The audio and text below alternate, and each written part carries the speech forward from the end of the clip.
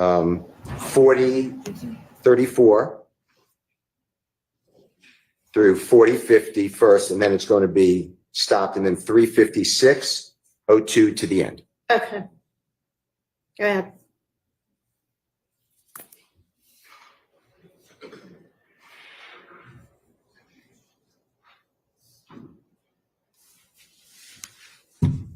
My man say he calling right now. Say twin, you got that fuck nigga y'all been looking for. Where y'all at? Where you at? We at the spot. Man, he right now. Alright. They on the way now, bro. And if you can go back, Mr. Kokomo, just for the jurors, Mr. Copeland, I'd just like to explain some things. The person right there in the black, in the black shirt with the red-looking bow tie and the red vest on the cell phone, you see that person? Can you tell the jurors who that is? Great. And I heard you, but your hands are over your mouth. Do you mind just I telling said me? it great. Okay. And then if you go back a little bit, Mr. Kokomo, and Mr. Kokomo, what time is that we just announced? 53:58, Your Honor, is what we were just talking about. And if you just go back a little bit more. Keep coming back just a little bit more. Right up, go just ahead right there. And Mr. Copeland at 4094, is it fair to say that's you? Yeah. Okay. I'd like to go to 5602. That's wrong. 3 minutes, 56 seconds, 02 to the end.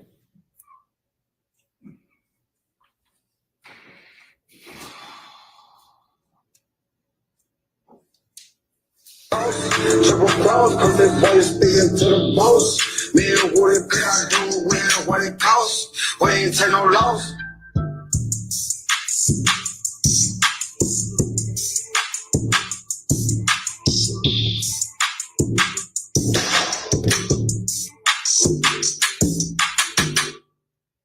Homicide, we're gonna.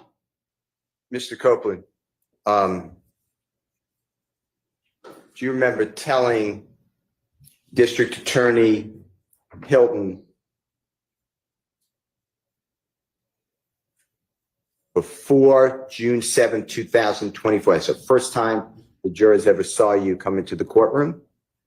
Judge Glanville was the judge at that time, and you invoked the Fifth Amendment. That's the day I'm talking about. So before that day, okay? Am I losing you? Because I'm not trying to. I lost you? Yeah. Okay. We're finished with the exhibit. Can you take it down? Yeah.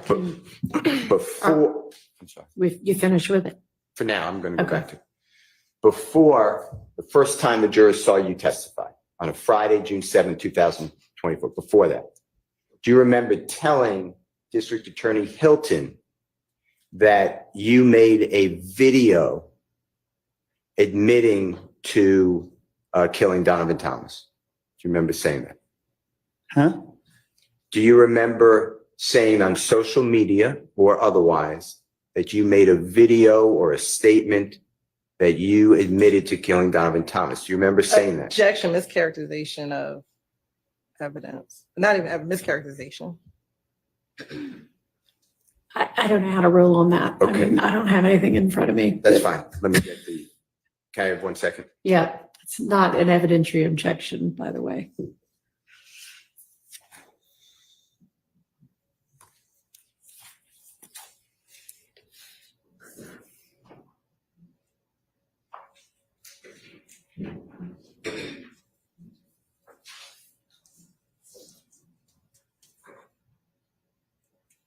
While they're pulling up, I'm going to ask you another question. On what we just saw on Jeffrey Williams 243C, that man who had money on his head and then was shot in the video, remember that on the homicide video? Did that have anything in your mind to do with Donovan Thomas? I don't get what you're asking me. Did you, when you did that video, did that have anything in your mind to do with the killing of Donovan Thomas? No. Okay. It's just a video, a music video? Yeah, just a video. Now, when, part of your,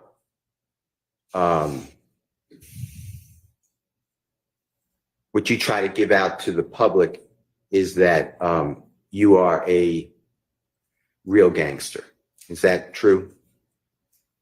Huh? Do you remember giving an interview, on the porch interview? Do you remember that? Off the porch? Off the porch, yes, sir. Do you remember doing that interview? I remember doing it, but I don't remember what I said. Okay. Do you remember saying that you are a real gangster, but other people are just musicians? They just play gangsters. Do you remember saying something like that? You gotta show me. All right. Mr. Kokomo, this is Your Honor, Jeffrey Williams, 246. It's April 29, 2020, off the porch interview with Mr. Copeland. And the relevant times are going to be 5 minutes, 4 seconds, 5 minutes, 12 seconds, 8 minutes, 59 seconds to 9 minutes, 7 seconds.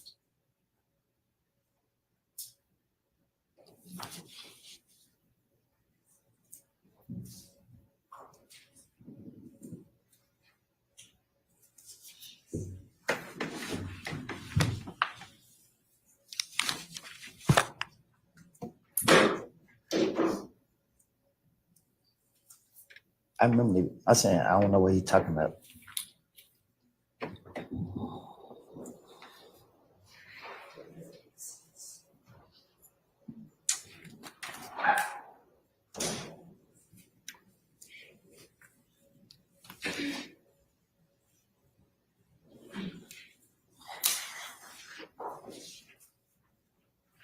Sorry, Mr. Copeland. Do you remember that video, excuse me, the off the porch interview? I remember, but I don't remember what was said. Okay. Was that you in that video that was shown to you? In that picture he showed me? Yeah. Yeah. And do you need to hear what was said? Did Mr. Kokomo play that for you? No, he just showed me a picture and walked off. Mr. Kokomo, would you just show Mr. Copeland the relevant portions, 504, and you can listen to any of it, 504 and 512 and 859 to 907. Mr. Copeland, just listen to this yourself, please.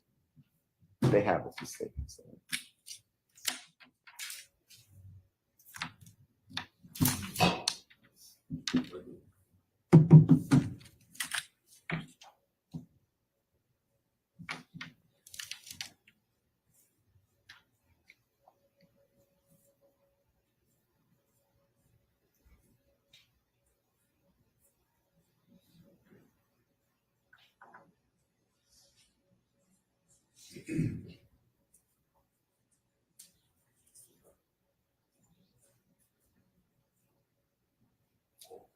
That's it.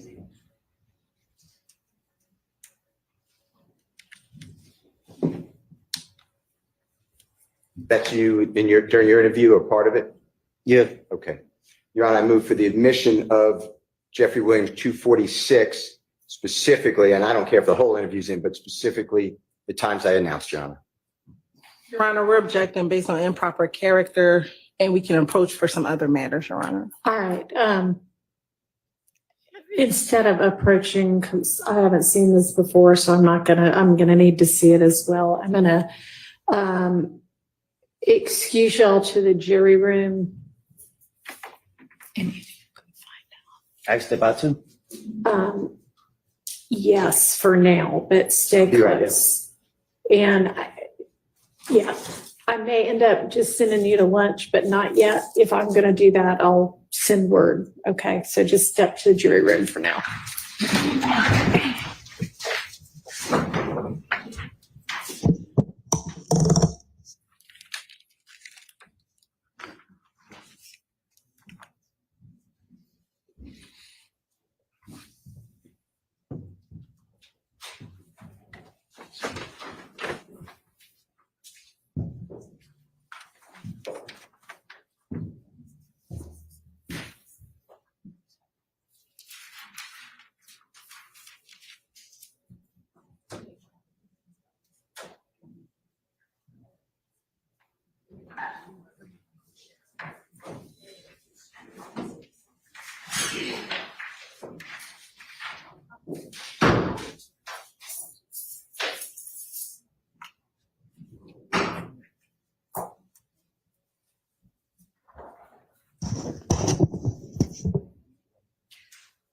All right, I know there was an improper character objection. Whose character?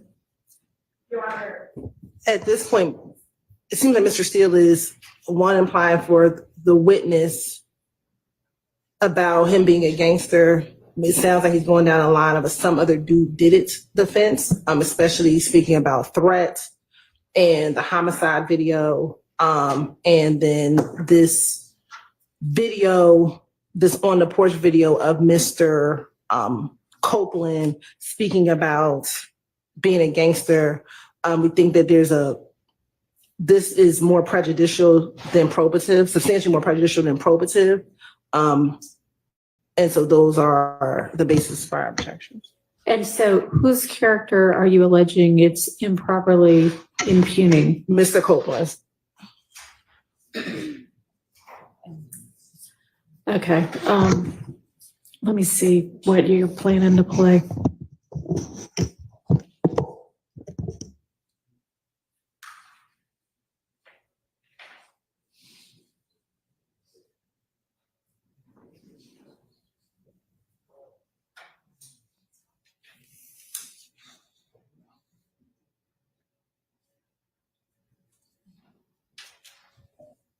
So at the end of the day, I got a story to tell.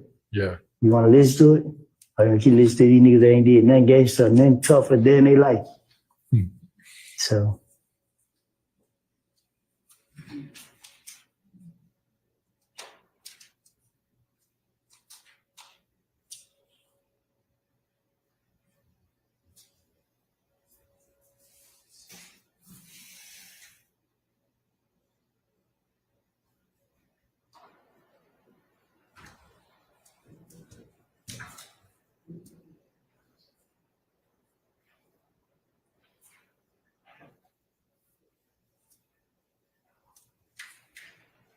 There's so many people like it, just build my confidence.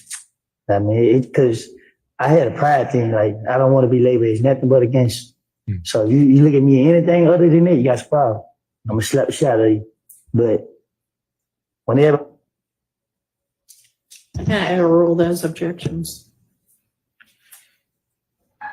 It'll be very short, Your Honor. Okay, and I'm gonna have the jury back. Ms. Persfield, apparently one of the jurors, she was not hospitalized, but she had to visit the hospital last night. And she has indicated through an email that she may need an early break today. Her doctor's excuse had cleared her for going back to work as of tomorrow, but she didn't want to throw us all off in the morning, so she came today, but we may have to break early, and Ms. Persfield's just kind of finding out a little bit more detail. So I'm going to let her come back and let me know what's going on, and then we'll determine kind of where to go from here. So we'll just kind of recess in place.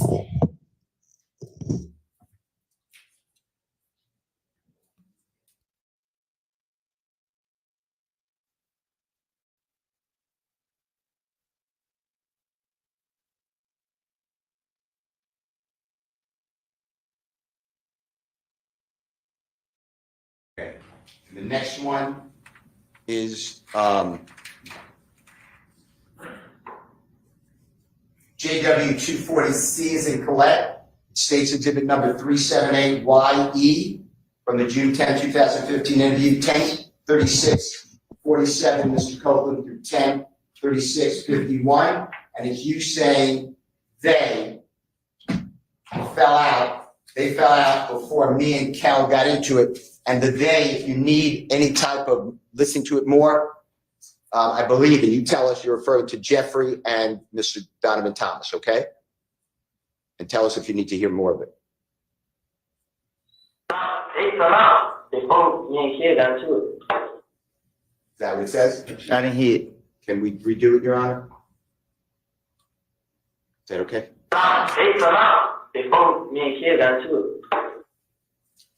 Does it say that they fell out, meaning Jeffrey and Mr. Thomas, they fell out before me and Cal got into it? Is that what you heard? I just heard something about me and Kill. I didn't hear what I said before that. All right. well, the jurors can make a determination, but that's great. Whatever you hear, okay? And the next one is JW 241A. That's state's exhibit number 378Y. A is in Elisa.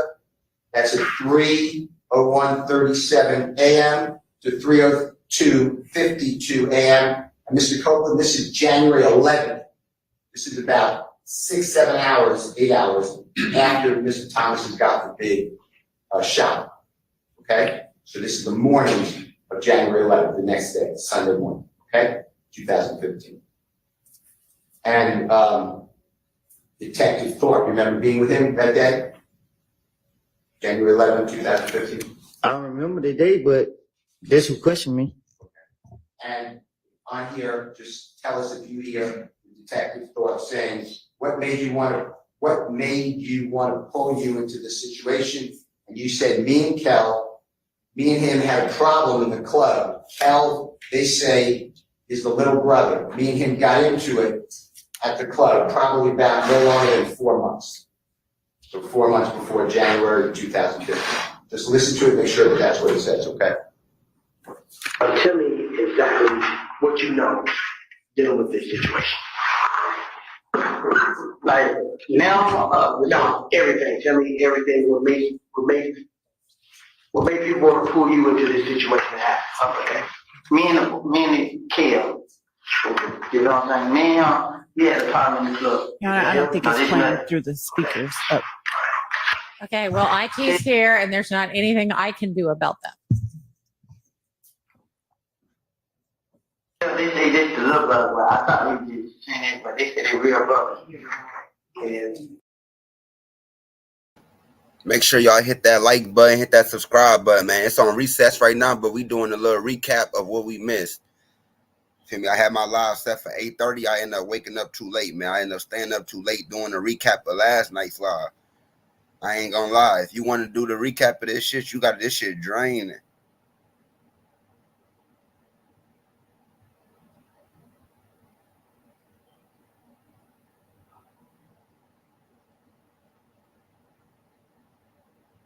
So make sure y'all hit that like button. Make sure y'all subscribe. Say USA and Canada, of course, are different. Say you guys are.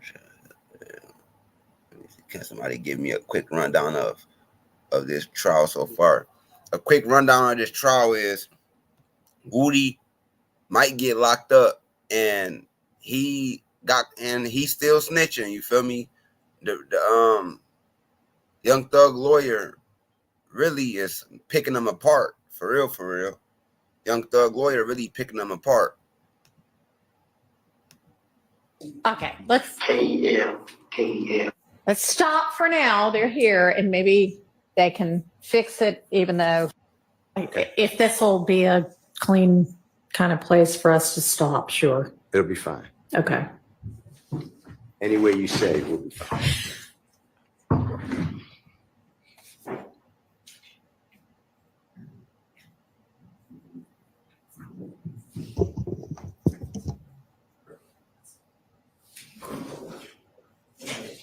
Perjury.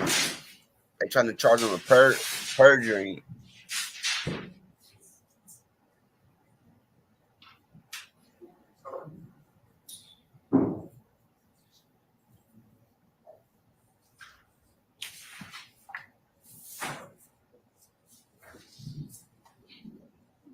I mean,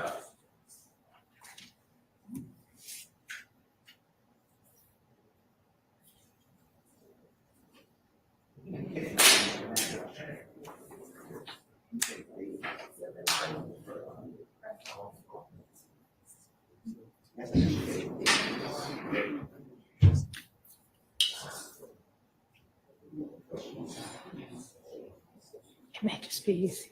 Let him go for lunch. I think they're all doing their bathroom right now. So.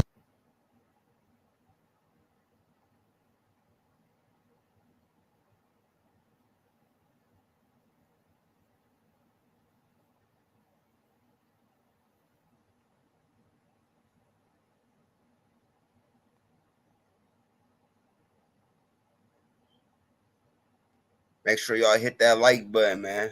Make sure y'all subscribe to the channel. Make sure y'all hit that like button.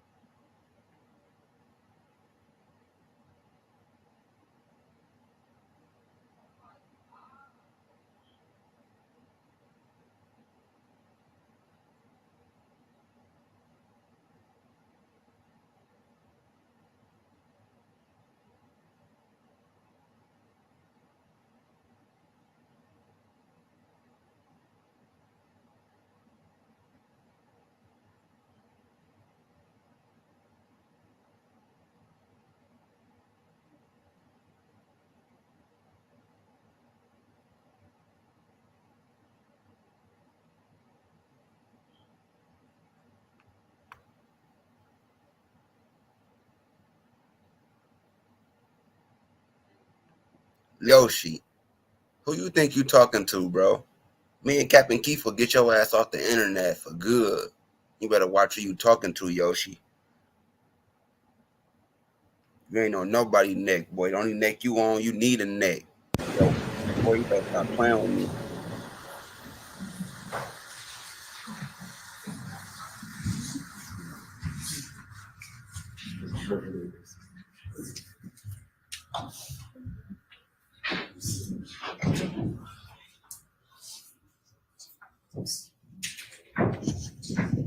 Mr. Steele, just, stop wherever you want. I mean, if you've got 15 more minutes or 20 more minutes or whatever before the next natural break, that's fine. Okay.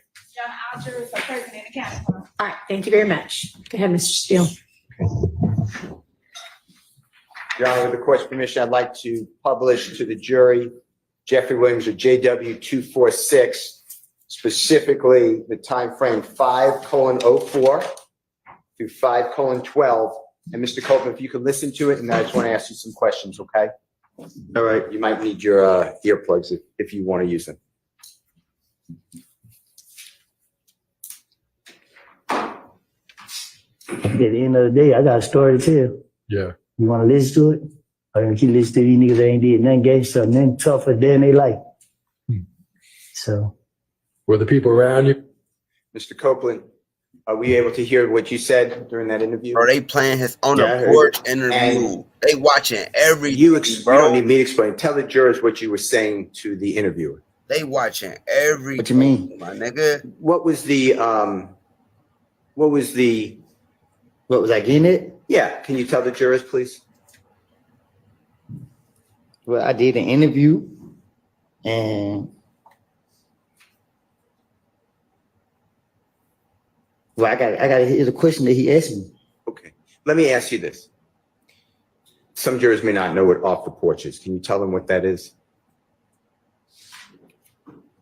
It's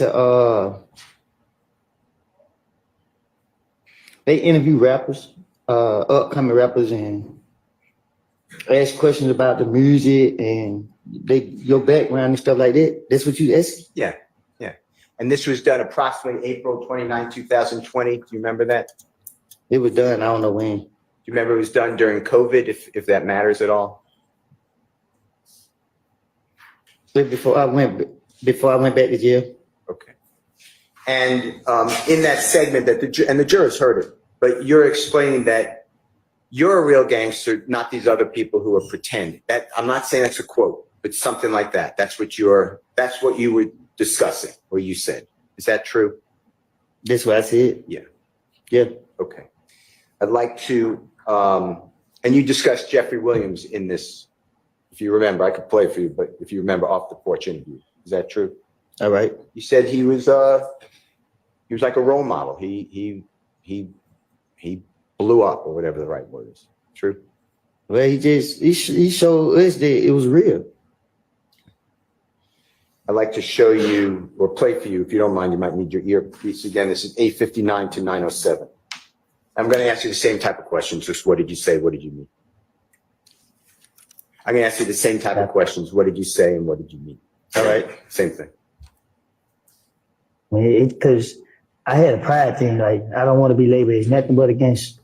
So you look at me anything other than that, you got a problem. I'm going to slap the shit out of you. But whenever Did you hear that? You hear what you said? I think we all heard. Yeah. And what you're expressing is that's what you want people to look at you as. That you're tough. Nah, I just wanted people to know. Not to look at me. I wanted them to know. That you're tough. My word. I ain't tough. I just ain't scared. All right.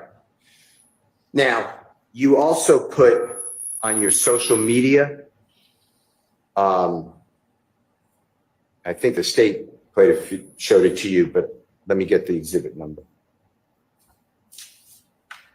You better play some? Well, let me show you something before. Is that okay? Just give me one Oh, second. I was just trying to see. I didn't hear you. Let's go back to that interview for just 1 second. Do you remember at the first part of the interview saying that these other people are not real gangsters? That's what you said, right? I think I asked it actually, so. Nah, that's what I said. Okay. All right. On your social media, give me 1 second, okay? You're on, may I just go back? Yeah. Apologize.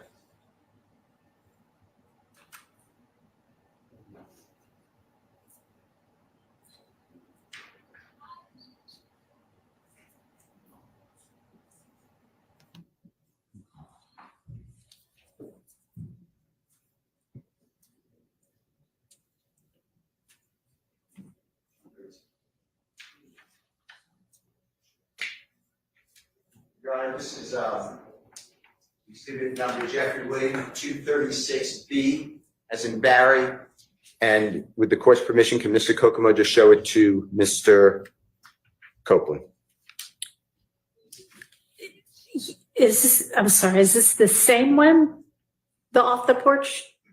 This is a different one. Did It's a you say different 236B this time? Okay, sorry, I didn't know if you said 246, so 46 was the last one.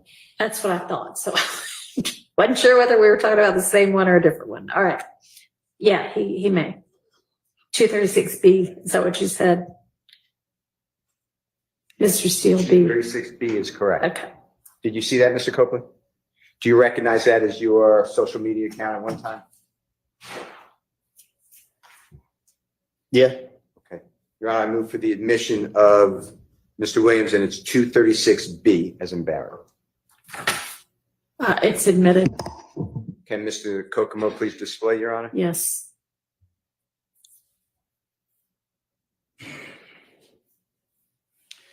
Mr. Copeland, I apologize. I want to go through this with you just for a minute, okay? Mm-hmm. And when I say this, I'm talking about JW, Jeffrey Williams, exhibit 236B as in Barry. That's a picture of you on the left-hand side. Do you remember where you were in that picture? In the back of a Rolls Royce. And do you remember whose Rolls Royce that would be? There was a rental. One more time. A renter. Okay, do you know who rented it? No. Okay. And then it says 725_ WODY, and then it has Georgia most wanted with 2 emoji green snakes. You see that? Mm-hmm. And it says that you're an artist, or it says artist, the word artist, right? True? Is that right? Yeah. And then underneath it says, I came from nothing with a period. You see that? Yeah, I see it. And I came from nothing. Do you know that to be a series of Jeffrey's music? What you mean? Do you know whether Jeffrey Williams ever put out music? I came from nothing. Yeah. 1, 2. Okay. And is that where that comes from? And if not, that's fine. I'm just asking you, were you inspired by That's where it came from. Okay. And when it says Georgia's most wanted, you're aware that you were deemed by the federal authorities as 12 most dangerous people in Atlanta. Is that true? I was? Yeah. Objection, speculation. I'm asking you. Well, I mean, it's not speculation, but he's answered that he didn't seem to know. Let me show you. Tell me whether this refreshes your memory. Objection, Your Honor. This is What's the number? Is it the number? What's the objection? this is nothing that he can authenticate. Okay, there's an authentication objection. Well, Is that the only objection? Irrelevance. And if we can approach it, we can show you the exhibit. You may. Let's go ahead and send the jury to watch them. And we'll deal with this while y'all go to lunch. Let's be back at 1:15, please. You said 115? 1:15. Give us enough time to catch back up on what's going on.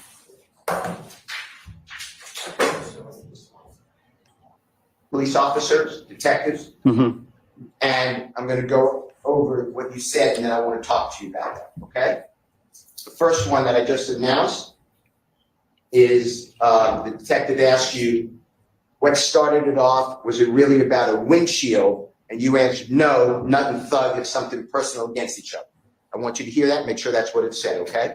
What started it off? Was it really about a windshield? Nothing thug. It's some personal against each other. Okay. What I said, was that accurate or fairly accurate? This what I heard. Okay. And what you're saying there, you're being interviewed, if you can tell, that's Detective Dennis, and you heard Detective Gaither's voice. Is that fair? Yeah. And you recognize this as June 10th, 2015 meeting. Is that true? Yeah. Okay. Now, at that point, you also said, and this is at JW 240B, Your Honor, is in Barry, States Exhibit number 378. YE, and it's at time 3:13:02 p.m. to 3:13:22 p.m. And Mr. Copeland, tell us if you hear this. You said, you know what I mean? Honest to God truth. I asked why they didn't kill Kel. Like, you feel what I'm saying? Why the, and I'm not saying it, but HELL, they kill, like he wasn't a problem. Did nothing. And Detective Thorpe, remember who he is, the homicide detective? Yeah, the bald head dude with the script right here. Yes, sir. He said, and then you said, that's what, I don't know what, and then I can't understand it, so you tell us. Then did. That's why I knew it was something personal between him and Thug. I don't know. Just listen to it and tell us if that's what it says, okay? I mean, honestly, if I had any kid camp, like, you know what I'm saying? I had that kid, like, he wasn't a problem. Nothing did nothing. Like, I don't know what they done did. I knew it was something personal between him and Chris. I mean, but what was personal to him and Doug? I don't know. Okay. The next one is JW 240C is in Colette, States Exhibit number 378YE from the June 10, 2015 interview, 10:36:47, Mr. Copeland, through 10:36:51. And it's you saying they fell out before me and Cal got into it. And the they, if you need any type of listening to it more, I believe, and you tell us you're referring to Jeffrey and Mr. Donovan Thomas, okay? And tell us if you need to hear more of it. They fell out. They both, me and kid got into it. Is that what it says? I didn't hear it. Can we redo it, Your Honor? Is that okay? They fell out. They both, me and kid got into it. Does it say that they fell out, meaning Jeffrey and Mr. Thomas, they fell out before me and Cal got into it? Is that what you heard? I just heard something about me and Kill. I didn't hear what I said before that. All right, well, the jurors can make the determination, but that's great. Whatever you hear, okay? And the next one is JW 241A. That's States Exhibit number 378Y. A is in Elisa.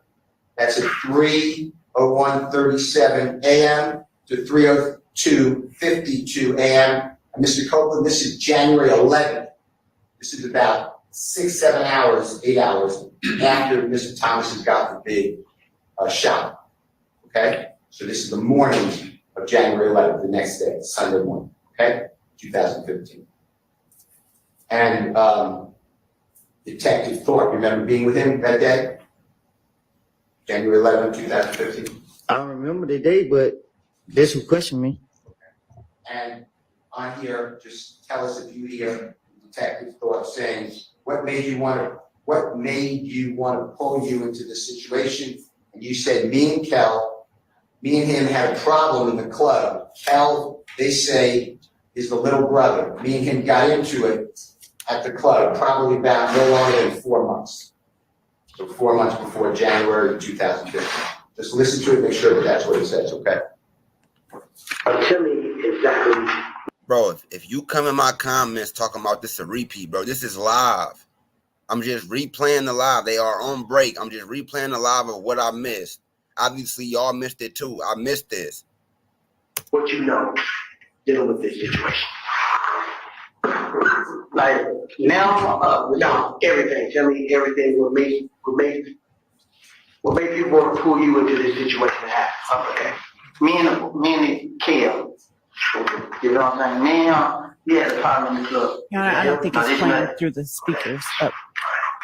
Okay, well, IT's here and there's not anything I can do about that. They did the little brother, I thought they just saying that, but they said they real brothers. And Okay, let's 𝐸𝐸. let's stop for now. They're here and maybe they can fix it, even though they had all week last week and it didn't get fixed. We thought it was, but it's not. So I'm going to excuse y'all.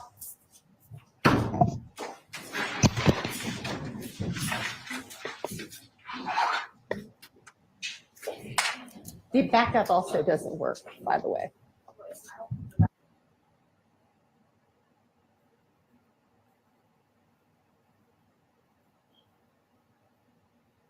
Yes, this is live. Hit that like button, hit that subscribe button for me.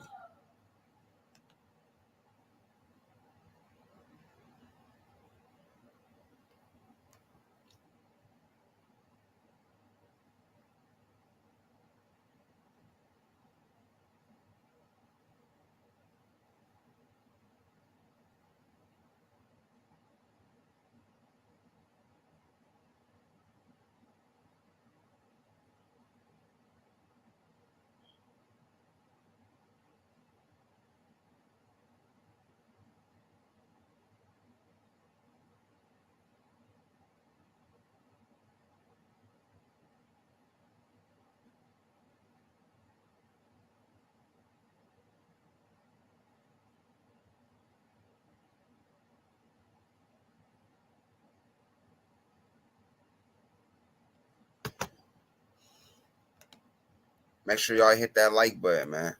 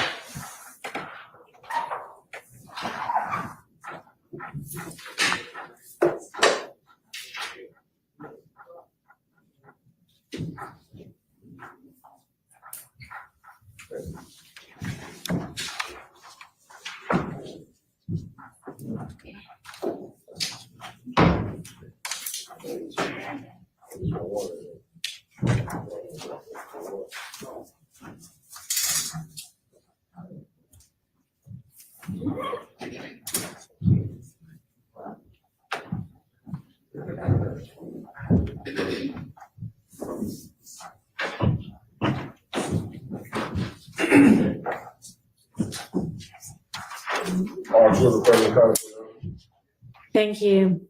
All right, y'all can tell we have sound again. We don't know why.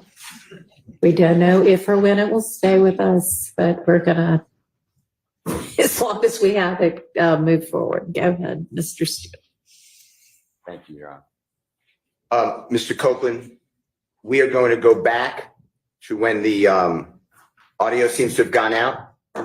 I'm going to play again the JW240 as in Colette, State's Exhibit number 378YE. That's the June 10th, 2015 interrogation or meeting at 10:36:47 a.m.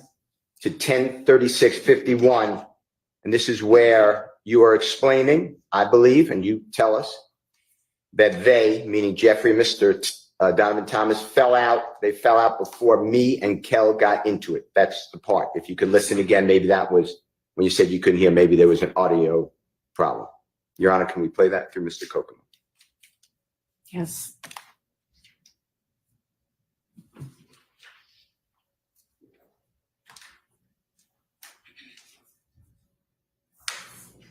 They fell out before me and kid got to it. Was that better? Did you hear that? It was the same. Okay. All right. We're going to go on then to the next one, which is, again, the audio was out. So if some people heard it, they're going to rehear it. It's JW241A as in Elisa, State's Exhibit number 378YA. This is January 11th, 2015 with Detective Thorpe. And this is from 3:01:37 a.m. to 3:02:52 a.m. Your Honor, if we may play that. You may. Tell me exactly what you know dealing with this situation. Like now, no, everything. Tell me everything. What made you want to pull you into this situation? Okay. Me and 𝐸𝐿. You know what I'm saying? Me and him, we had a problem in the club. Is that him? No, this is not. Okay. 𝐸𝐿, they say this is a little brother, but I thought they was just changed, but they say they real brothers. 𝐸𝐿, okay. Okay, go ahead, little brother of that, yes. Who you identified from the picture, which is Donovan Thomas. Yes, sir. Okay, go ahead. Me and him got into it in the club push. What day was that? It's just like it was like a lot. Okay. So, but 2 months, 3 months, a year, how about? Yeah, about I'm saying no longer than 4 months. 4 months. So, Mr. Copeland, there, are you explaining to Detective Thorpe that you and Mr. 𝐸𝐭𝐞𝐝, you know his given name is, you know the name Kelvin Watts? Do you know that name? Okay. Nope. Okay. 𝐸𝐭𝐞 or Kel, there you're explaining that you and 𝐸𝐭𝐞 have been arguing, whatever word you want to use, for approximately 4 months before January 11, 2015. Does that sound like what you said on the recording? Yeah. Does that sound right? What you mean? 9, 10 years ago, going back, were you not getting along with 𝐸𝐭𝐞 for approximately 4 months? So since maybe we'll say September 2014, does that sound right, what you told Detective Thorpe? I don't know what I don't understand. Okay.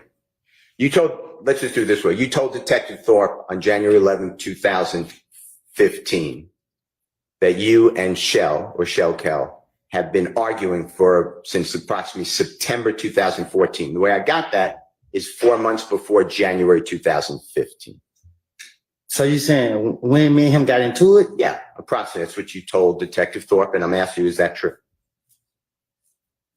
Yes, me is what true? Maybe in September 2014, October 2014, November 2014, December 2014, beginning of January 2014. By that time, by January 11, 2015, you and Shell were arguing. That sound about right? I don't get what you're asking. Okay, it's me. It's my fault. Do you remember going into the police department, meeting with Detective Thorpe on January 11, 2015? No, what I'm saying is I don't know what you're asking me. Are you asking me when me and him got into it? Yeah, you and Shell got into it approximately, if you could tell the jury.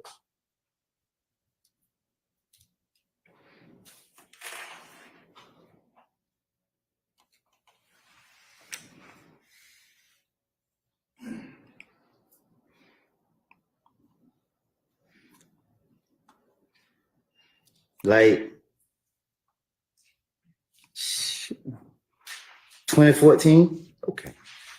Okay. Now, on June 10th, me and him was into it for a minute. okay. Does about 4 months before Mr. Donovan Thomas was, God forbid, killed sound right? And if it doesn't, or you don't remember, I don't know. that's fine. That's fine. And I thank you. I'm going back to the June 10th, 2015 meeting or interrogation with Detective 𝐸, Detective Dennis. You know what I'm talking about? Detective Thorpe at time, ATF agent Cunningham at times. I'm on June 10th, 2015. When you told law enforcement, or do you remember telling law enforcement that Jeffrey and Donovan Thomas were arguing or had a falling out before you and Shell had a falling out? Do you remember saying that? I don't remember what I told no investigators. Okay. Did you hear that on the recording we just listened to? Did you hear you say that? What I just say? On the recording that Jeffrey and Donovan Thomas fell out or were arguing? I would have told the investigators anything. Okay. The truth is that, to your knowledge, your observation, so you saw with your eyes and you were present, your ears, Jeffrey and Donovan Thomas were, your words was, big homie. Is that true? They were friends. Can you say that again? Yeah. From your observation, by January 2015, you knew that Jeffrey and Donovan Thomas were friends. Is that true? Right. Okay. And what you said to the police was what you've been explaining. You would do anything to get the police to stop looking at you. That's all you were trying to do, to go home. Right? Okay. Now, were you present on December 4, 2014 at 250 Auburn Avenue in Atlanta? Do you know where that is? I don't remember nothing way back then. I don't know. That's fine. I'm going to show you, with the court's permission, I'm going to show you a photograph of the building, 240 Auburn Avenue. Your Honor, I'll mark this if that's okay with the court. Can I have 1 second, Your Honor? Sure. I'm just looking for a number.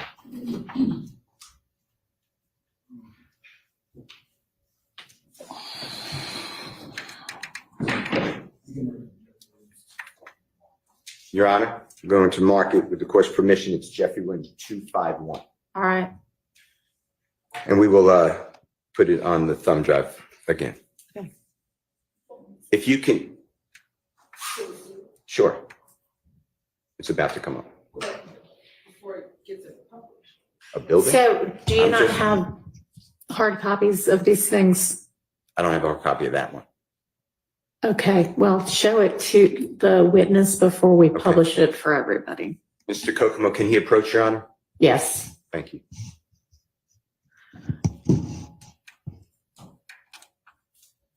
You can show it to the building. Just show it to the state.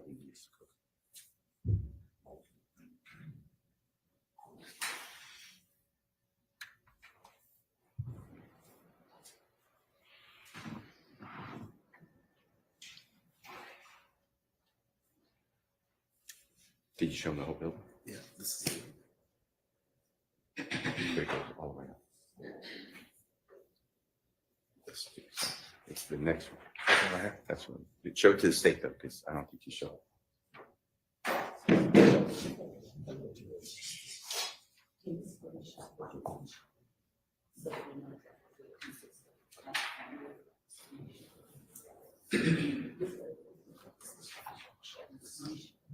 Yes, you were correct. May Mr. Kokomo approach Mr. Copeland again, Your Honor? He may, once he's got whatever this is screenshot. Mr. Copeland, if you just look at this picture, again, it's a more full view of that building that I'm referring to. It's business. This is the building. What about it? I'm going to ask you some questions. Thank you, sir. Do you remember, and the date doesn't matter that much, but do you remember being present, or were you present, for the shooting of a music video on December 4th of 2014 at that location you were just shown by Mr. Copeland? I ain't never seen that building, Okay, even today. okay, that's fine. Do you personally know whether Mr. Thomas and Jeffrey Williams were doing a music video on December 4th, 2014 in Atlanta at 250 Auburn Avenue? No, I don't know. Okay. Have you seen the music video, or do you know of the song In My Blood by Jeffrey Williams, Bloody J? Yeah. All right. Do you have any knowledge of where that was videoed, meaning the music video? And if you don't, that's fine. I don't. All right. You weren't present for that. No, I wasn't. All right. Were you present in Miami, Florida over the New Year celebration going from December 30th, December 31, 2014, striking into January 1, 2015. So it's going to be about 10 days before Mr. Thomas is, God forbid, killed. Do you remember being in Miami, Florida? Was I there? Yes, if you remember. No, I don't remember being there. Okay. Do you remember seeing in January of 2015, after Donovan Thomas was, God forbid, killed, do you remember being present at shows with Jeffrey Williams and, you know who Rich Homie Quan is? Yeah. The performer, you know? Yeah. Do you know him as Mr. Lamar too, or do you know the name Mr. Lamar? I just only know Rich Homie. Okay. Do you remember seeing, after the killing of Donovan Thomas, seeing Rich Homie Quan and Jeffrey together? What you mean? In Florida, performing at shows. Were you present? You said when? At what time? Shortly after Donovan Thomas, God forbid, was murdered. So January 2015. Yeah. Okay. Now,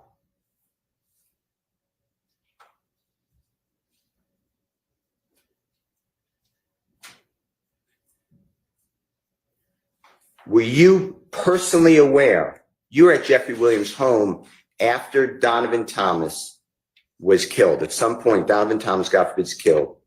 At some point, you are actually at Jeffrey Williams' home in Atlanta. Is that in the Sky House? Is that true? What you mean? Okay. So I'm locking in on the date that Donovan Thomas is killed. I'm just telling you the date. I'm not asking you to remember, but it's January 10th, 2015, okay? But Donovan Thomas is killed that night. Or he's shot that night, okay? I'm asking you this. After he's shot, do you remember being at Jeffrey Williams' home at some point at the Sky House in Atlanta, Georgia? Man, my mind, I had blanked out. Too many people were calling. I can't remember everything that happened that night. Okay. It's okay. I'm just asking questions. You're giving the testimony. It's fine.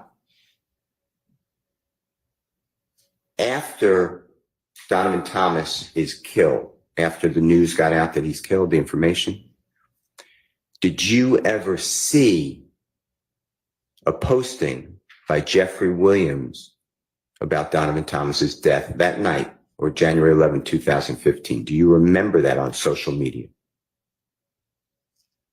I don't remember that night. Okay. All right. Okay. Did anybody with the police department, the federal authorities, homicide, I'm including everybody, or the district attorney's office ever come back to you and say, hey, I want to talk to you more about Jeffrey Williams and Donovan Thomas falling out like you told us? Did they ever try to corroborate that? And if that's a bad word, I'm going to rephrase it. Once I got out? Anytime. Did they ever come back to you and challenge you or ask you about this conversation that you had?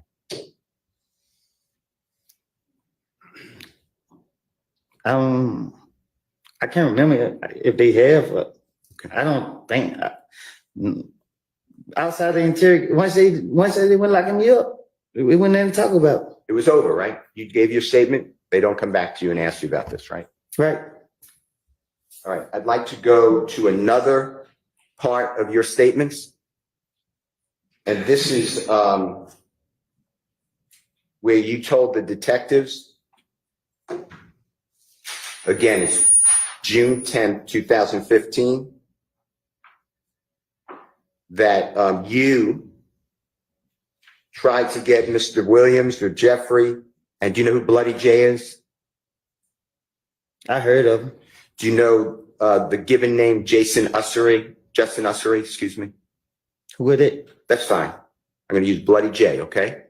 Do you remember telling the police, and this is, Your Honor, JW 240D, as in David States Exhibit number 378YE. It's June 10th, 2015 meeting, interrogation, whatever word, conference with law enforcement and Mr. Copeland. It's at 10:40:37 a.m. to 10:41:08 a.m. And Mr. Copeland, tell us if you hear this, okay? And if it's not, you correct us. Detective Dennis tells you, so the night at Crucial, when you were saying they jumped on you, you said, when all the, and I'm just not saying it, but SHI blank popped off. So what happened, Mr. Detective Dennis, what happened when you came outside with Bloody J? Because you were saying last time, and then there's overlapping conversation, meaning I can't understand it, multiple people speaking. Then you said, then Detective Dennis said, when you were trying to bring everybody back together. And the Detective Dennis said, you were like, is he ready? And Thug or Jeffrey kept saying, nah, he ain't ready. You remember that? That was Detective Dennis saying, you remember you told us that when you said, and you said, you mixing things up. You're talking about the time we was in when I called Bloody J and tried to get him and Jeffrey or Thug, you said, back cool. That's what I'm targeting, okay? So please listen to it. And if I said it wrong, just say it right. Your Honor, can Mr. Copeland listen to this, please? And the jury. So the night at Crucial, when you were saying they jumped on you, right? When all the shit popped off. So what happened when you came outside with Bloody J? Because you were saying the last time you were trying to bring everybody back together. You was like, is he ready? And I stood there saying, nah, he ain't ready. You remember that? You remember you told us that? When you said you mixing it up. You talking about the time we just made the season when I called this day and tried to get him to throw that cool.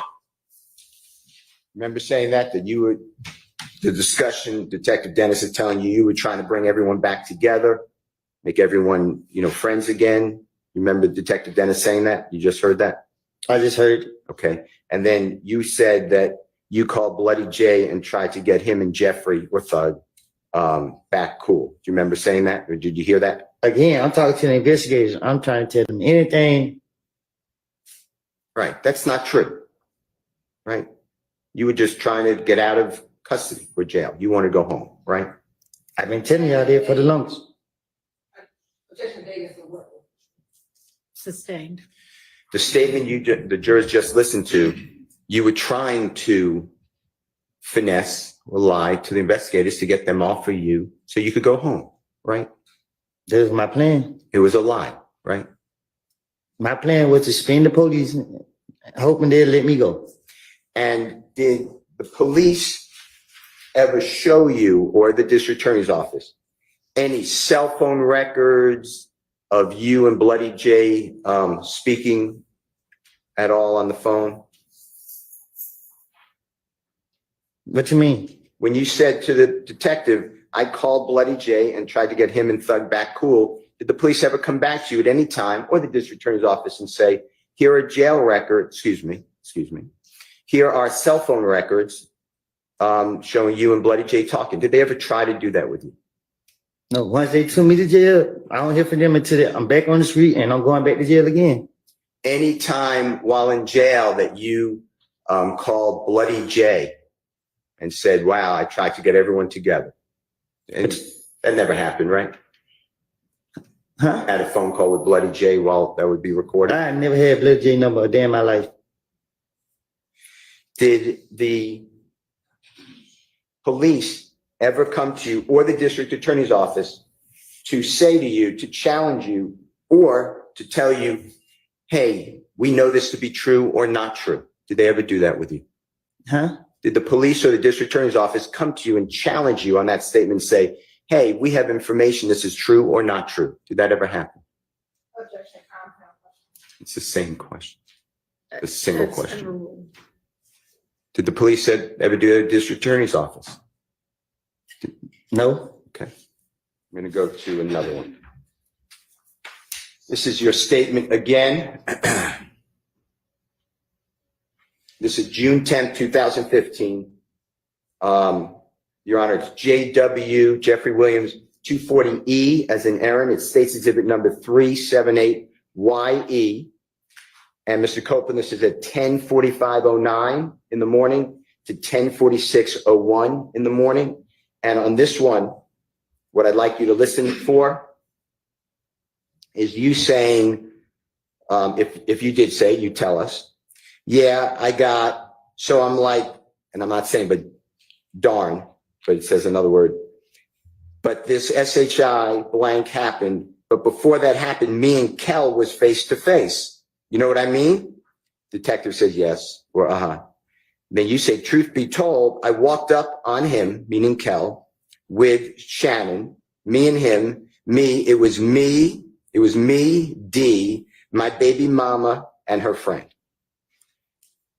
You said, the text said, You said, it was Kel and about 5 more other, I'm not saying, but ends. All right, look, bruh. You know what I mean? I got a problem with you, bruh. You know what I mean? This SHI blank here, we've been knowing each other. Detective says, right. And you say, I'm telling Kel that, bruh, this SHI blank ain't about them, bruh. You know what I mean? What the HELL?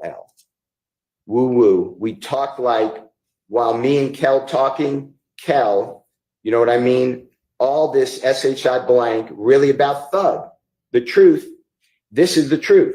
So detective says, so Kel's beef is not with you, it's with Thug. And you say, yeah, it was with Thug. Detective says, well, then why he? And you said, it was a cover up. You're not listening. It was a I was the cover up. I want you to listen to this and tell me if you hear what I said. If not, just correct it. Yeah, I said something like that. But for the heck, me and Kill was face to face. Now, I mean, truth be told, I'm alone with Shannon. Man, it was me, D, my baby mama, and her friend. It was Kill, and about 5 more with me. All right, look, bro. I mean, I got a problem with you, bro. I mean, this shit here, we been on each other. Well, I'm telling Kill that, bro. This shit ain't about that, bro. I mean, what the hell we talk? Like, when I mean Kill talking, Kill really not saying. I mean, all this shit really not true. The truth, this is the truth. So Kill's beef is not with you, it was girl. Why? I was the cover up. You're not listening, I was the cover up. Listen. Did you hear that, Mr. Copeland? Yeah, I heard. what I said, is that what you heard? I heard it. Okay. And you were doing the same thing you've told the jury over and over again, right? I was lying to the police because I wanted to go home, and I was putting it on Jeffrey, right? That's why I keep telling you. And the police, you knew, wanted Jeffrey. They wanted to make a case against Jeffrey. They made that clear to you, right?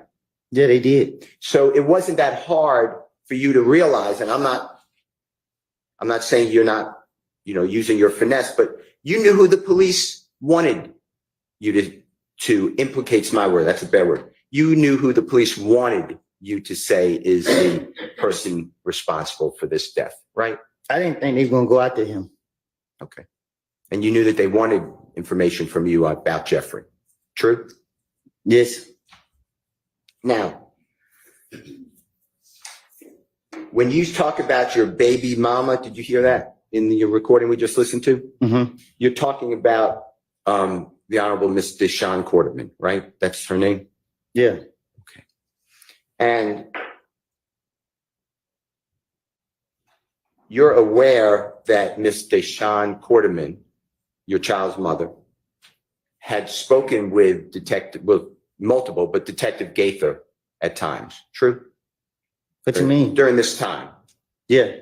And we know that because remember hearing some jail calls yesterday that the district attorney's office played for you, and you even asked Miss Quarterman or Deshawn to call Detective 𝐸𝐬 on one of those recordings, or two of those recordings. You remember that? Yes. And you asked Deshawn Quarterman to text Detective 𝐸𝐬. Do you remember that, hearing that yesterday on the jail calls? Yes.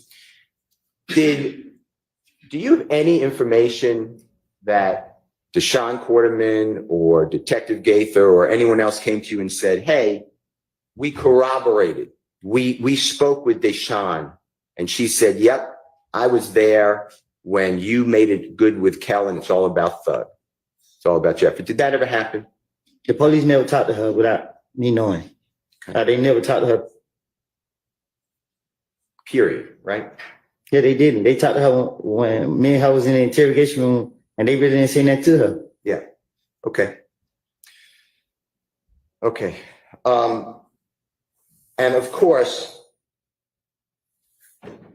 it's a lie that you and Kel were on good terms, and that it was all about Jeffrey. That was a lie. That was part of your attempt to get the police off of you so you could go home. True? What you mean? That's why you said this, because you wanted the police to get away from you. You wanted to go home. Right. Okay.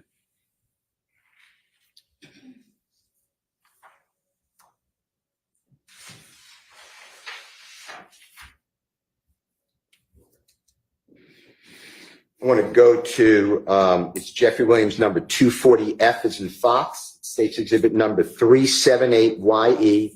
Your Honor, this is June 10th, 2015. It's already an evidence meeting, interrogation conference, interview, whatever it is called, at 10:49:25 a.m. to 10:50:09. And Mr. Copeland, I want you to listen to this. That you are saying to law enforcement. So when they ended up leaving, we pull up at the studio. This end was there recording a song, meaning Jeffrey. That song that we pull up tonight, he did that song. I mean, like, he did it so fast, like, damn, N just shot at you. Come make a song. So this is what I'm thinking, this damn, so we're up there chilling. So everybody was up there at the studio. So Thug dialed 911. He had a bullet hole in his car. So he want to know who shot his car. You know what I mean? I want you to listen for this. If I said it wrong, you got to correct me, please. So when they leave, we put up at the studio. This nigga was never going song. That song that Lil we put up tonight, he did that song. I mean, like, he did it so fast, like, damn, nigga, this shot come like a slump. So then no thing, damn. So we got that shit. So who are you? Everybody got that street on that. So those like yeah, we know his cup. So he like, well, he gonna know who shot his cup. I mean. Did you hear that, Mr. Copeland? Mm-hmm. Did I say fairly what it says? Was I fair? That's what it sounds like. Okay. Did the police ever come to you after you reward them with this information and play for you or even tell you, hey, here's a 911 call made after the gambling house was shot up and a supposed bullet hit Jeffrey's car? Did that ever happen? No. Did the district attorney's office ever come to you and say, hey, we had the 911 call that Jeffrey Williams phoned in, like you told us, on June 10, 2015. Did the district attorney's office ever play for you that 911 call? No. There was no 911 call. You were just trying to get out of the police, right? Sustained. Was there a 911 call to your knowledge that was ever shown to you to corroborate, to verify, to support that statement? No. Okay. You're aware, if you're not, just say I'm not, that 911 calls are maintained or held by the police? You know what I'm talking about? They're saved. They can be retrieved. If I'm asked a bad question, just say. Yeah, they are. Okay. District Attorney's Office nor the police ever came to you with that 911 call? Did I?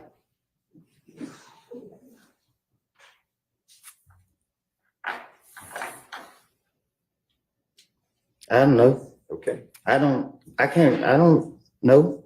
Okay.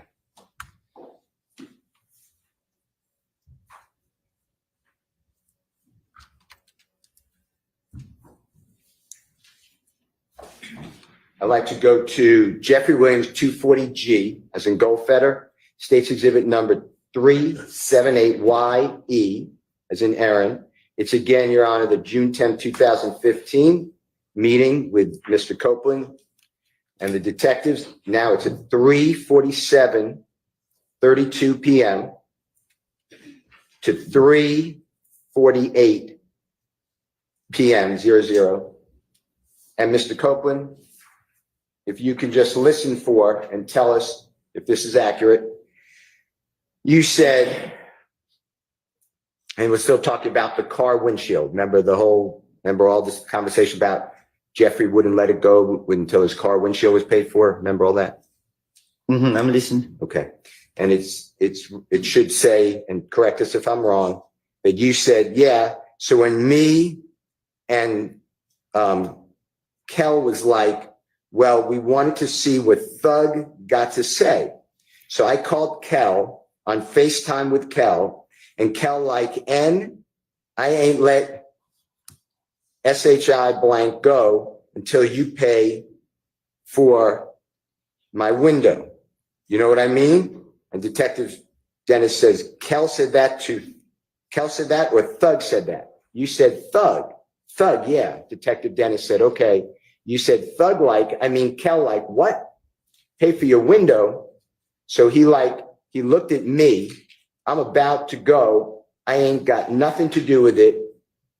That's on y'all. So I'm out of here. I'm out of there, bruh. You know what I mean? Like, man, get nut on the phone. You feel me? That's what Kel was saying. I want you to listen to it and see if I've said that accurately.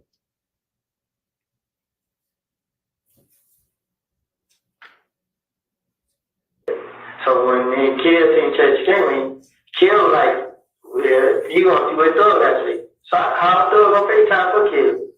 And Kill like, ain't that shit go till you pay for my window. Kill Kill like, what? Pay for your window?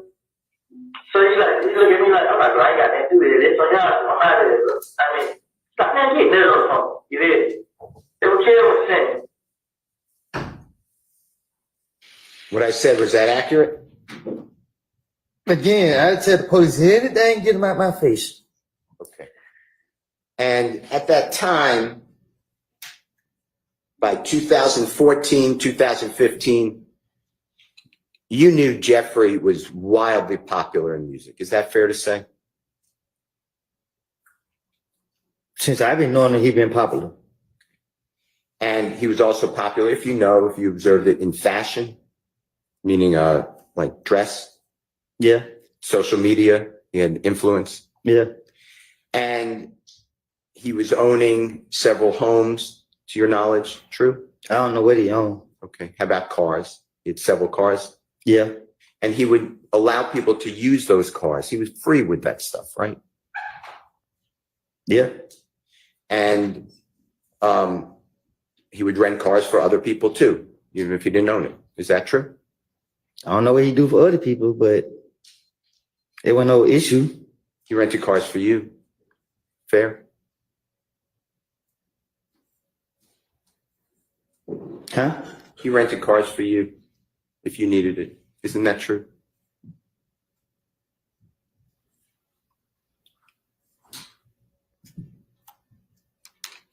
What you mean? You would drive at times a rental car with permission of Jeffrey Williams that he rented. It wasn't a big deal, right? I used to just go get the car. Yeah. Yeah. Okay. And it wasn't only you, it was anybody. He's generous, right? With his things. Sustained, you can rephrase. It's fine. All right. You also knew at that time, 2014, 2015, Jeffrey would fly on private planes. True? Yeah. And he would allow you at times, I don't know the number, you could tell the jurors, to go on a private plane with him. Fair to say? Yeah. And you knew he was touring America at that time, right? He was performing all the time, right? Yeah, he was, yeah. And he would do tours throughout America. You're aware of that? He used to go to, I don't know what tour is, but he used to go to the different clubs and stuff. Okay. And do you remember him having go to different cities throughout America? I mean, that's what I mean to say. That's fine. And Europe, countries like England and France. Sustained. Jeffrey would play in other places, not in America, outside America. You're aware of that, right? What's the relevance? So relevance is that Mr. Copeland's telling the police that Jeffrey Williams cared about a window. I'm sorry, I couldn't hear you. Say that again. Jeffrey Williams cared about a car window. The man is Okay, I'm not sure the one has much to do with the other, so I'm going to sustain that objection. When you told the police that this is about a window, Jeffrey's window, remember what we just heard? That was part of your finesse, right? To get you out of there. When the police was questioning me, my only motive was to get me out of the interrogation room free. I was trying to say whatever I can to get them to let me go, to convince them that I would help them. And this just was my motive. Every time they got me, that's what I was trying to do. They were bringing his name up, and they mentioned anybody's name, I was going to make up a story on them. I was going to say something about them, hoping that I can convince them to let me go. And that's what happened here about the windshield, right? Same thing. I don't remember what I told them. I just played it. I heard what I said. Okay. That was part of your attempt to go home, right? True? Not to be locked up. Right. Okay.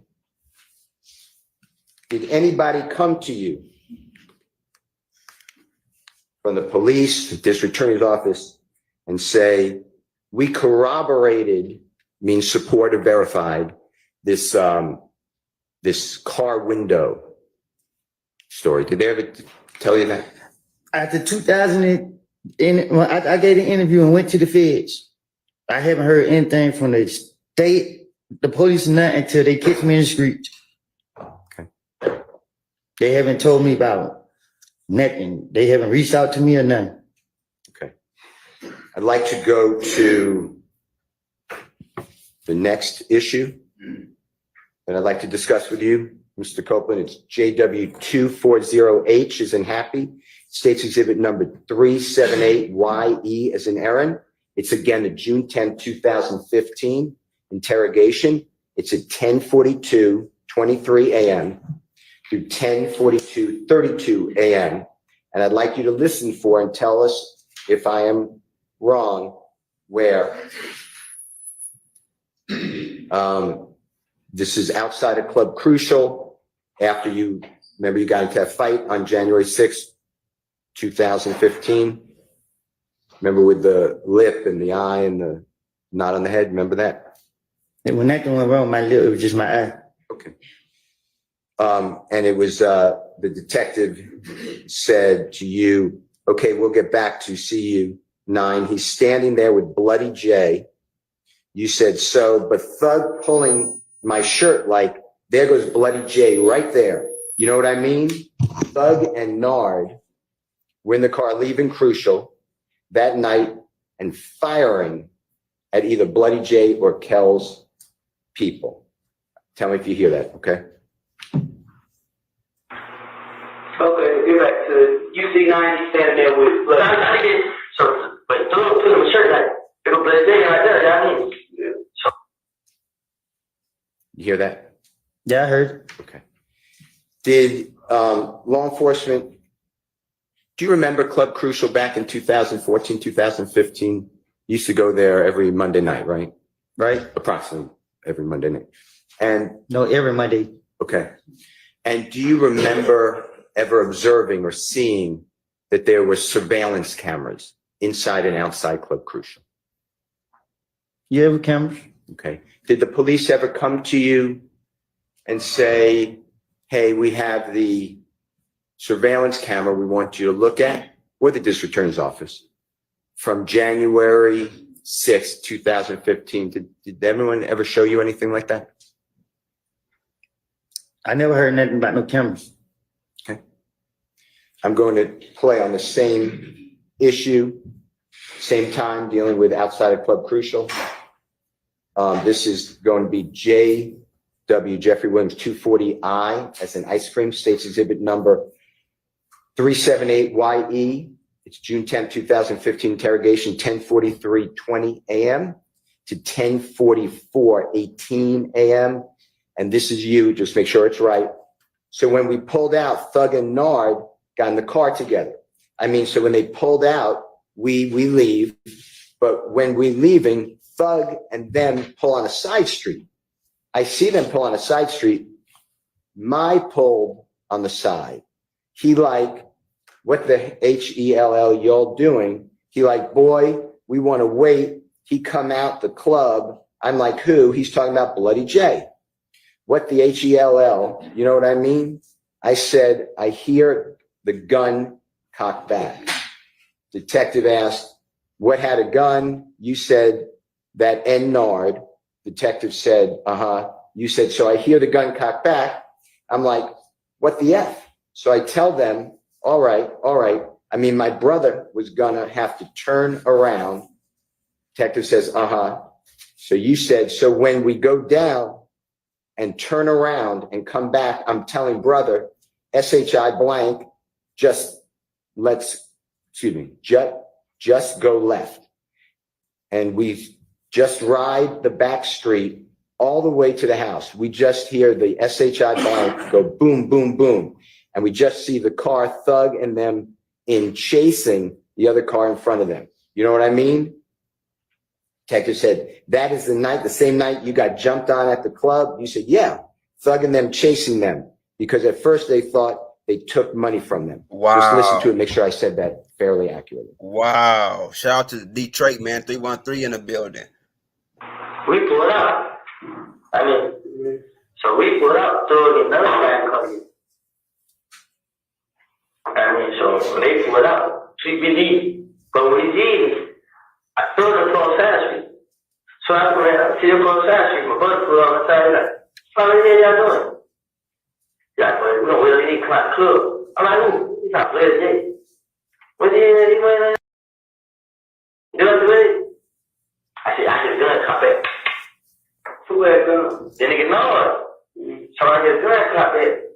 What the fuck? So I said, I'm a brother that turn around. So when we go out, turn around, come back up. I said, bro, you go look, and we just ride fast, we always to the house. We just hit the sheet door. Boom!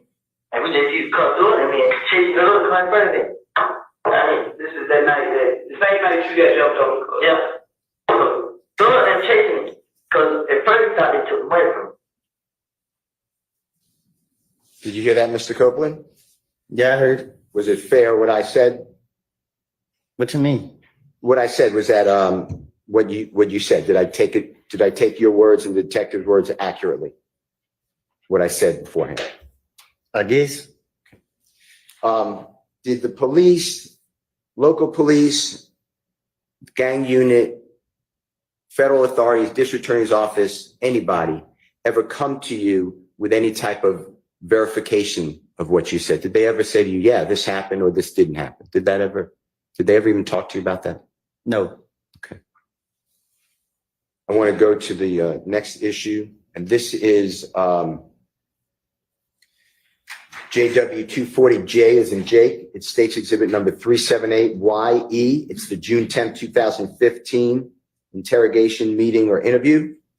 It's at 3:46:40 p.m. through 3:47:45. And here, Mr. Copeland, you are discussing with the detectives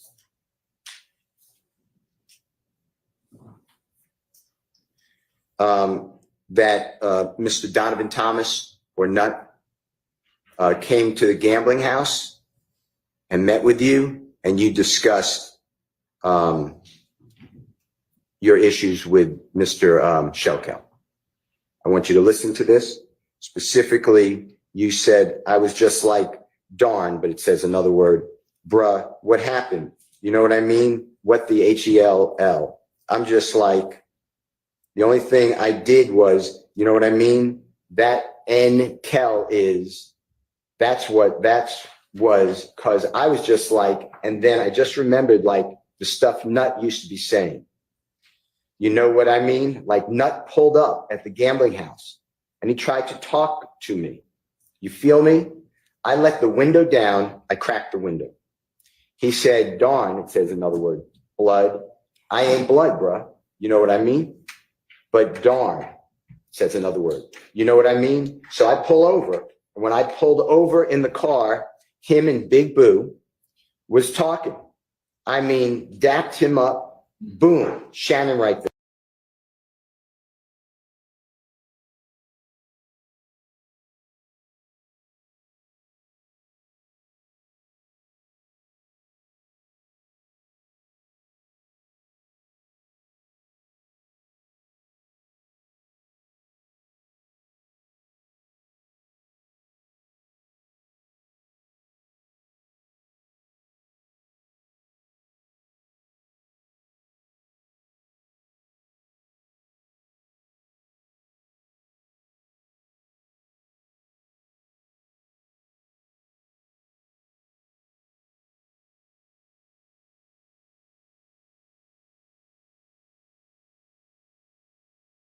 Right there. Shannon walked right past, looked at me and was like, you know what I mean? Detective said, uh-huh.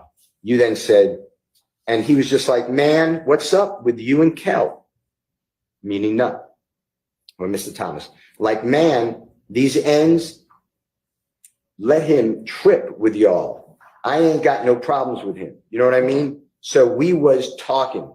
When we got finished talking, he like, man, I'm a holler at the end. I'm a let y'all ends know what's up. You know what I mean? This and that. Detective said, that's what Nutt said. You said, yeah.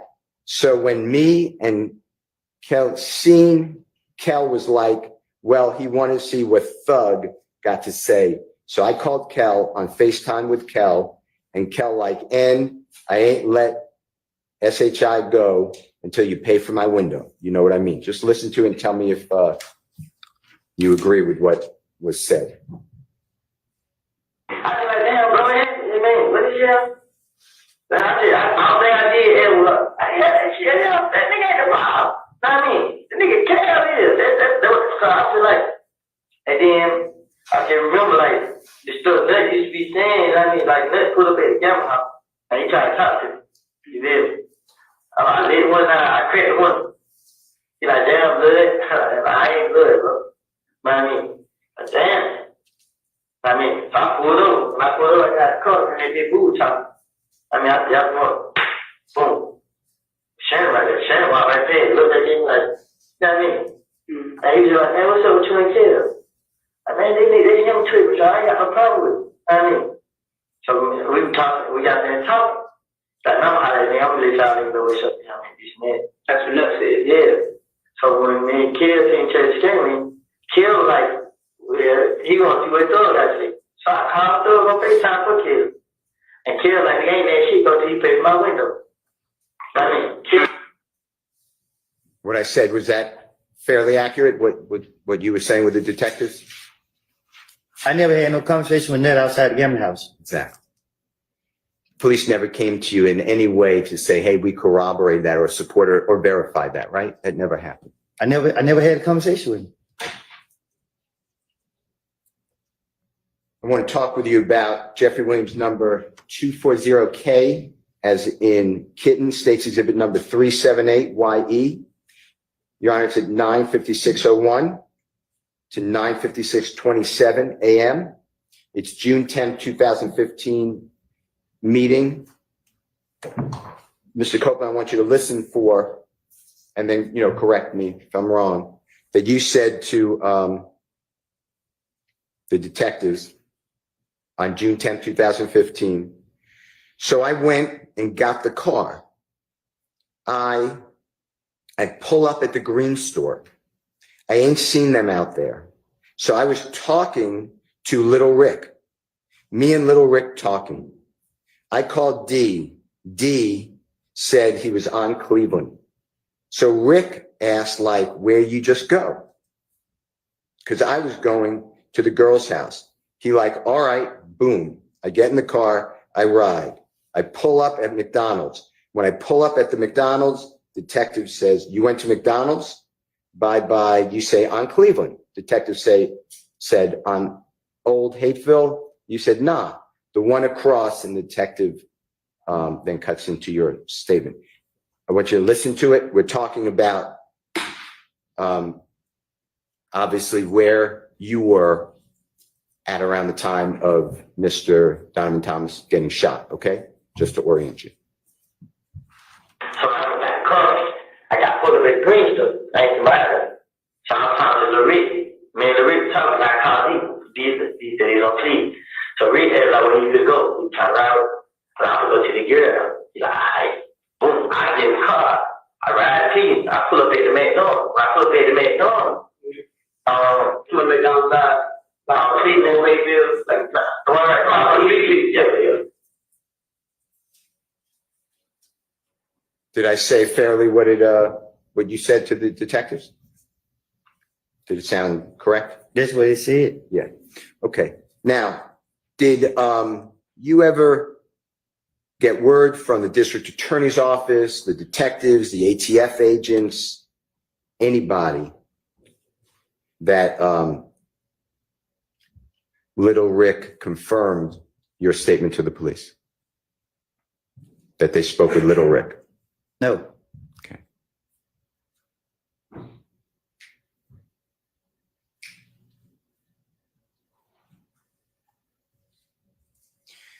Do you remember the McDonald's we're talking about on Cleveland Avenue? It's the one across the street from a coin-operated laundromat, and then across the street from a gas station, and next to an auto parts store. You know which one we're locking in on? I could show you a picture. Yeah, you gotta show me a picture. Okay. No, I know what you're talking about, dude. Okay. In 2014, 2015, if you observe this, just tell me, if you remember and you observed it. Do you remember seeing surveillance cameras inside and outside that McDonald's? That's not my neighborhood. That's fine. That's good. Okay. All right. Now, you're aware by the time that all this happened, January, we'll just say January 2015, January 10, before Mr. Donovan Thomas's, God forbid, shot, you're aware that cell phones, cellular telephones, give a general description of the area the cell phone is in. Is that true? Can you say it again? Yes, sir. Yes, sir. At and around or before Donovan Thomas's shooting, that's what I'm locking in on. Were you aware, did you know that cellular telephones can tell a general vicinity of where the phone is? Do you know what I'm referring to? You said, do I know about it? Yeah. Did you know about it back then? Yeah. Okay. And in fact, you told the police on January 11th, 2015, within 7 hours, 8 hours of Mr. Donovan Thomas being, God forbid, shot, you brought a cell phone in the interrogation room with Detective Thorpe and said, my phone will tell you where the phone was. Remember doing that? Right? And that was you trying to tell the detective, don't look at me for the killing of Donovan Thomas. Fair to say? That's why you went there, right? I'd like to play for you and just tell us, orient the ladies and gentlemen jury, if that's what you're talking about. This is, Your Honor, Jeffrey Williams 241G. It's in Gold Federal States Exhibit number 378Y. A is in Elisa. Your Honor, this is the January 11, 2015 interrogation or meeting with Detective Thorpe and Mr. Copeland. It's at 3:14:09 a.m. to 3:14:23 a.m. If you can listen to this, Mr. Copeland, just make sure that you tell the jurors correctly if this is what you're talking about.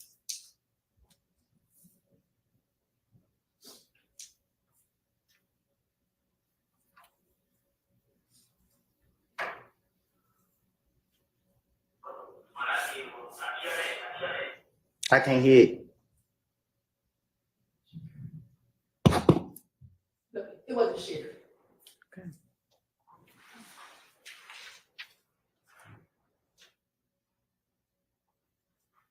So what I did was I kept it. Last day I missed it in my phone. I show you. I was asking everybody, like, should I go down there, bro? Because I didn't do it. They come scan me, they do everything. I didn't do it.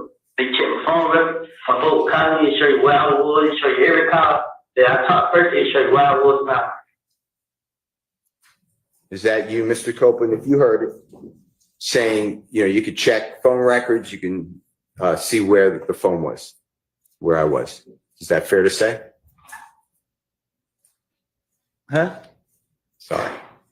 Were you talking about in the Jeffrey Williams Exhibit 241G, States Exhibit 378YA, from the times that I announced? Was that you showing the detective with your phone on the desk? Trying to show him I'm innocent? Yeah. Yeah. And that phone, you see the phone that's in the Honorable Judge Whitaker's courtroom on display? That's the phone you brought in. On the camera? Yes, sir. Yeah. And did Detective Thorpe ever take your phone?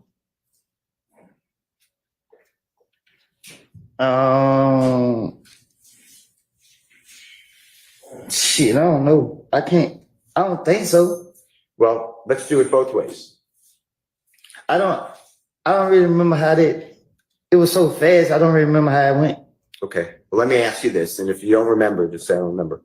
Did anyone on the district attorney's office or the police department ever show you the contents of your phone, that they looked into your phone? Did they ever come back to you and say, hey, we can tell where you are, or these are the text messages? Did they ever show you that? Ms. Hilty told me that, I think in Glanville office, that something about my phone showed me somewhere else. I can't She said something to me about it, like during the trial. But I don't recall exactly how she said it. Now, you had multiple phones, fair to say, on January 10th, 2015? What you mean? Multiple is a bad word. You had more than one phone on January, the day that Mr. Donovan Thomas was killed. You had more than one phone, right? Everybody got more than one phone. Okay. And including you, right? Yeah. In fact, you told the jury on August 12th of 2024 that you had more than one phone. And if you'd listen to this, and just make sure that's what you're talking about, the night of Donovan Thomas's murder. JW 249, Your Honor, at 5:44:48 to 5:45:16 from the Fox 5 stream of this trial.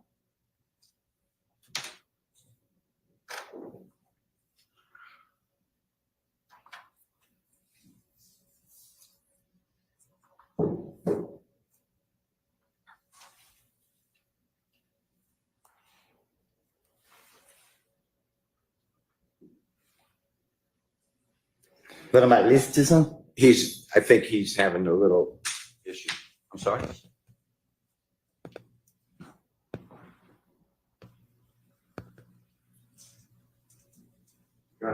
1 second. You may. Do we need to have a restroom break anyway? Let's have a short recess while they get that queued up. It's about time for a restroom break.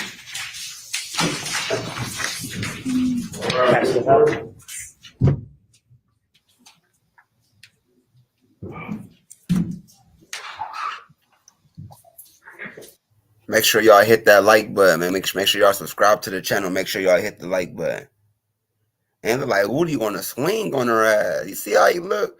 Hey, man, hit that like button, man. If you want to donate to the Cash App, all donations go back to the channel, and they go towards when I give away, because I give away to the homeless every month.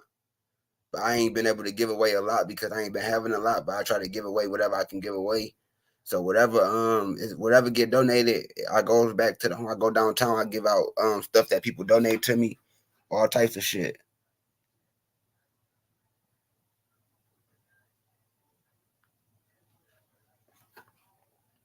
Make sure y'all hit the like button. Make sure y'all subscribe to Don't I Shot at Max on your weed addiction.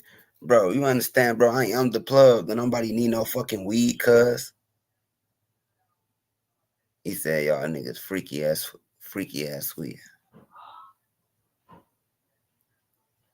Yeah, that you got money for your addiction, not me, cuz.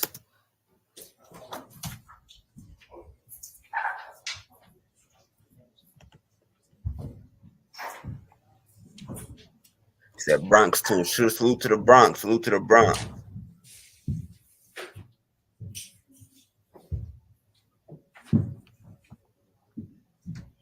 My money for your addiction. Money for your addiction. The fuck?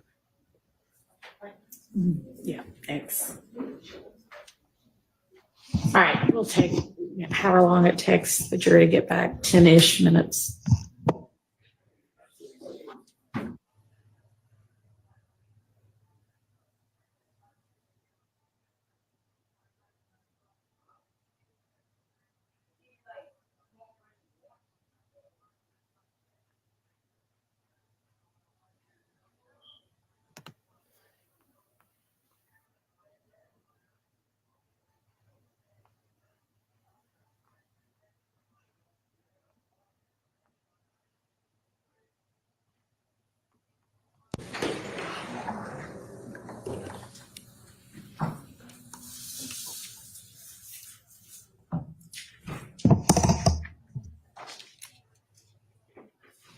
Yeah, my team.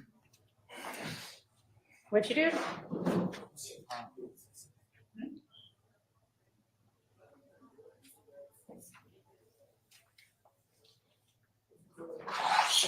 All right, for the jury.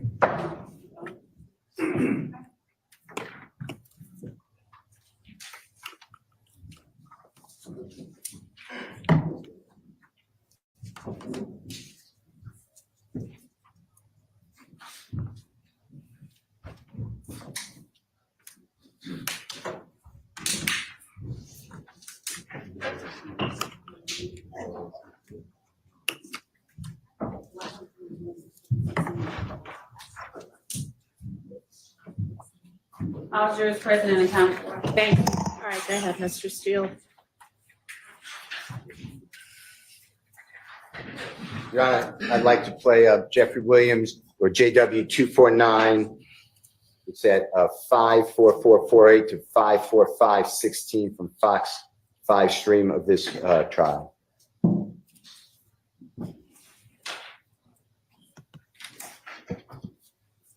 Did you provide us your phone number so we can get your phone records, Mr. Copeland? Which phone? The phone you had in 2015, did you give police your phone number so we can get your phone records? I don't recall. Now you're talking about. Did you give police your phone number in any of these interviews so that we can get your phone records?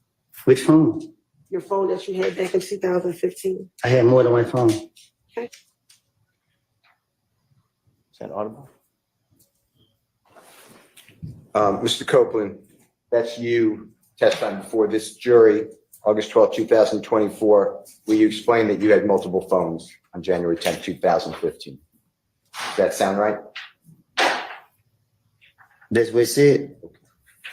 Did the district attorney's office, did the federal authorities, did homicide detective Thorpe, Detective Dennis, Detective Gaither, anybody, Agent Cunningham, anybody, just anybody in law enforcement, did they ever seek to get a warrant, a search warrant for your other phone or phones? Speculation. Sustained. Did you ever get served with a search warrant, a warrant, or even asked to give the police your other phones or the district attorney's office? No.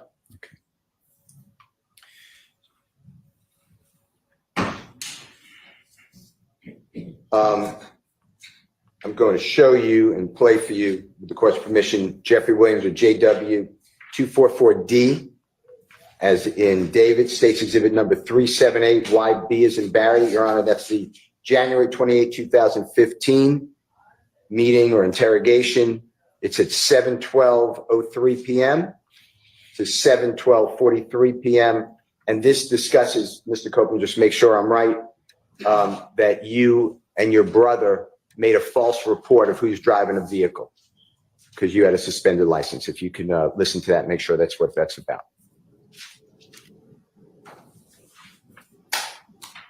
So I got back in the car. We rode out on Lakewood, got back on the freeway, went to the house, told my brother. He didn't get tried to kill. Why you had your brother file a police report? Cause I ain't got a license. You still a victim though, like they lock me up. Bro, if you ain't in the car, listen, if you ain't driving the car when we get there, we're not gonna waste our time on lock you up to drive with because now you didn't kind of, now you didn't kind of sway the investigation that y'all made a false police report. Now I ain't trying to lock y'all up for that shit, but if we get some evidence or get a gun or something to match shell cases or whatever like that, it's kind of like you threw the investigation off by having your brother take the report. You know what I'm saying? Like that. Is that pretty much what it discusses, Mr. Copeland? Huh? Is that what it discusses? What you're discussing with the detectives, you had your brother file a report, a false police report. Is that what it's discussing? Right. Okay. And you understood on January 10, 2015, that the cell phone that you told the police about would show an approximate location, right? Huh? The cell phone that you had on that desk in front of Detective Thorpe that you told the police about, that would show an approximate location of where the cell phone was, right? I don't know. I don't get what you're saying. Okay, it's me. I apologize. When you were with Detective Thorpe on January 11th, 2015, about 7-8 hours after Mr. Thomas was shot, okay? And you brought with that phone, you brought that phone with you? If that phone was with somebody else and not you, at the time of Donovan Thomas's shooting, the police didn't have all your phones. right? Well, you didn't give, I'll correct. Just rephrase it. It was kind of Sure. confusing. You didn't give the police all your cell phones that you had with you or access to on January 10th, 2015, but you did show one phone. True? He didn't. I don't even think he went to my phone. Okay. All right. Now,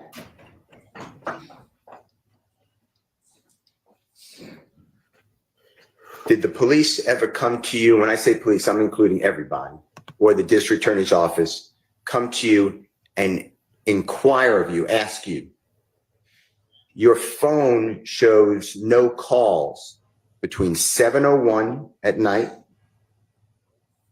and 7:23 or 24 at night on the night Donovan Thomas is shot. Did they ever ask you to explain or why there are no calls during that time? Did they ever discuss that with you? They don't tell me nothing. Okay. All right. I'd like to go to the next recording. And this is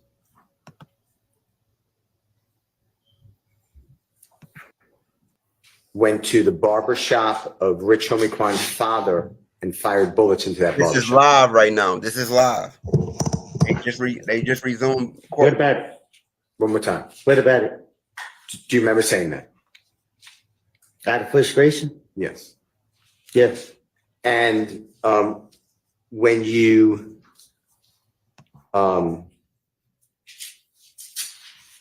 did that, do you know whether there were people inside that barbershop at that time? I don't recall. Do you remember telling District Attorney Hilton before you started to testify on Friday, June 7, 2024? I asked you this before, but I'm going to ask you again, okay? Before, when you first came into the jury to testify, before June 7, 2024, so before that date. Do you remember telling District Attorney Hilton that there was a video of you and others saying, "We killed Nut" may exist? Do you remember saying that?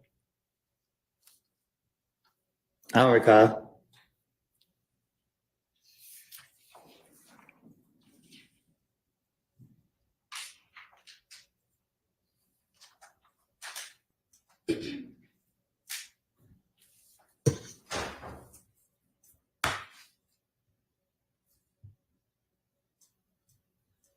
Did you tell District Attorney Hilton that? That's how it. That there's a video with you and others admitting that you killed Donovan, Nut, but Donovan Thomas.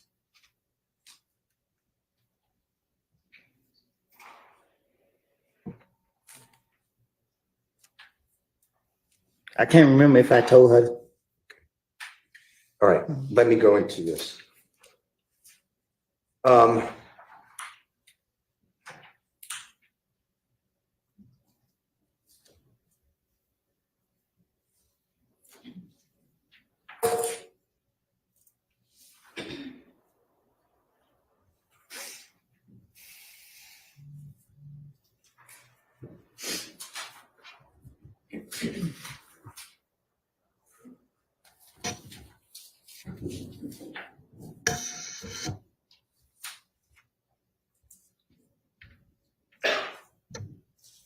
want to ask you about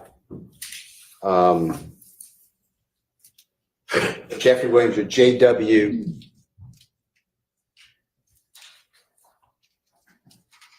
(240P) as in perfect, and that states exhibit number 378YE. So, Mr. Copeland, that's going to be the June 10th, 2015 interrogation or interview with the police. And it's at 248:22 through 248:57. And this goes into you stating that when you pulled up, you told Deshawn is your child's mother, right? That's her name? Okay. That I was like, she got in the car. She was at her friend's house. This is on January 10th, 2015. You're recounting. She got in the car You said, man, these ends just killed Nut, bro. She like, who? I told her it's Thug in them. She like, huh? What happened? Like, SHI, I don't know. D just got in the car and like, SHI, boy, they just, you know what I mean? They just told me that. So she like, what you gonna do? What the F you mean what I'm going to do? I ain't got nothing to do with this.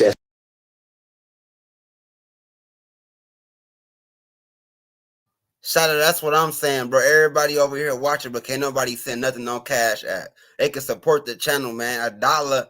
198 people send $1. That's $200. You feel me? Anybody send something, bro. Like, don't be like, oh, he begging me, because, bro, I'm about to be monetized anyway, so I don't even care about the Cash Apps. It's just the support, man. Everybody watching, support the channel. SHI. She like, yeah, you know, like we all know they was gonna say my name. So I was like, I don't know. So we got in the car and we rode home. Okay? I'd like you to listen to make sure I said that right, if you don't mind listening.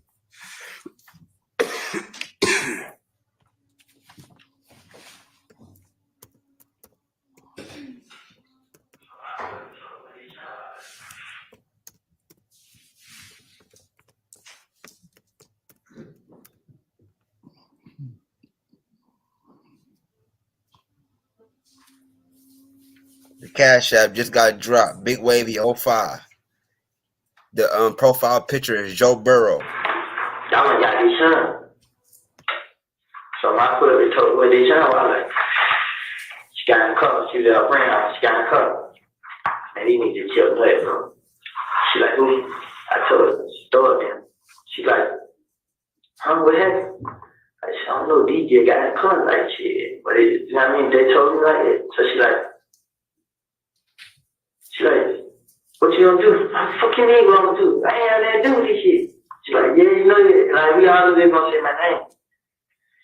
So I'm like, I don't know. So we got in the car. We go home. Did you hear that? Did I say it accurately? Sound like it. Okay. And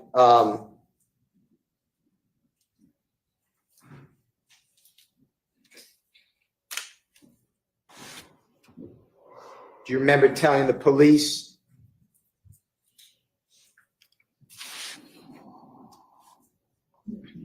that, and then they spoke with Ms. Quarterman or Deshawn? You're aware of that? You said earlier, right? They did? Yeah, you're aware that she would call them for you, text message them. Oh, yeah. Collect calls. Never corroborated or never asked about that, right? As far as you know. Yeah, I don't know. Okay. All right.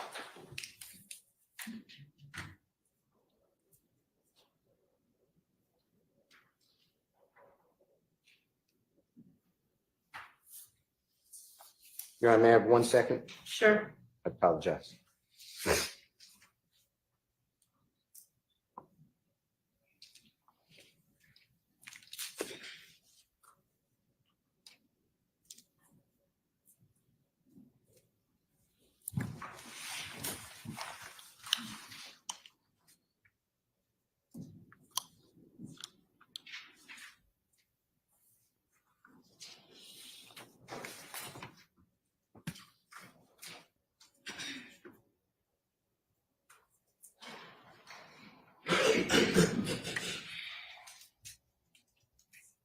Sorry about that.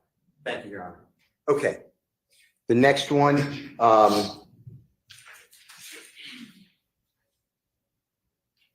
we discussed already, I believe. No one ever, you told the police that on June 10, 2015, that from the McDonald's, me and him get on the expressway, boom, and they are following y'all in the Nitro. Asked the detective, you said, yeah, no, they told us to follow them.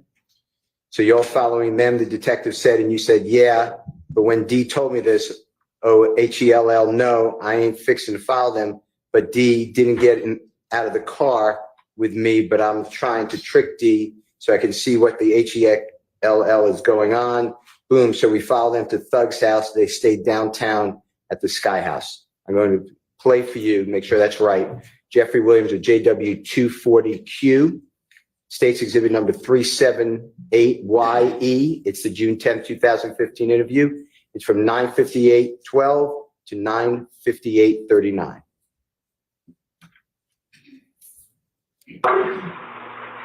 So we will get on spirit. Wait, are they following y'all? Yeah, nah, they don't follow him. Okay, so y'all follow him. Yeah, but when he told me, hell no, I ain't gonna follow him. But I didn't even get out cover.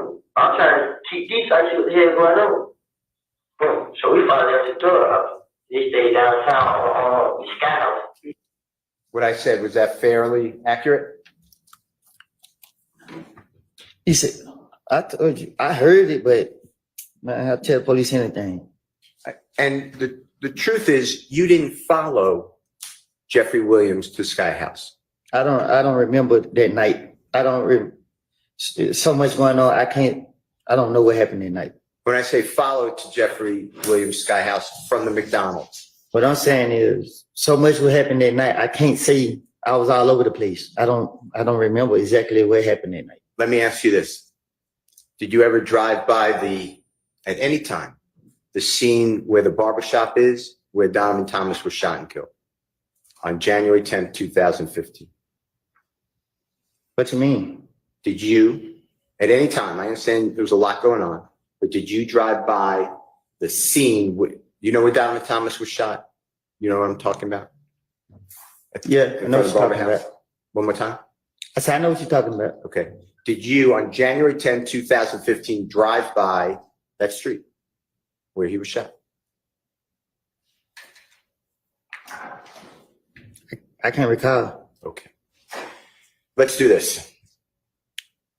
Did the police, detectives, federal, anybody, district attorney's office ever come to you and inquire of you whether or not your phone records show from the McDonald's area, cell phone tower, to the Sky House? Did they ever ask you about your phone records to see if it tracks what you told the police? They never told me nothing about my phone at all. Okay. All right. I want to talk with you about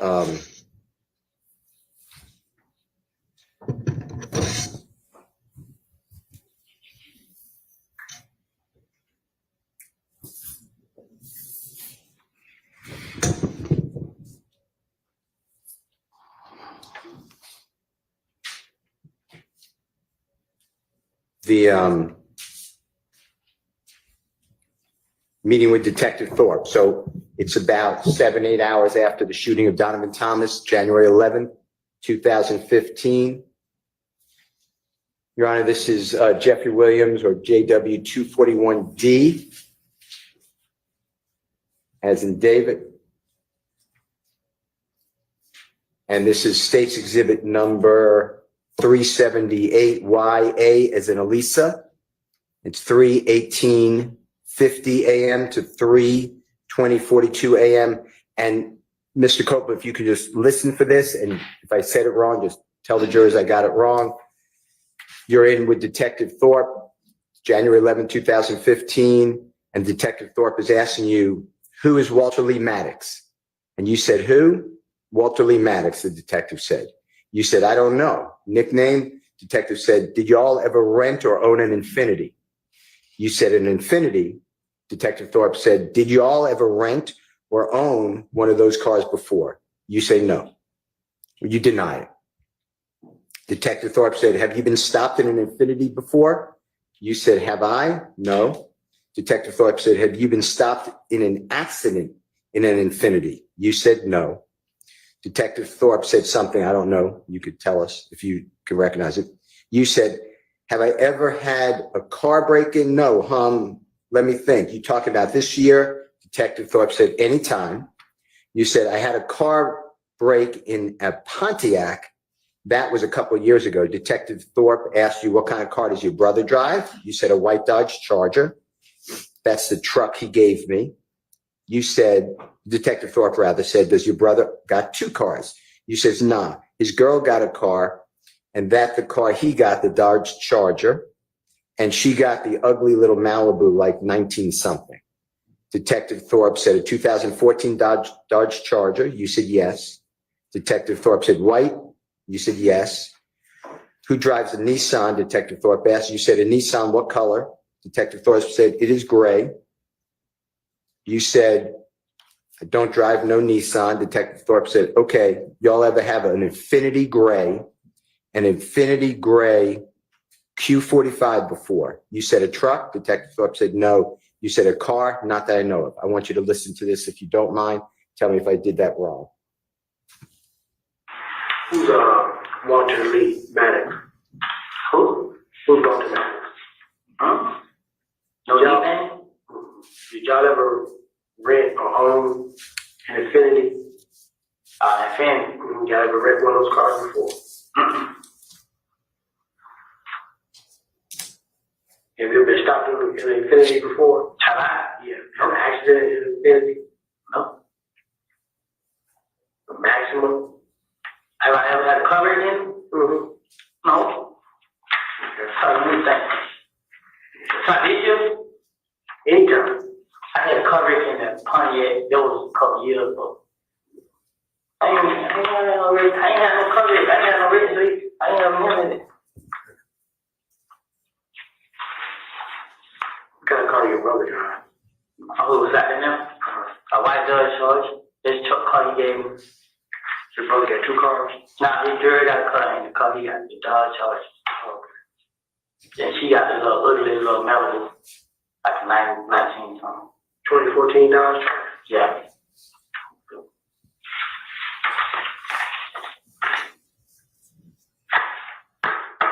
One. Yeah.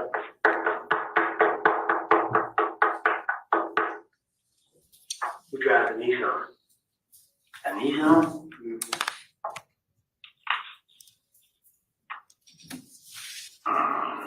What color?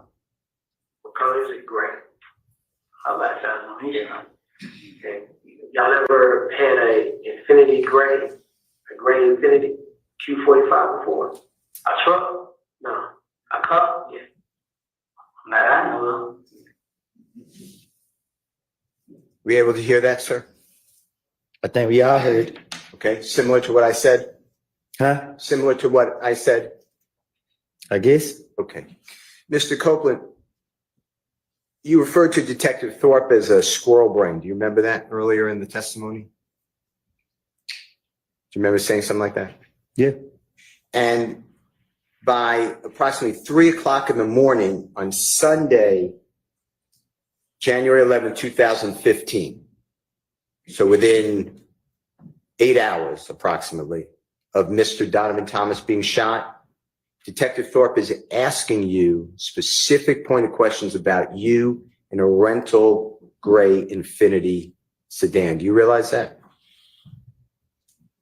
You said, do I realize it? Yeah. What you mean? That's what he was doing.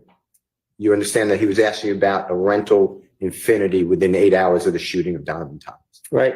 And you denied any dealing with an Infinity vehicle rental, right? Right. And that's not true, right? What you mean? You were dealing with a rental Infinity vehicle. I was? Yeah, weren't you? I don't recall. The car that you were driving that Jeffrey Williams rented for you was, do you know that type of car that was? Or he testified to? What about him renting the car for him? Sustained. Okay. The car you were driving that you announced that you gave to Threat or Mr. Turner, do you know what type of car, rental car that was? No. Okay. Okay. Did the police ever come back to you and ask you about Walter Lee Harvey again? To your knowledge? I still don't know who that is. Okay. Did the police ever come back to you and talk with you about wrecking that 2015 Infinity vehicle besides this? No. Now,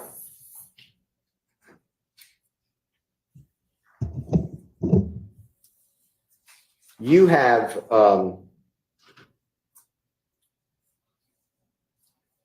used other people's, like when other people rent cars, Ms. Quarterman's mother rented cars, allowed you and Ms. Quarterman to use, you know what I'm talking about? Mm-hmm. Just do me a courtesy, I apologize, but for the court. Oh, yes. Okay. And that would be in Ms. Quarterman's mother's name, the rental car. You're aware of that, right? Right. And I want you to listen to, if you don't mind, J.W. Jeffrey Williams 240R as in righteous, states exhibit number 378YE as in Aaron. It's also June 10th, 2015 meeting or interrogation by the police, 11:33:17 a.m. to 11:34:10 a.m. And I'm just going to tell you and just make sure this is what it says. You said that I didn't break in these cars. I wasn't even with them. I just gave them the car. Detective said, but you said, but for what reason though? Because they was going to do some stupid SHI blank to get some money. Detective Dennis said something, I don't know what it is, so you could help us if you don't mind. You said, I knew they were fixing to go. Detective Gaither said, you knew they were going to do a job. You ain't what exact job it was. And then there's overlapping, meaning everyone's talking at one time. Detective Gaither said, but you know what an effing job is. You said, I just. Detective Gaither says, you know they ain't going to church. You said, I was just looking at like SHI. I ain't doing it. I ain't getting in trouble behind it. That's how I was really looking at it. Detective Gaither says, but you're still effing up Deshaun. Because if something else would have happened in that effing car, that truck is in her mama's name. Detective Dennis said, what if they did a robbery? You said, like I told them. Detective Gaither said, and it's the first report. Detective Dennis said, right. Detective Gaither said, we found. Detective Dennis said, we ain't even check. And you said, what I'm saying, no. What I'm saying, I already told them. I said, look, y'all, this car is Deshaun Mama name. You feel what I'm saying? I just said it like that. I said, it's in her mama name. She's going to tell the police if y'all do anything. I did it. And I'm saying, y'all, I ain't going down for nobody else. I told her just like that. Just listen to it and make sure that what I said was fairly accurate. That ain't my fault that you did that. No, I didn't bring any car. I wasn't even with them. I just handled the car. But for what reason though? Because you knew they were going to do some stupid shit to get some money. I knew they was going to go. You knew they were going to go to jail. You didn't know how they back jail was, but you know what the fucking jail is. You know they ain't going to church. I know I won't get jail. I just looked at it like shit. I ain't going to get in trouble behind. That's how I'm just looking at it. But you is still fucking up their shots or something else would happen to that fucking car. That truck is in her mom's name. What if they did a robbery? And this is the first report run we found. They didn't check them. What I'm saying, I told him, I said, look, the car is your mom name. You know what I'm saying? I said, yeah, that is your mom name. She gonna tell the police, if y'all do anything, I did. And I'm letting y'all know I'm going out for nobody else. I told her just like that. Is it fair what I said? That's what you all are talking about? That's what it sounds like. So even though it was, and Deshaun and you have a special relationship. I mean, you share a child or children, right? Yes, a child. Okay. And you're aware that her mother is renting a car in her mother's name, letting you use it, and Deshaun, or excuse me, Ms. Carterman. And it's used for criminal conduct by stealing people's cell phones, laptops, breaking into cars. You're aware of that, right? No. You're aware on June 10, 2015, when the police came to arrest you, they searched that rental car in Deshaun Quarterman's mother's name and found other people's cellular telephones, laptops, identifications. You're aware of that, right? Yeah, after they locked me up. Okay. And you were involved in breaking into those cars and stealing using her mother, Deshawn Quarterman's mother's rental car, right? Objection, Your Honor. Assume effect's not in evidence. Asking him a question. I think he just answered it. Right? They charged me. Okay. Why,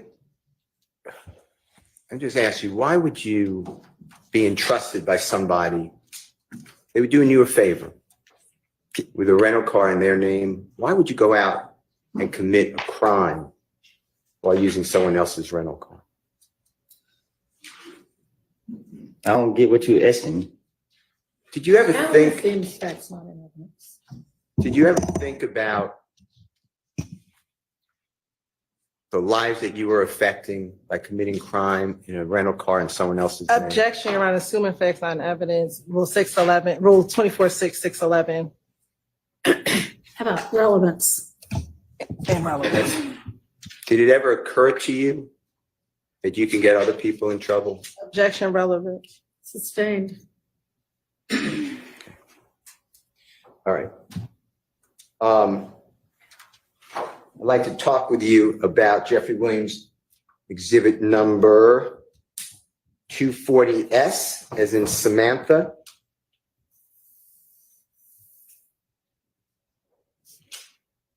This is at State's exhibit number 378YE, as in Aaron. It's June 10, 2015 interrogation. It's at 10:00:31 a.m. to 10:00:46 a.m.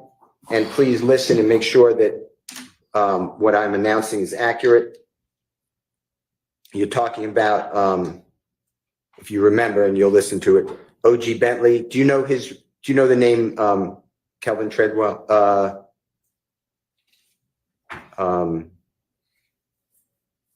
Do you know O.G. Bentley by a government name? Do you know who that person is? I don't even know who OG Ben is. Okay. All right. Where you said, you feel what I'm saying? This is what D's saying. Bentley's supposed to went and hid the car and the guns.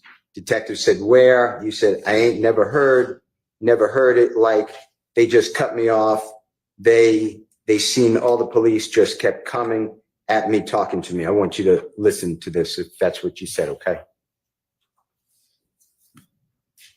You know what I'm saying? This what he said. Bentley supposed to went to hit the car and the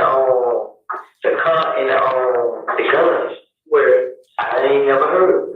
Like they just cut me out. Like they seen our police just kept coming at me and talking to me.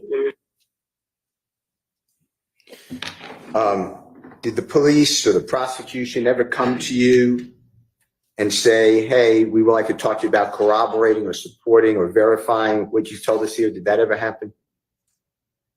Can you say it again? Yeah. When you're telling the police that O.G. Bentley supposedly hit a car and guns, did the police ever come to you or the district attorney's office and say, we want to talk to you about that statement and see if we could verify it? Did they ever do that? Then I said to the police, they came back to me and asked me to verify whatever word you using. They never, I said what I said to them, that was it. I didn't hear nothing else from them until I was back in handcuffs. Okay. Yesterday, you were shown State's exhibit number 22CC. Could you help me out if you don't mind? Thank you.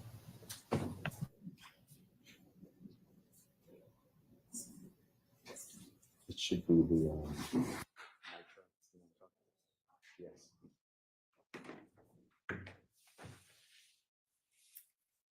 This is already in evidence, Your Honor. Right.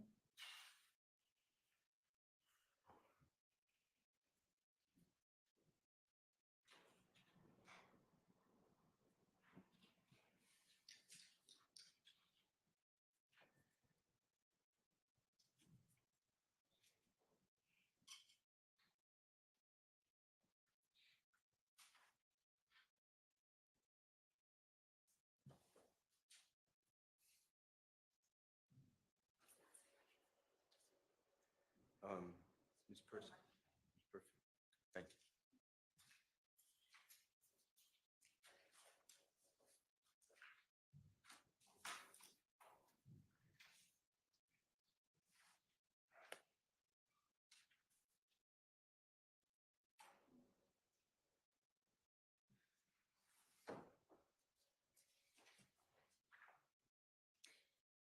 if you could just blow up the actual image. Mr. Copeland, if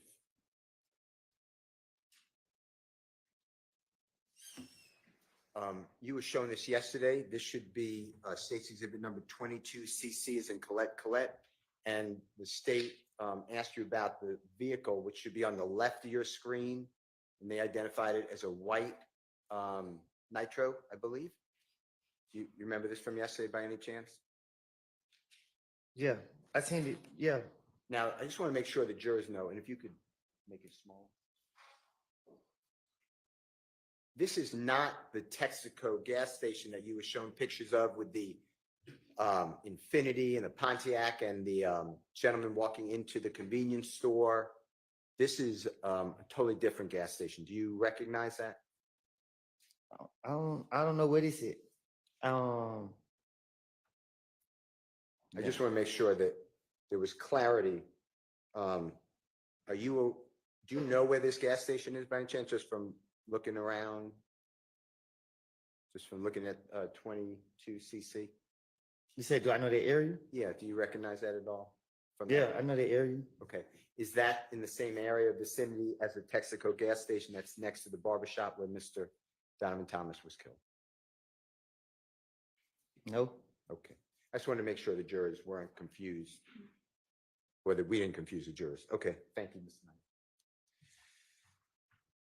Now, the state also showed you yesterday a photograph. It's 10cc, as in 𝐸𝐿𝐻.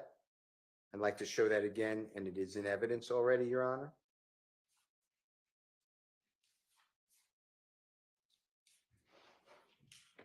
And if you could blow it up if you don't mind. Do you remember seeing this yesterday by any chance, Mr. Copeland? Do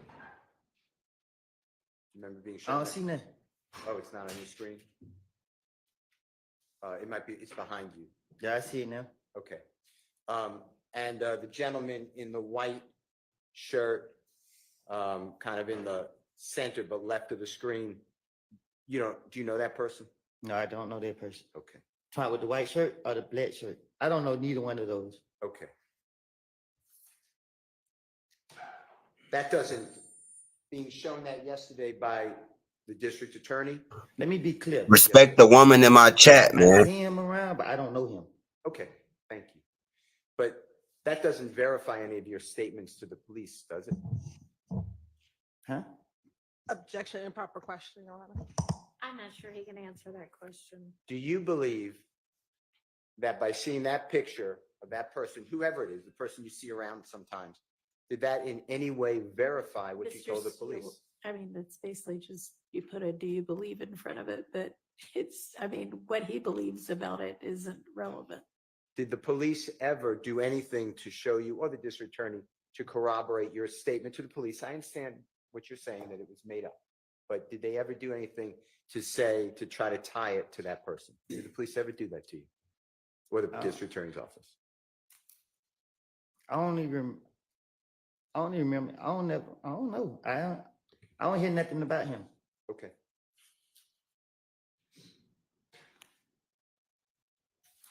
All right. I want to talk with you about your statements to the police that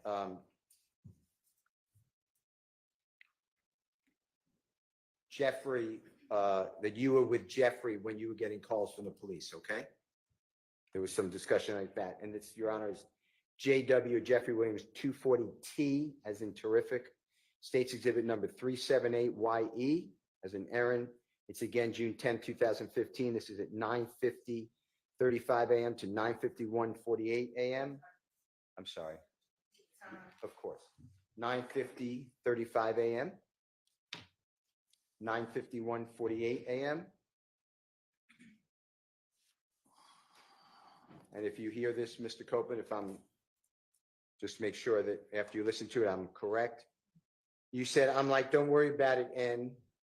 But anyway, long story short, the detective was calling my phone. You know what I mean? And he was right there. Detective said, Thug was right there. You said, yeah. You said, so I answered the phone and he looking at me like this, but I don't know what's going on. Detective says, why is he looking at you like that? You said, because He seen me answering the phone for them. Detective said, but at what point does Thug have anything to say, nuts murder, to be looking at you in any kind of way, like, don't worry about that, like this and that. And you said, I'm fixing to give it to you. Detective said, please, we've been waiting for months. You said, no, I ain't. Guess what? I heard he was trying to kill me, but I ain't. This is what happened. I answered the phone. Hello? Yeah, this. I knew it was a detective calling. Detective said, the one that's handling the murder case? You said, no, different detective. Detective said, okay. You said, I thought one of them was you. My sister said that she described, you know what I mean? But she was just like a man. Detective said, right. So you said, so I just thought she was talking about you. Detective said, okay. You said, so she was like, detective's called. All right. So I answered the phone and he's right there. So I was like, yeah, indiscernible. So I don't know what that means. I couldn't understand it. This and that, man, they just talking to me. And he was just looking at me, but I ain't think, because I ain't did nothing. So I'm like, SHI blank. I'd like you to just listen to this if you don't mind and tell me if this is what you're saying, and I'd like to ask you some questions. I'm like, don't worry about it, nigga. But anyway, long story short, the detective was calling my phone. You know what I mean? And he was right there. So, yeah. So I answered the phone. And he looked at me like this. So, well, I don't know what's going on. Like, why are you looking at you like that? Because he seen me answer the phone for him. But at what point does Thug have anything to say about Nuts murder and be looking at it any kind of way, like, don't worry about that. Like, I'll get to you. Please, we've been waiting months. No, it ain't. Guess what? Well, I heard you try to him, but I ain't. This way, I answered the phone. Hello? Yeah, this I knew it was a detective call. The one that's handling the murder case? Nah, it was different detectives. I went on too. My sister said that she described it. You know what I mean? But she was just like a man. I thought she was my too.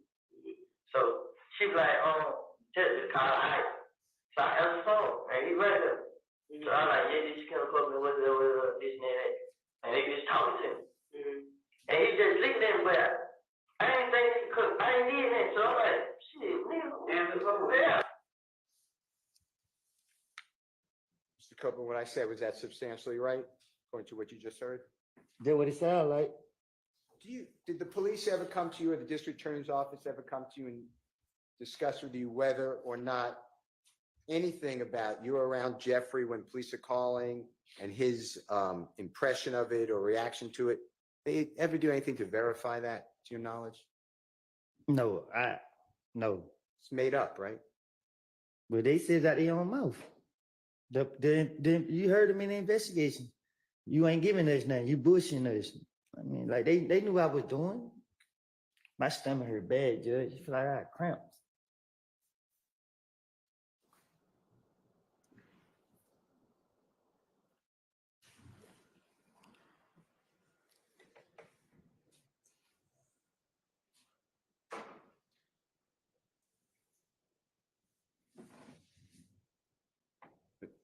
Can I ask you a question? Okay. This is JW 241E as in Aaron, states exhibit number 378YA as in Elisa. This is January 11th, 2015. This is 4:13:31 a.m. to 4:13:59 a.m. And specifically, this is you telling Detective Thorpe that that you wanted to retaliate after the shooting of Donovan Thomas. People were shooting your family's homes. You want to retaliate, and Jeffrey telling you, don't do that, let 12 handle. Okay, just listen, okay? It's like, she said, I did it. I had went down to her house and like, see what's going on. Like, bro, these folks, they can't shot this shit in my house. Like, for real. Yeah, I'm like, bro, what I supposed to do, bro? Like, man, get out of the way, bro. Let 12 handle that. 12 and deal with that. That's all he kept saying. Like, man, bro, you come out and let police handle that and deal with that, bro. These folks kill my family. He's like, man, folks, he know them better than that. I mean, folks, man. I don't Were you able to hear that, Mr. Copeland? Yeah, I heard. And is it fair to say that you told Detective Thorpe about 7-8 hours after the shooting of Donovan Thomas that Jeffrey's reaction to all this is let 12 handle? Say that again. Okay. Jeffrey's reaction when you were saying that people are shooting at your family's homes, God forbid, Jeffrey told you let 12 handle. That's what you told the police, right? Now I tell the police anything to try to get them out my face. Okay. And tell the jurors, if you don't mind, who is 12? Who? Who is 12? Who is 12? Yeah. Shit, they know the police.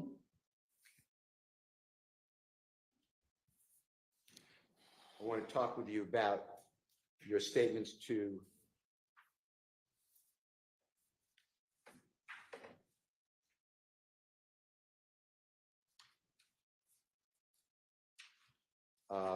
law enforcement. This is JW240U as in unbelievable. It states exhibit number 378YE as in Aaron. This is 10:58:11 a.m. to 10:58:46 a.m. This is again June 10th, 2015. And Mr. Copeland, just to orient you, this is where you're talking to the police about Jeffrey supposedly want to have you killed, okay? Have who killed? Remember that? Have who killed? You. Me? Yeah, that's what you told the police. I'm going to read it and then you tell me, well, I'm going to say what I think it said, but you correct us. You said, it ain't none of that. It ain't. This is what only thing, when the police called, bruh, he's seen me talking to them and he just feel as I ain't supposed to say nothing. You know what I mean? He just want me to just let y'all put one on me for murder. You know what I mean? That's what he want. Detective said, and Sam called and not saying nothing. And you said, that's what he wanted. That's what I feel like deep in my heart, deep inside my heart. Like I ain't even told my brother. I ain't tell nobody that this N is trying to have me killed. I ain't tell my baby mama, you know what I mean? Detective said, right. You said, it was a feeling like when Nut first died and everybody was coming, screaming my name, seeing how nervous and scared I was. If you could listen to it, if you don't mind. It ain't none of it.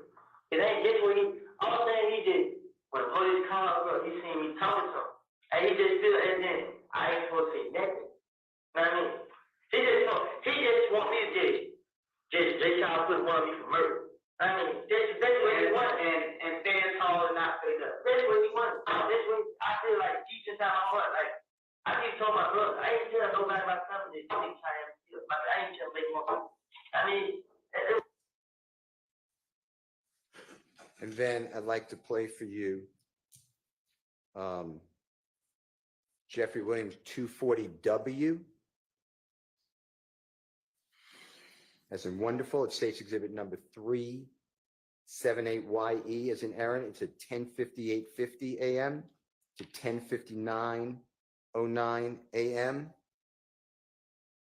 So it's right after where we stopped. So it's really a continuation. And I'd like you to listen to this and focus on your statement that, you know what I mean? It was, I got scared to be around him, be told, the truth be told, I got scared. I told my baby mama, like you can call her now, man, we gotta go, man. I think that thug, like that night they shot at us when I was telling you all that story, in my heart, I was like, darn, but says another word, that thug trying to get me killed, you know what I mean? Right. I mean, I got scared to be around. Be told, truth be told. I got scared. I told baby mom, like you call him, man, we gotta go, man. I think we do. Like when that night they shot at it. When I tell you how the story was it, in my heart, I just like, man, thug trying to get me killed. You know what I mean? Did you hear that, Mr. Copeland? Yeah, I heard it. So in those two back-to-back recordings that we heard, the JW240U and the JW240W. On the first one, you said to the police that you ain't tell nobody that this ends trying to have me killed. I ain't tell my baby mama. And then in the second one, the JW240W, you said, truth be told, I got scared. I told my baby mama. Did the police ever ask you about that and push back and say, how do you say that? How do you say what? Yeah, that you didn't tell your child's mother and you did tell your child's mother. Did they ever do anything like that? I think they just try to make me feel comfortable.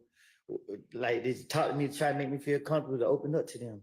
So that's what I was thinking. I don't know. I'm telling people anything. I ain't care about getting caught up in a lie. So I was trying to be as convincing as possible. Okay. I'd like to go into JW240V, as in victory. It's state's exhibit number 378YE, as in Aaron. It's June 10, 2015. Mr. Copeland's 10:20:39 a.m. to 10:21 even, or 10:21:00 a.m. And this, I'd like you to focus on what you're talking about with Valerie told you that Jeffrey wanted to set you up. And you said that, yeah, but see, Valerie got in the car. She was like, hey, bro, I'm going to tell you something. Don't say nothing. You know what I mean? Like, what's up? She like, thug, this and that and that. And I'm like, detective said, no. And then you said, now I'm like, what you mean? And she like, don't trust this end, bruh. You know what I mean? He trying to set you up, talking about every time I go out, I got out of jail, something got shot up. Detective says, uh-huh. Can you listen to that for me? All right. Thank you.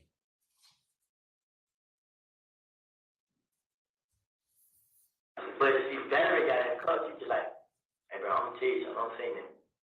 You know what I mean? I'm like, what's up? She's like, dog, this and this.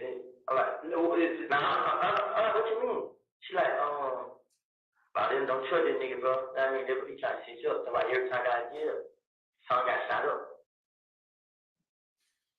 So you're saying every time you got out of jail, something got shot up. That's what you're telling the police, right?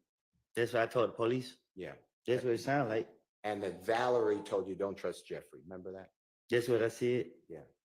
And did the police ever come to you, or did you get any information from Valerie or someone else at the police or the prosecution ever tried to verify that that conversation occurred with Valerie? After this interview right here, I went to the feds probably like 2-3 weeks later. I haven't heard anything about this interview all the way up until they brought me in this trial. Okay. I haven't heard anything about no investigation all the way up until this trial. Okay.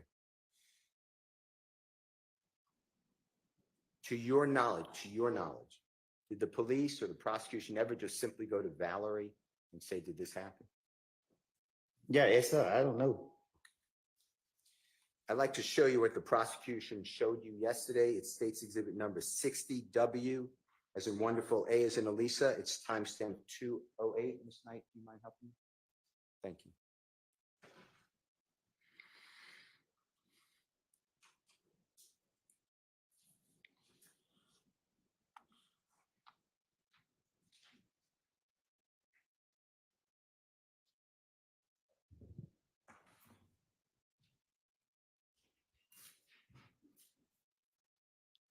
Do you remember seeing this yesterday, Mr. Copeland, this photograph that Ms. Hilton showed you?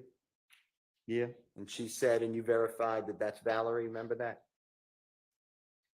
I think it's so. How does, if from your understanding, how does showing you state's exhibit number 60WA verify that Valerie had a conversation with you in a car that don't trust Jeffrey? Objection, Your Honor. Improper question, speculation. I'm not asking you to speculate. Vague. Okay. Can you tell the jury, how showing you state's exhibit 60WA verified anything that you said to the police on June 10th, Objection. 2015. Objection vague, and it's the same question. Just rephrase. Sustained. Besides that being a photograph or an image of a video, what does that picture mean to you that you were shown yesterday? That she was dirty as hell back in the day. Thank you, sir. All right, I'd like to go into. Woody funny is that to my she was dirty as hell back in the day. Bro, Woody is funny, bro. W24X as an X-ray that states exhibit number 378YE as an errand, June 10, 2015, from 4:13:34 p.m. to 4:14:46 p.m. Specifically, Detective Dennis asked you, what does Birdman have to do with all of this? And you answered, Birdman's quiet. Detective Dennis said, he don't tell them to calm down. You said, Birdman, he don't talk in front of us. Detective Dennis said, he don't, y'all like that? And you said, but he like, yeah, he right there. He talked to me a lot, but it don't be about nothing. Detective Dennis said, small talk. You said, yeah. What the H, this N talking about? Detective Dennis then I can't understand what he's saying. And then you say, it sound like it. Detective Dennis said, you think so? You said, I don't think he did it. I don't know. Detective Dennis said, so with all this stuff with Nut, what was his reaction to it? Meaning Birdman. You said, from me to you, he was trying to pay them to keep quiet. Detective Dennis asked you, pay who to keep quiet? You said them. Detective Dennis said, who is them? You said Nuts folks. Detective Dennis said, oh, just go about their business? You said, yep. Detective Dennis, here, take this, shut the HELL up, leave it alone. You said, I think it was 200,000. Detective Dennis said, a payoff.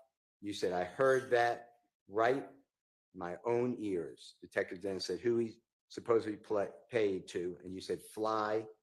Detective Dennis said, who's Fly? You said, the man who owned the TIG. It's kind of a way y'all can just man, if you don't mind listening to this. What does Birdman have to do with all this? Birdman, quiet. He don't tell him to calm down? Man, Birdman, nah, he don't talk for him. He don't know y'all like that. He won't be right now. He talk to me a lot, but it don't be about that. It's just Small talk. yeah, what the hell this nigga talking about? Does he get it? It sounds like You think so? I don't think he is. I don't know. So with all the stuff with Nut, what was his reaction to it? Comedian, I'm trying to pay them to keep quiet. Pay who to keep quiet? Damn. Who is that? Bad folks. Oh, let's go about their business. Yeah.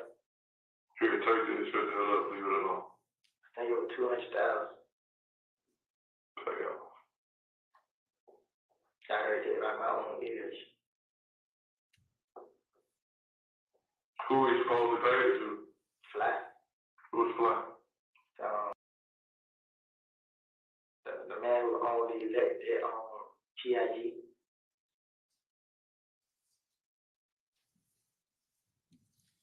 Compared what I said, was that fairly accurate to what you told the Detective Dennis?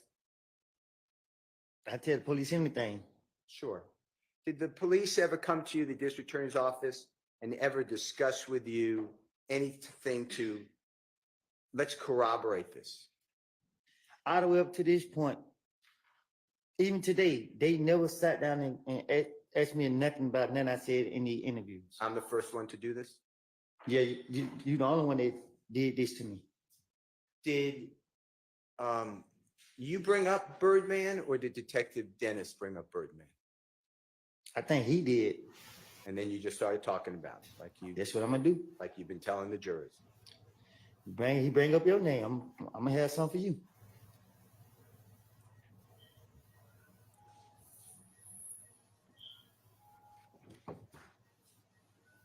I want to talk with you about Jeffrey Williams 240Y, as in yesterday. State's exhibit number 378YE, as in Aaron. It's June 10, 2015 again.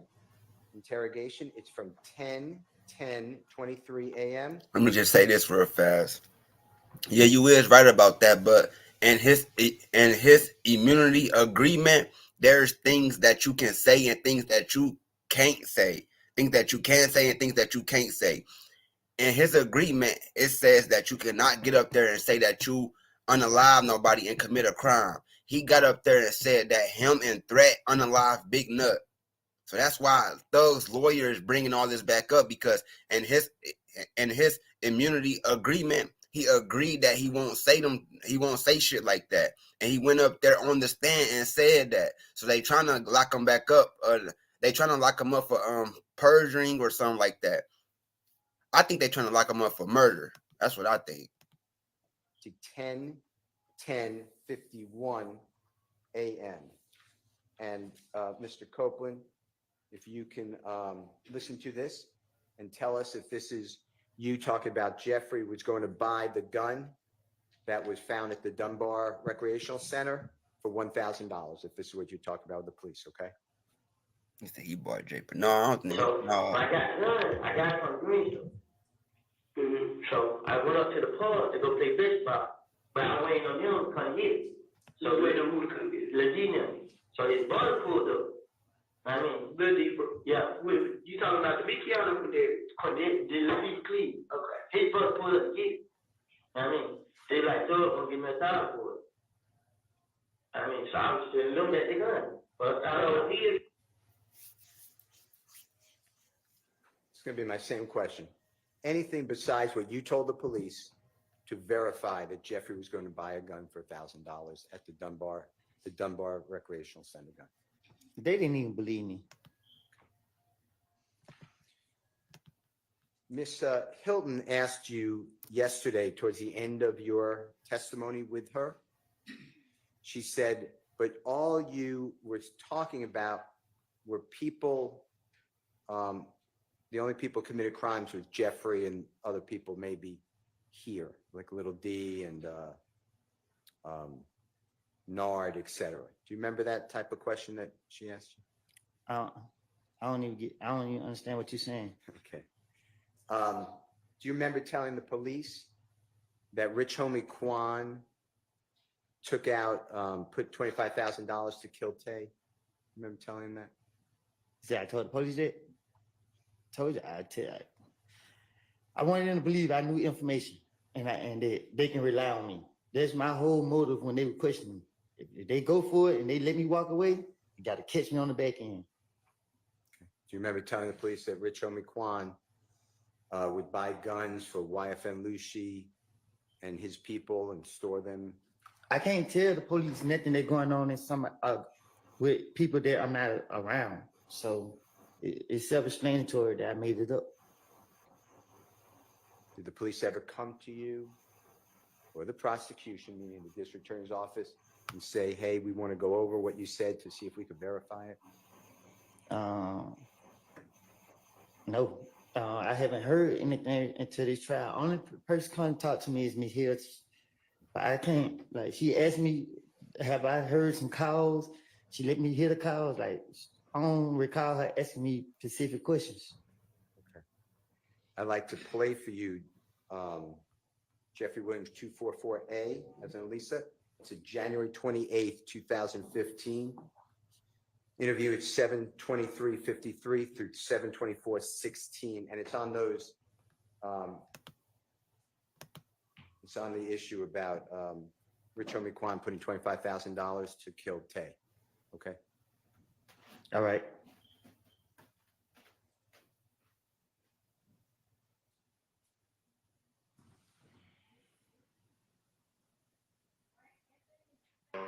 Rich Homie Quan supposed to give him $50,000 to meet a new plug. Like Rich Homie Quan told him this out his mouth. Yeah. Then Rich Homie Quan like, you got $25,000 to have Tay killed. It's like from the picture you just showed me. Nah, Tay who just got shot the other night. Oh, in the car over there. Okay. He had $25,000 to have Tay killed. Who did? Just Rich Homie Quan said. Cause he was telling me. So I'm telling Rich Homie Quan like, And then Jeffrey Williams, 244B.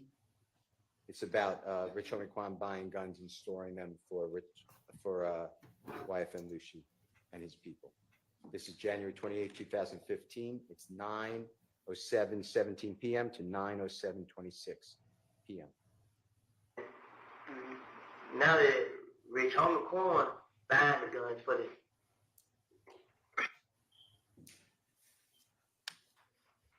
Damn, he snitching. That nigga said Rich Homie Quan buying the guns for them. Is that it? Damn, he snitching. And Mr. Copeland, this is just the same thing you've been saying the whole time, right?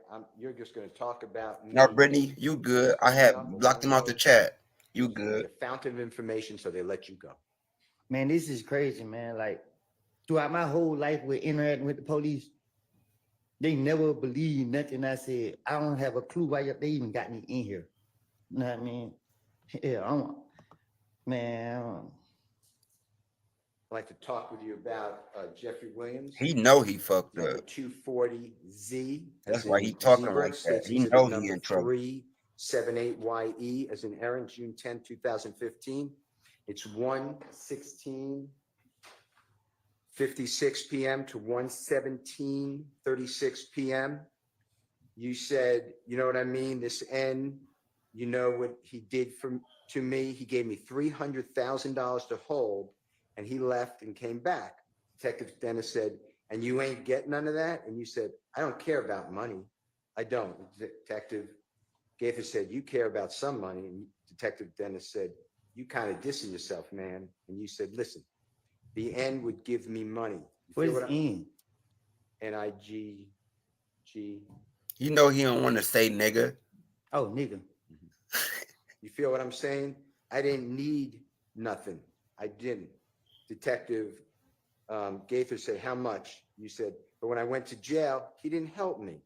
Detective Gaither said, you just said the most amount of money. You see, Lil Baby just got locked Detective up. Dennis said $300,000. You see, Lil Baby just got locked up. And you said, but he left with you 300. This is Detective Dennis, and I guess came back and gave you 1,000 and you were good. I just want you to hear that and make sure that's what it said. Yeah, Lil Baby in jail right now. Lil Baby in jail for a gun. Lil Baby got locked up this morning. I'm about to do a video on that later on. No, he didn't. Yeah, $300,000. The whole. He left. Came back. And you know it. I don't care about money. I don't. You care about some money. You be contradicting yourself, man. The nigga was giving me money. You know what I'm saying? I didn't need that. I did it. But when I went to jail and he didn't help me, you just said the most amount of money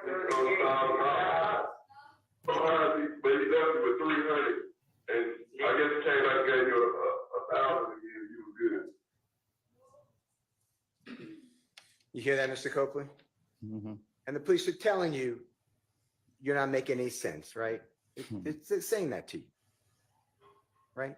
Right. They know, you believe, they know this is all just try to give them something they need to let you go. Right? Objection to speculation. That's what you're doing. Don't speculate about anyone else. That's what you're doing, right? They know that. Dennis know it. Gaither know it. And there's no picture of you with $300,000. You're not saying that's true. You just said that to the police, right? If I had $300,000, you know, it would have been pictures, videos, and everything. The whole world would have seen it. Okay. I'd like to go through with you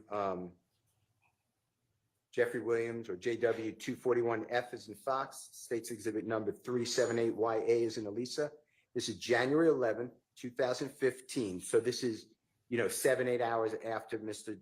Thomas was, God forbid, shot. It's 3:14:24 a.m. to 3:14:29 a.m. And I want you to hear and listen for whether you said this. I never had a problem with Nut. Me and Nut ain't never had two words with each other. Me and Nut was always okay. You know what I'm saying? The only person I ever had a problem with was Cal. Just tell me if that's what is being said.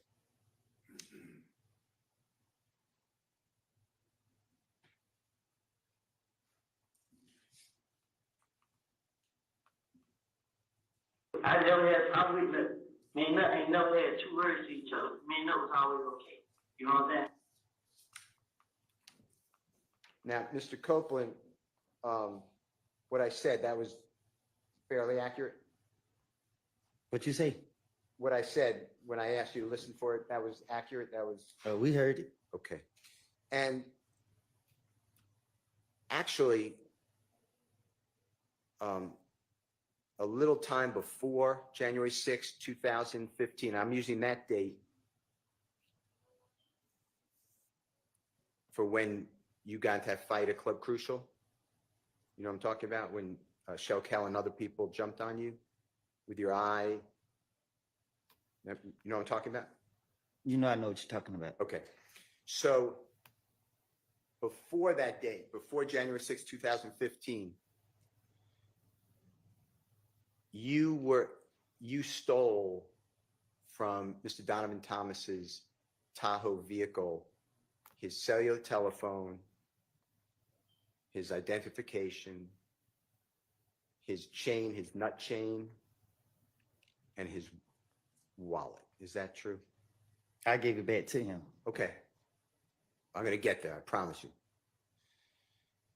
And what happened was Mr. Donovan Thomas called his own cell phone and you answered it and made arrangements to give him back his property. Fair to say? Sound like that. And when he came to get his property, he came with other people in other cars, right? Sound like that. And they had guns. Objection, assuming facts not in evidence. Well, he's asking the question of whether Mr. Copeland knows, so I'll overrule that. What going on? Did they have guns that you saw? Yeah. And shortly after that, you learned that Donovan Thomas and others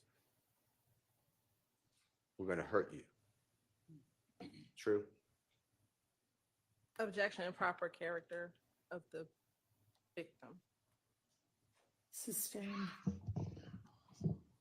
You knew that Donovan Thomas and others made statements that you heard that they were going to hurt you. Objection, Your Honor, assuming facts not in evidence and improper character evidence. Sustained. Did you ever listen to Donovan Thomas have a meeting with others where they discussed you?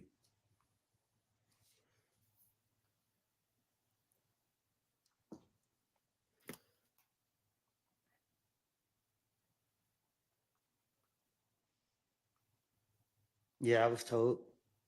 And you were actually listening, and there was a person named Maurice or Mo who was in prison on the call as well, right? I don't know. I don't know who somebody came back and told me. Okay. And you understood that Donovan Thomas and others were going to hurt you. Is that true? Objection, assuming facts not into evidence. Sustained. Did you believe, come around January 10th, 2015, that Donovan Thomas and others were going to hurt you? Did you believe that? Same objection and relevance of what his beliefs were. I think it goes to his state of mind on the day that Mr. Thomas was killed. Overruled. What you asked? Did you believe that on the date that Donovan Thomas was killed, that he and others, his friends, were going to, had a plan to hurt you physically? I was told it. Okay. So when you told the police on January 11, 2015, that you and Nut never had any words, never had a problem, your only problem was with Kel, you just didn't want to tell the police about that, right? Say that again? You did not share with the police what you believed to be a problem that Donovan Thomas was and his friends were trying to hurt you. You didn't share that with Detective Thorpe, did you? I don't know. You told Detective Thorpe that you never had a problem with Mr. Thomas, right? We just heard that. That's what I told him. Okay. I want to go into what you have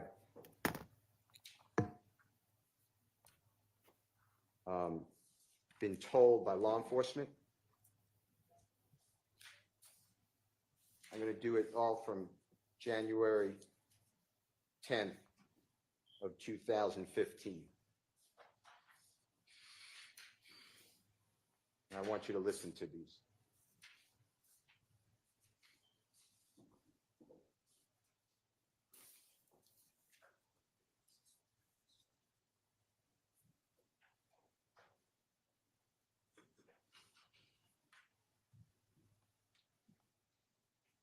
I want you to listen. This is JW240AA, Elisa.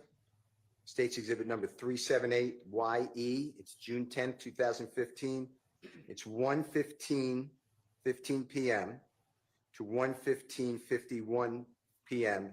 and tell the jury if this is accurate. You said, it is though.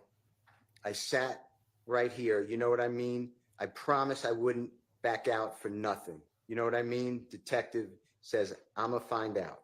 You said, like I said, man, if that was to keep me out of jail and y'all can help me, I promise you, want Birdman, Kente, any of them, I will go right there and do what I have to do, right? I am good with anybody. You know, even though all this SHI blank going on, you know, and detective says, you mean, right? And you said, I put it on my mama's soul. I mean it. I want you to listen to this, okay? I promise I'm gonna back out next.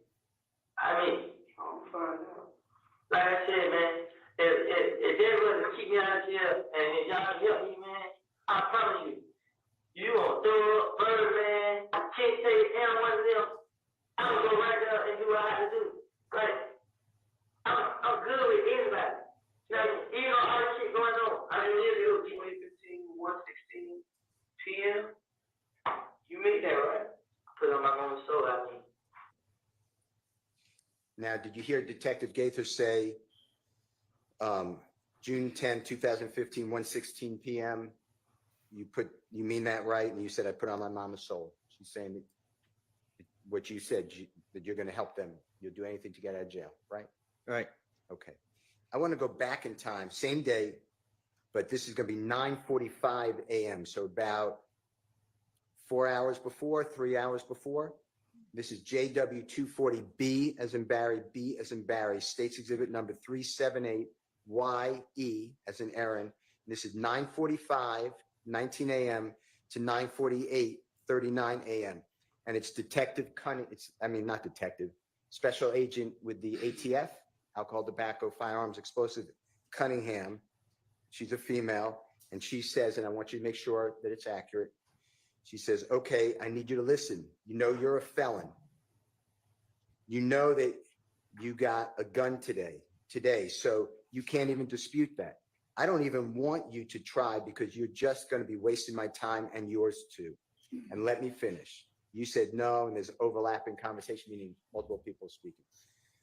The ATF agent Cunningham says, me and investigator Gaither, but the gun today, the one we found today in the apartment, meaning when you were arrested from your apartment on June 10, 2015. You said, ATF agent Cunningham said, now, when it comes to the federal system, it's not you go, when you go, do your time. There's no parole. There is no what it is. I mean, and then Detective Gaither says, early release. And then Agent Cunningham says, no early release. You may get good behavior, but that's only like you get nothing. And they typically don't let you stay in Atlanta. They might ship you off somewhere clear across the country. So whatever you do, and then you say, darn, but you said a different word, my head hurt. Agent Cunningham said, I'll go back and tell the United States attorney that's assigned to this case, this is what he did to help himself out. It pans out. Or I can go back and tell her, this is what he said. We found out it was a lie. He's continuing to play games. The judge do what they want to do. So before we can even get started, especially while I'm sitting here, everything is on you because I've never talked to you before. So with me, you almost get a clean slate to help yourself. If you do lies, I don't, because I got too much other stuff to do. I would hate to have to go back and tell the U.S. attorney, but he's lying. He's full of crap. It's up to you. You said, before I lie, then there's a lot of people talking.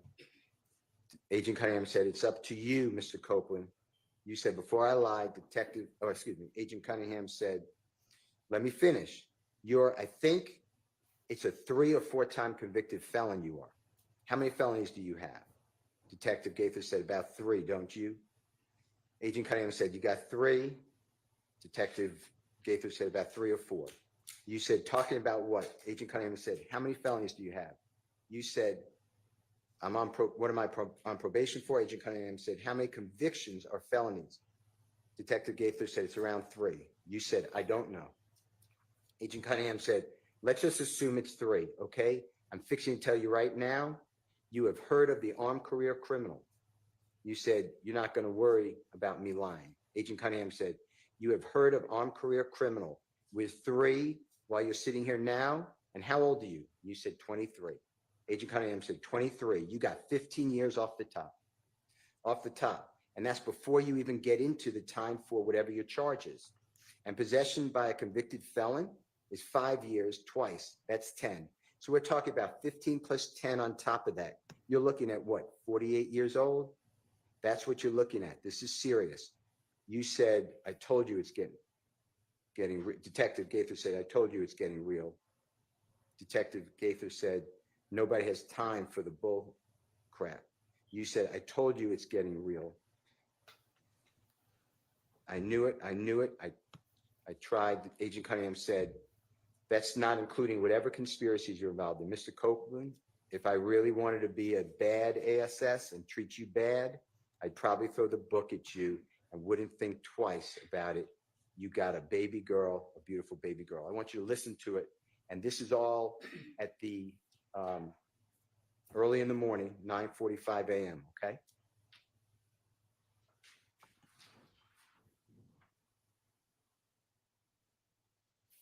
Okay, I need you to listen. You know you're a felon. You know you got that gun today. So you can't even dispute that. So I don't even want you to try because you're just gonna be wasting my time and yours too. And let me finish. With the gun today, the one we found today in the apartment. Now, when it comes to the federal system, it's not no, you go do your time and there's no parole. There is no, what is it? There's no early release. You may get good behavior, but that's only like, you get nothing. And they typically don't let you stay in Atlanta. They might ship you off somewhere clear across the country. So whatever you do, I go back and tell the U.S. attorney that's assigned for your case, this is what he did to help himself out.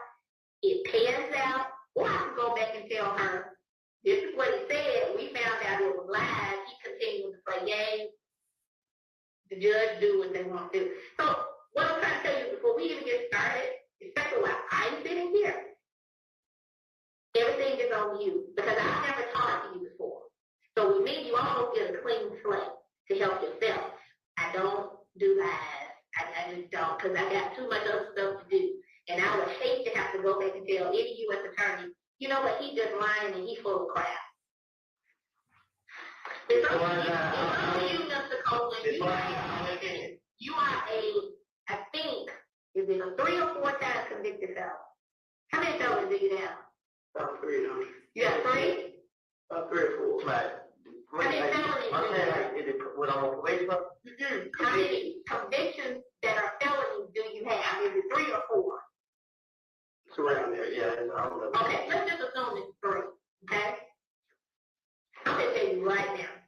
3, have you ever heard of armed career criminal? No, I read about me like Have you ever heard of armed career criminal? With 3, where you sitting at now, and you how old? 23. You get 15 years off the top. Off the top. That's before you even get into the time for whatever your charge is, and possession by convicted felon is 5 years, twice the 10. So we talking about 15 plus 10 on top of that. You looking at what, 48 years old? That's what you're looking at. This is serious. I told you. Nobody has time for the bull crap. I told you it's getting real. Did I not? I knew it. I tried to. That's not including whatever conspiracies you involved in. Mr. Copeland, if I really wanted to be a badass and treat you bad, I'd probably throw the book at you and wouldn't think twice about it. You got a baby girl, beautiful baby girl.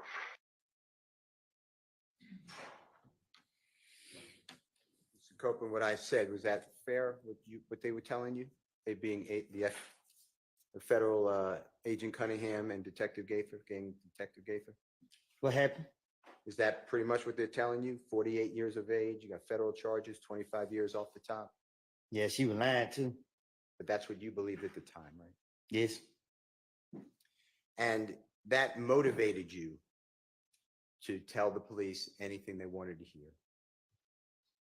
to get you home, right? I was always gonna do that, but it just like, it scared me more. I want to go into Jeffrey Williams 240, JW 240CC as �C𝐲𝐿𝐿. It states exhibit number 378YE as in Aaron. It's again June 10th, same interview, 2015. This is a little later. This is 12:08:22 to 12:10:50.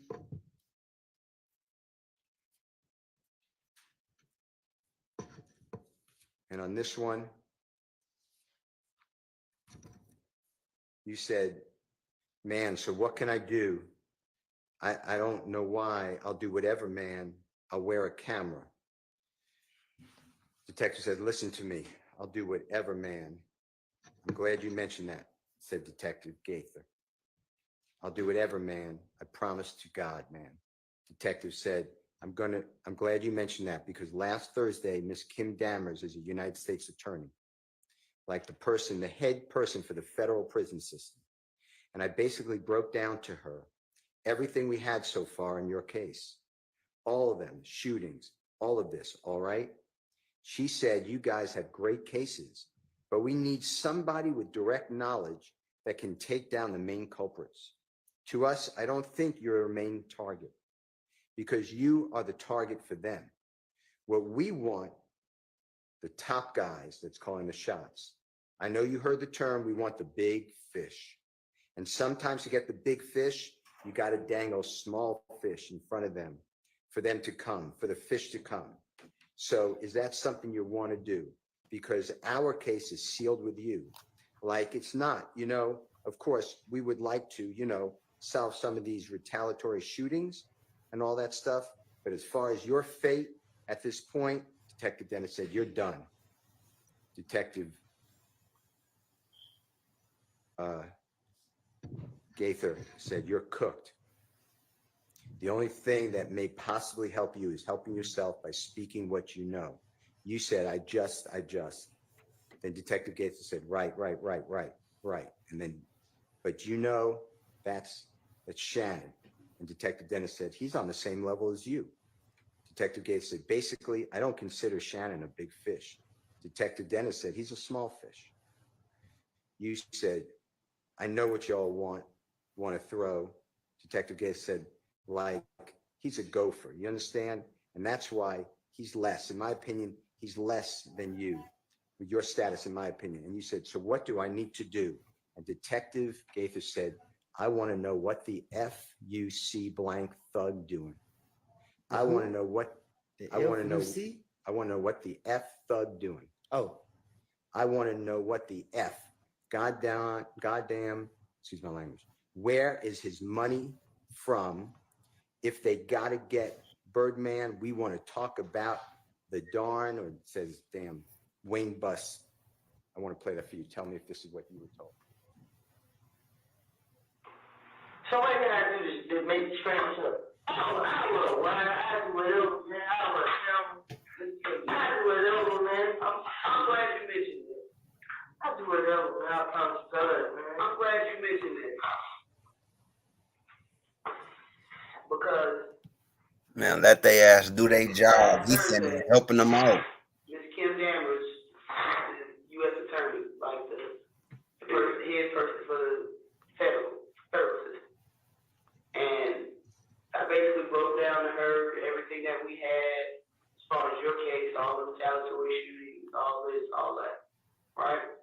She said you guys have great cases, but we need somebody with direct knowledge that can take down the main culprits. To us, I don't want to say you're not a main target because you are the target for them, but we want top guys that's calling shots.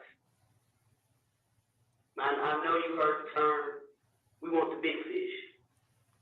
And sometimes to get to the big fish, you got to dang the small fish in front of them to come, for the fish to come. So, if that's something that you want to do, because our case is sealed with you, like it's not, of course we would like to, solve some of these retaliatory shootings and all that stuff, but as far as your case, at this point, you could. And the only thing that may possibly help you is you helping yourself by speaking what you know. Right. But you know what? That's not sharing. Right, Brittany. He on the same level as you. Basically, I don't consider sharing a big fish. Like you said, he'll go. You understand? And that's the way he's less. In my opinion, he's less than what your status is. I want to know what the fuck Thug doing. I want to know what the fuck goddamn where his money is from. If they got to get to Birdman, he will talk about damn Wayne Bus.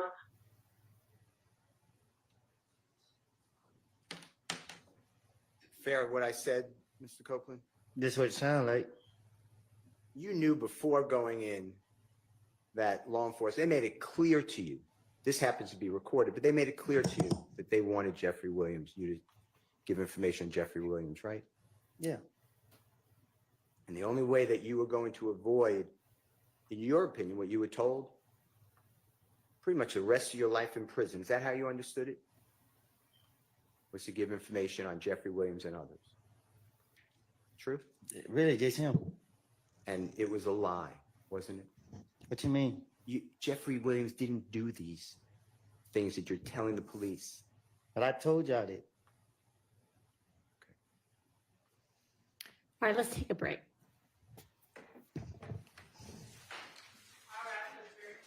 He talking about I told y'all that. Now they want to take a break.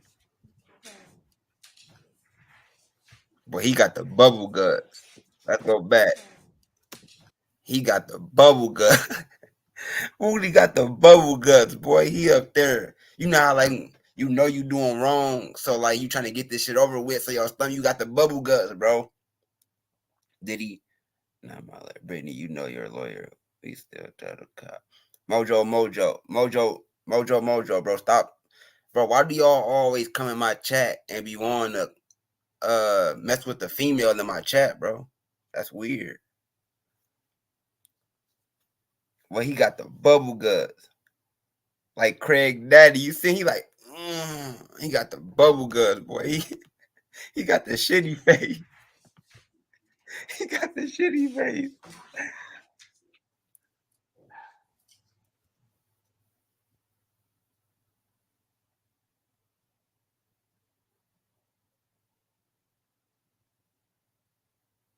Now, you is right about that, though. He said, did he run a real criminal organization? You see, he ain't never done time for anything he done, and more people died than a YSL trial. And that's facts. That is fact. You can tell he working with some higher ups.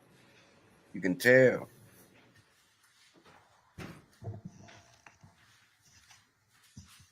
All right, I asked Ms. Bursfield to check on how the juror is doing as well, so I'll let y'all know what we hear back. Anything before we take our recess? I will get you those cases. Okay, all right. Thank you.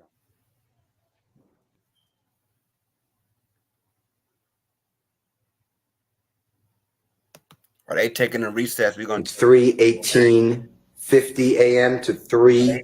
While they taking recess, we just gonna go over the shit that we just went over.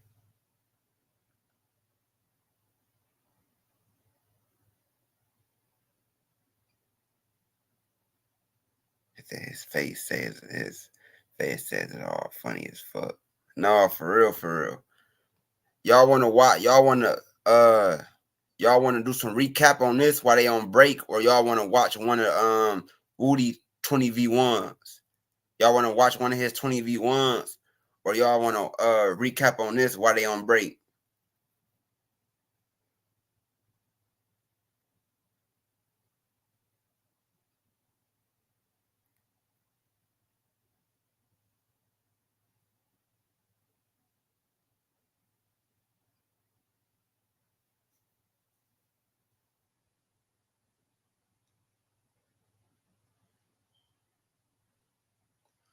Hey, we just gonna go do some other videos. I'm gonna just do the recap when the whole thing over with. For real, for real.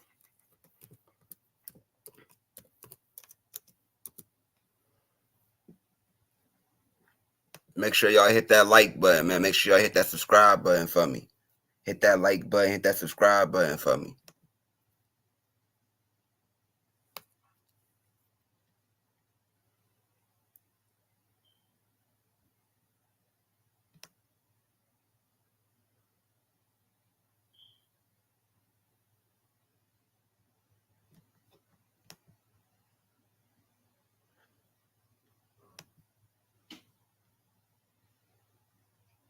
Hit that like button for me. We about to do this little interview with Lil Woody real fast. We about to go over this little interview with him and see his perspective of what they talking about in court of this big nut situation. For downtime.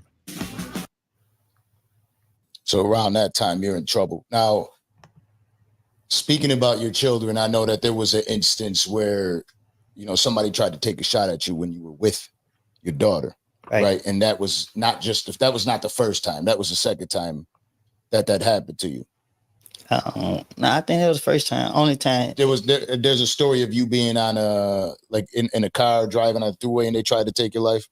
So right? now with my daughter, it was just one incident. Yeah, no, with your daughter was after.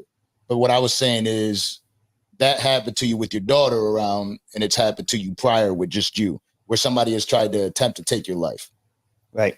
So when that occurred, that was how much longer before the incident with your daughter the first time? Oh, this was like every day. Cause they thought I was gonna be scared. I ain't backing down. That's the last thing I'm gonna do, call me scary. So, when certain stuff took place, I had everybody tell me just lay low, just chill. I ain't chilling while nobody doing that to my people. You know what I mean? But I was forced to because of certain stuff. But yeah, I came back out and I poked my chest all the way out. And the police, they want to target me. But they don't care about what nobody do to me. They just want to sit there and figure out how they gonna get me out the street. And I fell for it. I tricked myself. I ain't gonna blame nobody else. So they tried to take you out in retaliation. Nah, man. Taking somebody out, it's not hard. Just pull up and do them, especially somebody like me. I'm on the block. I'm out there. People ride by like, this man standing. Yes, I'm standing right here. So that was when I was on that timing. You feel me? Like, because if I had a problem with you stand on that block. I know. I ain't trying to go back and forth. Yeah, you take care of your business right from the jump. Now, that was all because of the YFN Lucci beginning? Nah, I'm just speaking in general. Did they, because I know that they accused you of doing it, so you had those threats on your life. Atlanta accused me. Yeah. See, that's why I don't care for it. When certain stuff happened, everybody in Atlanta was like, Woody did it, Woody did it. I'm like, okay, well, just do something to me about it. You know what I mean? And that was just it. I can't speak on it. So yeah, I imagine. But when that occurred and your daughter was present, did that change the way you looked at like being puffing your chest out and being out in public? Do you feel like that made you be a little bit more protective because she was there with you? I was already protective. I mean, I am who I am. So, when I walked out the house and I seen the car, I'm aware of my surroundings. I'm pretty sure you know that from how I came here. Yeah. I'm a peep the scene out. I'm gonna watch everything moving as best as I can. And if I got people with me, I'm gonna make them watch too. So when I came out the house, I looked to the left and see the cars. Like, don't play with me. Y'all playing just sitting right here at the stop sign. But I was just praying to God that, I could have did what I wanted to do to them. I just didn't want it to be no innocent people. And when I seen there were no innocent people, I showed them that, hey, man, don't play with me. I mean, y'all ain't coming to handle business. Don't play with me. Shot their ass up. You know what I mean? And went from there. But I couldn't really, if they never locked me up, I wouldn't be here today because I wasn't going to let it go. But they knew, the police knew that because I'm not scary. Don't do that to me. Now, I mean, if you're going to do it, go all the way. Don't give me no chance to come back because I'm not bothering nobody. You know what I mean? Like, it is what it is. At some point, you disconnected, right? Emotionally from everything. Do you feel like you're able to find peace through it all, being there? To my what? At the scene? Like you mentioned earlier when you came out here to South Florida, you felt peace. Are you able to feel peace at home? No, I don't want to feel peace. I want to be right there in the middle of it. I want my guards to stay up. I want to stay looking over my shoulder because every time somebody let their guards down and stop doing it, that's when they get got. Right. So you went through, I'm guessing that this just, the shit that you went through in the streets ain't the only betrayal. Like you've dealt with betrayal because the loyalty as far as who you trust is probably limited to none. So, I was raised different. I was raised with my family. Before I had friends, my cousins was my friend. We never gonna betray we family. You don't even think about it. Yeah, you don't think about it. It's not even a thing. Yeah, it's just like, so when I start hanging with people in the street, I'm treating them like they my cousin. They like, we family. So it's like, when you get to hang around certain people and then you go to seeing what they doing, like, but I don't do that. Like, if me and you cool, can't nobody stop me and you from being cool but you. And once you cross me, ain't no coming back. That line been drawn.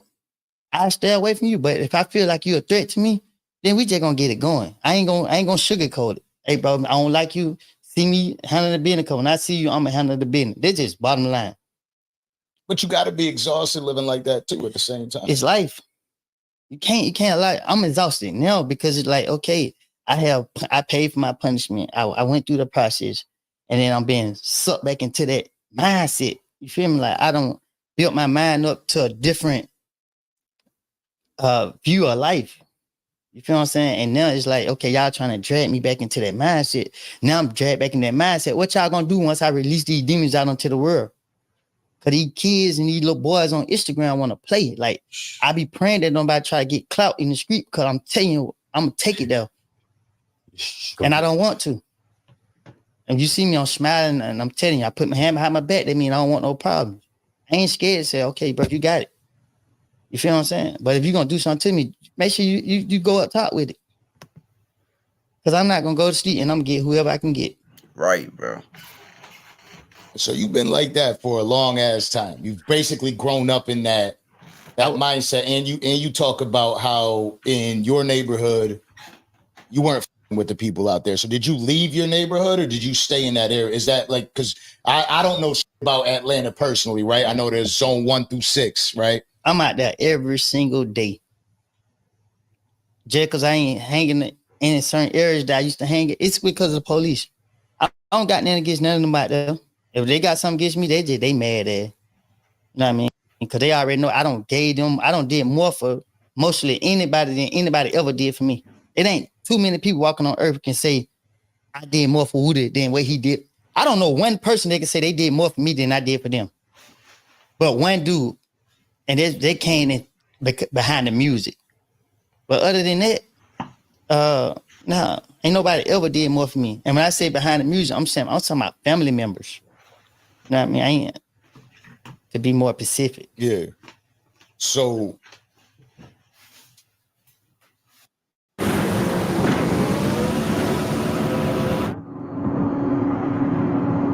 that like button, hit that subscribe button. it's a different life. Just kind of growing up and all of that, right? And I look at when I try to speak to people about like trying to get out of there, right? Having a family and you got all the reasons to get out. Why do you feel like you want to still be there? Because I watch everybody who get their life together fall victim to it. So I watch dudes that, go to jail and get out and be like, I'm going to do the right thing. And you got haters. You got people that don't like that. I'm going to go get him. You feel me? Like, I'm a protector, bro. I always been that way. You can't, if somebody says something to you behind your back, I'm going to get them. You ain't even going to know I got them. I'm going to get that screening for you, though, because I love you and I care for you. And I expect you to do the same for me, but people don't do the same. That's the problem. That's the problem. Because I kind of go the same way. It's mostly family first. He's not lying about and that. I tried to apply that to the friendship and to the homies and to gang, homie, for life, this, that. No, bro. Y'all not holding the same respect that I'm holding for yours. It's not reciprocated. Right. So I'm over here about to die for you. You over here like him. Right. You know what I'm saying? At some point, it don't, the risk don't become worth the reward. So you said you about to die. You imagine almost dying several times for people, and then you find out that those people ain't really with you. So when people try to speak on me, I ain't never crossed nobody that ain't crossed me. Now, obviously, we got a separation from the streets and to the music industry, right? And in the music industry, there was YSL in the music life. And then obviously, I think that everyone has always thought if you're part of some label that you all got to be cool, right? Everybody. Try to make some more progress.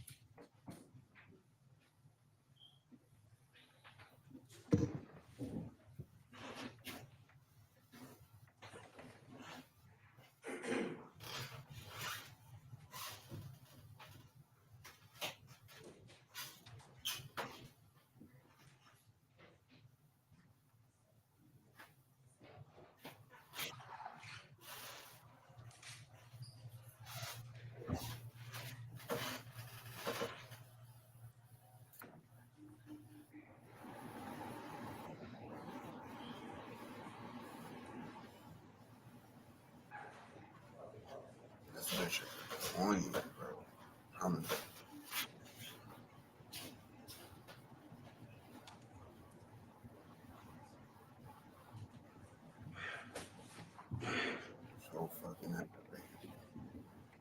I was cold as hell. You right? Complaining about bills, but you got the air on when it's not even cold outside, when it's not even hot outside.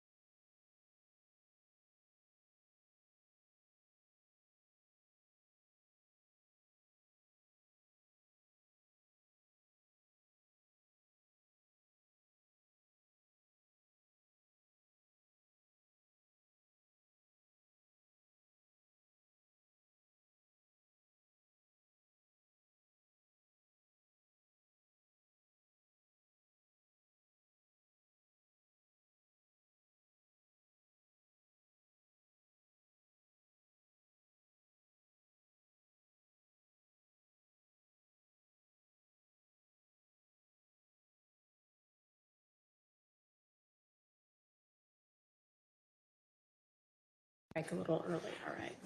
Go ahead, Mr. Steele. Mr. Copeland, I would like to discuss with you Jeffrey Williams, JW 240DD, David States Exhibit number 378, YE as in Aaron, that's at 11:52:04 a.m. to 11:52:28 a.m. And what it specifically, I believe, says, and then you tell us if I'm wrong or correct, that you said, because right now I just need help. If y'all can promise, y'all could help me, I promise. And then there's some break. I don't understand what's being said. And then you say, I'll sit here, tell y'all everything I done heard and everything I done saw and everything I can tell y'all, stuff that y'all can go get. You know what I mean? Like, and then Detective Dennis said, are you willing to do that though? And you said, I promise. I'll do it right now. I can show y'all houses. Y'all can go bust your head right at the spot. I don't care, man. I just want y'all to protect. Detective Dennis says, what do you want out of it? You said, me, my baby girl. Excuse me, I said that wrong. Me and my baby and my girl. Can you listen to it for us? Because right now, this, I just need help. If y'all promise y'all can help me, I promise you, bro. I'll sit right here. Wow. Everything I don't heard, everything I don't saw, and everything, I can tell y'all stuff that y'all go get. Something. Like, Are you willing to do that? I promise I'll do it right now. I can show y'all houses. I can y'all go budget everybody's back. I don't care. I just want y'all to What do you want out of it? like this. Mr. Copeland, what I said, was that fairly accurate of what you just heard? That's what I just heard. Okay. And then the last one I want to focus on for this series is Jeffrey Williams, number two, or JW 240EE, Aaron, that States Exhibit number 378YE. It's the June 10th, 2015 meeting, interrogation with the police, and now it's a little early. It's 10:01:46 a.m. to 10:01:59 a.m. And you said something to the effect of, I hate jail, man. And I'm just saying darn, but it says another word. I let an N get me sent away for man, them N's trying to kill me and my child, bruh, I ain't. And then he talking about killing me, bruh. Listen, I'm a tell you anything. Okay? If you can just listen to this for us. You know what they did to me? Tell us. Tell us. After January 10th, people started shooting at me and my family. February, I went to jail. for trying to protect me and my baby and my girl at the time. They put me in Rice Street on some stuff called medical flow. It's somewhere hid in the jail. It stink. It's crazy people in there talking, yelling through the door, putting feces out on the window and on the wall. They locked me in the room. It's one door right here, it's one door right here, and it's another door back here, and it's another door back here. I'm behind this door. I don't see nobody, I don't talk to nobody. I'm by myself. I'm at the verge of losing my mind. People trying to shoot at me while they got me locked in this room. I can't talk to nobody. I can't see nobody. I'm locked in this room. They held me in that room for 3 weeks. I got out of jail. I had a court date for another county where I never even been to for some charges I never even did. I don't steal out of stores. I went down to that courthouse and tried to get it situated. Went in the wrong courtroom. Told the deputy, "Hey, my name is such and such, such. I missed court. I'm here to fix it." He said, "Oh." I gave him my name, told him what happened. He said, "Oh, you got a warrant," and he locked me up. They put me right back in jail. I stayed in jail a whole month. I had to use the money for selling my four-wheeler to pay an attorney to come represent me. I got the lawyer to come represent me. That lawyer, he got me a bond. A friend of mine gave my baby mama the money to pay my bond. She paid my bond. I got out of jail. The very next day, Atlanta police came into the gym with a whole lot of them. They got me, said that this my bag, this my gun. They took me from my neighborhood to Turnerfield. They questioned me. I told them it wasn't my gun. They let me go.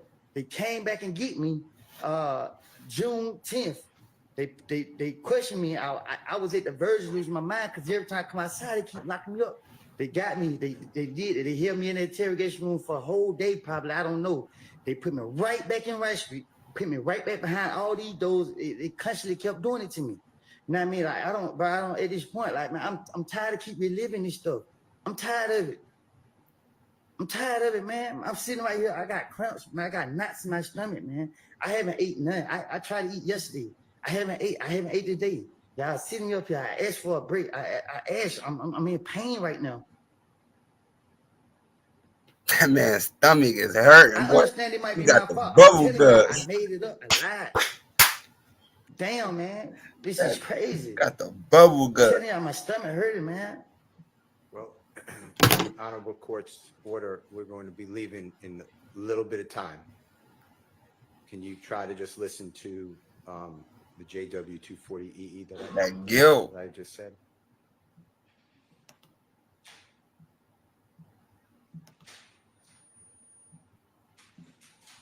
If you need it, could you put in your earphone if you don't mind? I can hear it. Okay. I hate jail. I hate jail, man. I be damn how they nigga recent with me. Man, my nigga try to kill me and my child, bro. And they didn't even come out and kill me, bro. I'm telling you, man, but you. this bad right here. Mr. Copeland, with your background and your experiences in Man, jail, you about to cry. is it fair to say that you would do anything not to go to jail?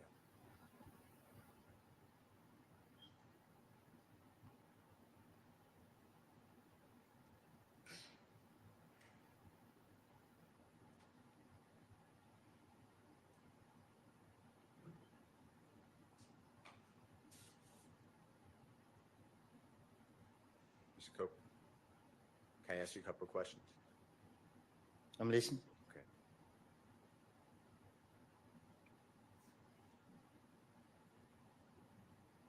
For people who've never been to prison or jail, do you know the difference, by the way? Y'all know the difference. Objection out of relevance. Sustained. Whether it's a prison or jail, is it fair to say that Rice Street is not either one. There's not prison or jail. I don't know what that place is. This is the worst place in the world. do you remember being in custody after Friday, June 7th, 2024, after the first time you testified before the ladies and gentlemen of the jury, and before you came back in the late morning of Monday, June 10th, 2024? Do you remember where you were held? Hit that cash locked me app, up man. here? Support the Yes. channel. What about it? Do you remember where were you held in the Fulton County Jail, another jail? Do you remember? When they took me out of here? Yes, sir. Yeah. Where were you held? They took me to Rice Street, and then the next day they took me from Rice Street to DeKalb County Jail, and they damn near just as worse as Rice Street. And DeKalb County Jail, describe to the ladies and gentlemen jury what it was like when you were in that jail. Objection relevant, Your Honor. Goes to his motivation for testifying here. I don't know that we need to get that far afield. He's already told us that Rice Street is horrible. It's the worst place in the world, and DeKalb is even worse. So let's move on. Mr. Copeland, after giving law enforcement officers this information that the prosecution has played for you, January 11th, 2015, recorded interview, January 28th, 2015, recorded interview, February 20th, 2015, recorded interview, February 21st, 2015, recorded interview, June 10th, 2015, 9-hour recorded interview. You got charged with murder, right? For Donovan Thomas. Can you say it again? Yes. I heard the interview. You said I got charged with murder. If you don't got Cash App and you got Zelle, I got Zelle. If you got a bank account, I got Zelle too. I'm drop my Zelle in the chat. Marking Jeffrey Williams number 245. If you got a bank, you trying to send me some send me a donation to support the channel. Let me know. It's my Zelle. Remember Detective Thorpe swearing out a warrant for you for the offense of murder for you knowingly and intentionally with malice aforethought on January 10, 2015 at 330 McDaniel Street, Atlanta, Fulton County, state of Georgia, did participate in a drive-by shooting. Hang on just a second. Yes. Reading something that's not into evidence. Damn, they got a. Hold on, what did he just say? Hold on relevance. What was the first thing? That he's reading something that's not in. All right, so have him, are you asking him whether he recognizes it? Just Sure. Did he ask get him, charged? do you recognize it? That's Okay. the way to do that. Okay, look at Jeffrey Williams number 245. It's several pages, but this is the first page at first. Do you recognize that as the warrant taken for your arrest for murder of Donovan Thomas by Detective Thorpe on October 20th, 2015?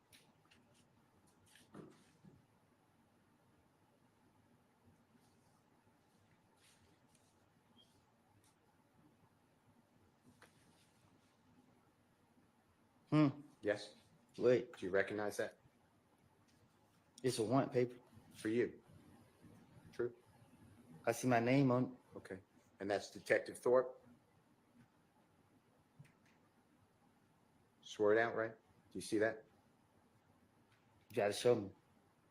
May I approach your honor? You may. May I approach you, Mr. Copeland?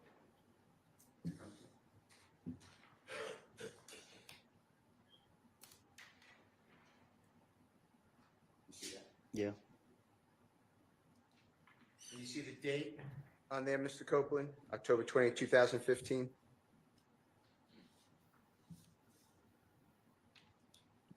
You said who? October 20th, it says 10/20/15, 2015. Do you, No, I don't see it. may I approach your honor? You may. Are you gonna ask him whether it was served on him? Because he didn't really answer whether he recognized. Date? Mm-hmm. Yes. And at that time, you were in federal custody at the Robert A. Dayton Detention Center. When I say that time, October 20th of 2015, you were awaiting the federal charges that eventually you were sentenced to 51 months in custody, right? No, I was sentenced to 5 years. Okay, apologize, 60 months in custody. Apologize. While you were held at the Robert A. Dayton Detention Center in Clayton County, do you remember that? Lovejoy. Yes, Lovejoy.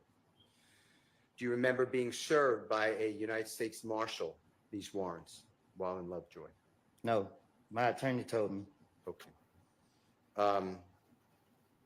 And you were charged with what crimes? He just said murder.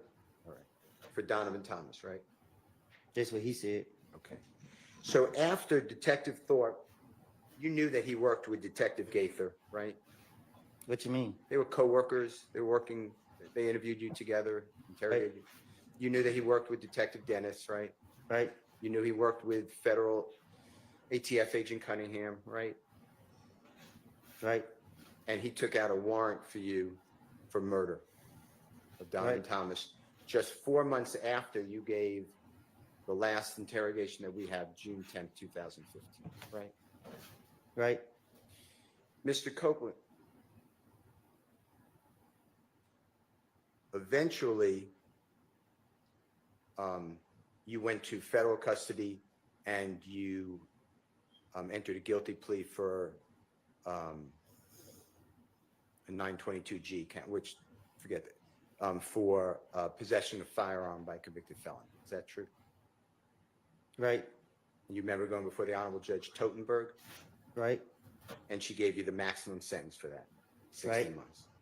And you served 51 out of the 60 months. Is that fair to say? Right. Okay. I want to show you some of your prior convictions and tell me if you recognize them, okay? I'll be right back. Your Honor, may I have a second? You may.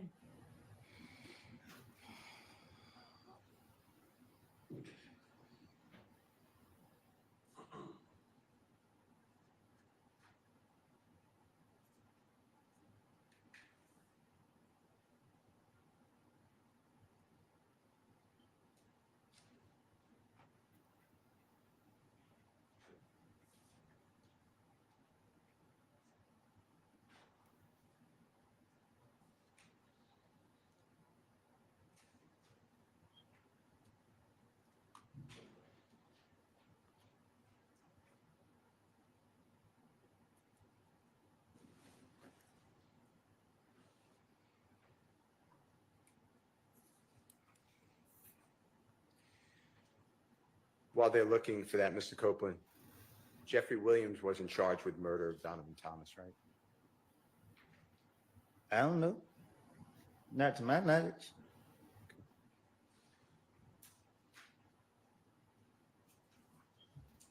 Even in this indictment, Jeffrey Williams not charged with murder of Donovan Thomas.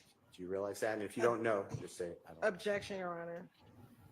Improper speculation. It's the indictment on trial. Well, it really doesn't matter whether he knows it or not.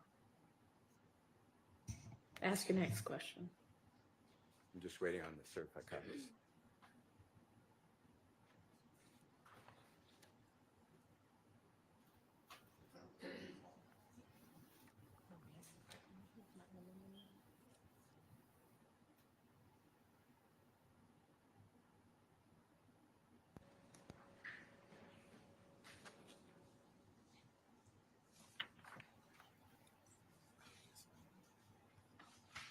Mr. Copeland, I'm just going to ask you some questions while the prosecutor is looking at this, okay?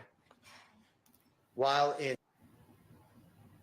jail, in the Fulton County Jail, as well as, were you held in the Fayette County Jail? Do you ever remember that? Mm-hmm. Yes. Just to be fair, say yes, okay, or no. And you are aware that jail calls are recorded. Is that fair to say? Yes.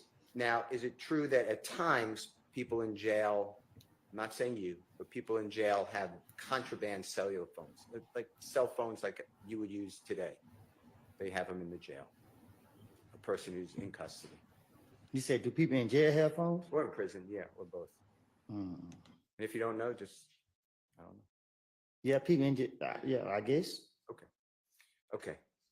I'm going to show you what I've marked. I'm starting at 252J as in Jake. May I approach, Your Honor? You may. Mr. Copeland, may I approach you? Mm-hmm. This is, I'm just going to show you what I've marked as Mr. Williams 252J, okay? And if you could just take a look at this for me. Do you see what it says here? United States District Court, Northern District of Georgia, Mm-hmm. Atlanta Division, United States versus you, United States of America versus you, Mr. Copeland? You see that? Mm-hmm. And do you see your lawyer's name, Ms. Durrett? Mm-hmm. And that's Durrett. And do you see the Honorable Judge Totenberg's signature on there? Mm-hmm. And that was your judge, correct? Yes. Yes. And you see the date, October 24th, 2018? Yes. And it has an amendment to the judgment, same case number, your name, right? Yes.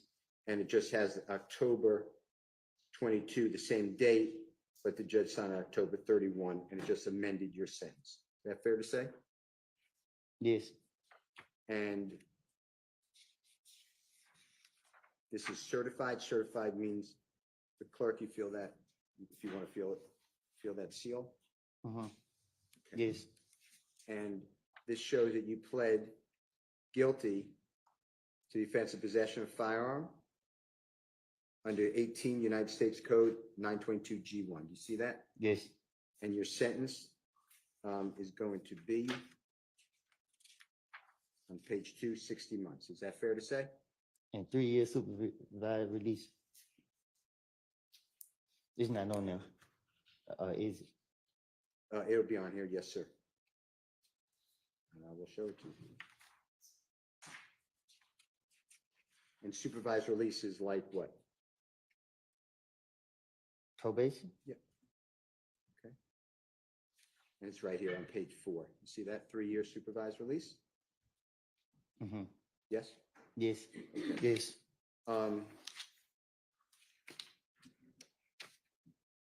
Your Honor, I move for the admission of its certified document 252J. It's a conviction of Mr. Copeland from the Northern District of Georgia. The offense date is April 28, 2015. Your Honor, the judgment date is October 24, 2018, but then it was amended. It was a correction. It's October 31, 2018. All right, send minute. I'm just going to move this to court.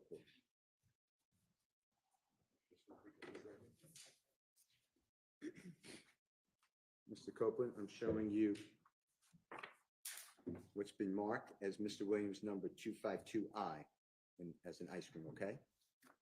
And again, do you feel that seal on it for a certified copy? Did you feel that? Mm-hmm. Is that a yes? Yes. Okay. Yes. And this is in the Superior Court of Fulton County, and that's state of Georgia versus you. You see your name? Yes. And that's indictment number. It actually says criminal action number 20 SC 176912. You see that? Yes. And do you see where it says that you entered a guilty plea under Alford? Do you know what Alford is? Remember? No. Okay. And it says 5 years to serve 3 years, balance of 2 years probated. Do you see that?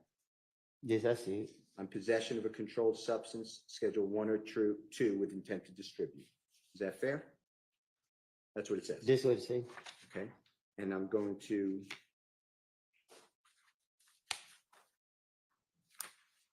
turn to, you were sentenced by the Honorable Judge Ingram in this courthouse. Do you remember that by any chance? Yes. And I'm going here to your indictment. And Judge Ingram's name used to be Judge Millender. Did you know that? And if you didn't, that's fine. Yes, I know it. Okay. And this indictment was returned by the grand jury on November 20th, 2020 for the offenses of participation in criminal street gang activity. But you did not plead guilty to that. You pled guilty to possession of a controlled substance, schedule 1 or 2 with intent to distribute, count 2. Is that fair to say? Yes. Okay. And did you see your signature under where it says Kenneth Copeland waives a copy of the indictment, list of witnesses, formal arraignment, pleads guilty to count 2? You see your signature there? Yes. And then the Honorable Jonathan Melnick? Yes. That's your lawyer, right? Former lawyer. And you pled guilty on January 25, 2022. Fair to say? Yes. Okay. Your Honor, this is a certified copy, and I would move for the admission of Mr. Williams number 252I. Admitted.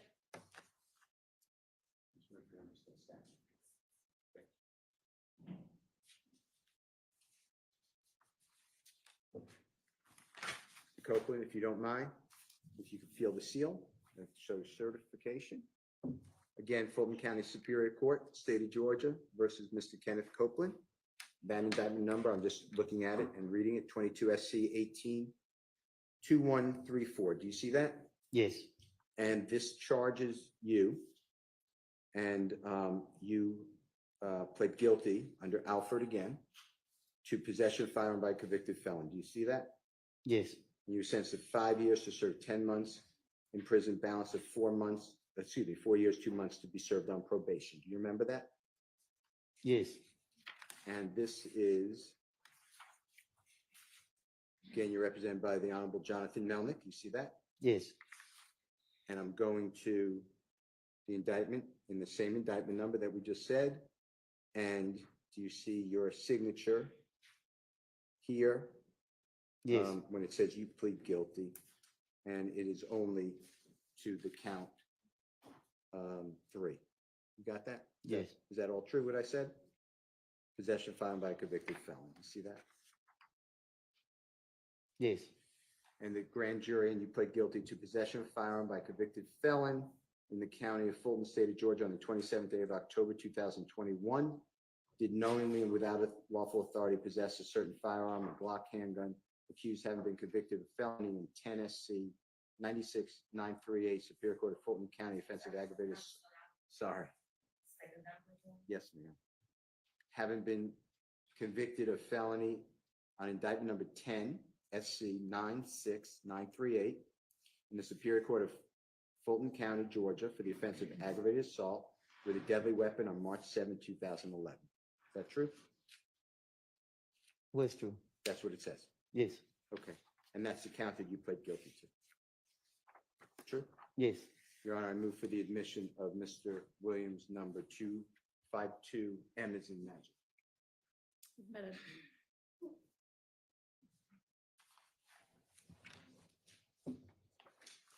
And Mr. Copeland, that date, October 27, 2021, you saw a clip, I believe, of the investigator, detective Viverito and you in a room? Yes. And that was the same day, October 27, 2021. Is that fair to say? Yes. Okay. Mr. Copeland, I'm showing you Mr. Williams, number 252G as in Goldfeder. And this again, in Fulton County, State of Georgia versus you, Mr. Copeland. This indictment number is 20 SC 176851. You see that? Yes. And this has you pleading guilty under Alford to count 2, possession of a vehicle with an altered VIN number. Do you know what a VIN number is? Huh? Do you know what a VIN number is? No. Vehicle identification number? Yes. Okay. And it says 15 years to serve 3 years in prison, balance of 12 years on probation. You see that? Yes. And this date is also before Judge Ingram on the 25th day of January 2022. Is that fair to say? Yes. And here's the indictment. Same number that I announced before, State of Georgia versus you, and charging you with count 2 with possession of a vehicle with an altered VIN number, and you pled guilty to that count and count 3. Yes. Willful obstruction of law enforcement. See that? Yes. And that's your signature, or the judge? Can you try turning that backup mic off? I don't know if that'll make any difference or not. Okay, I don't know why that's started happening. Go ahead. And you pled guilty to Jonathan Melnick's your lawyer, 25th day of January 2022. Fair to say? Yes. Your Honor, I move for the admission of Mr. Williams, certified copy, Your Honor, 252G is a bill. Admitted.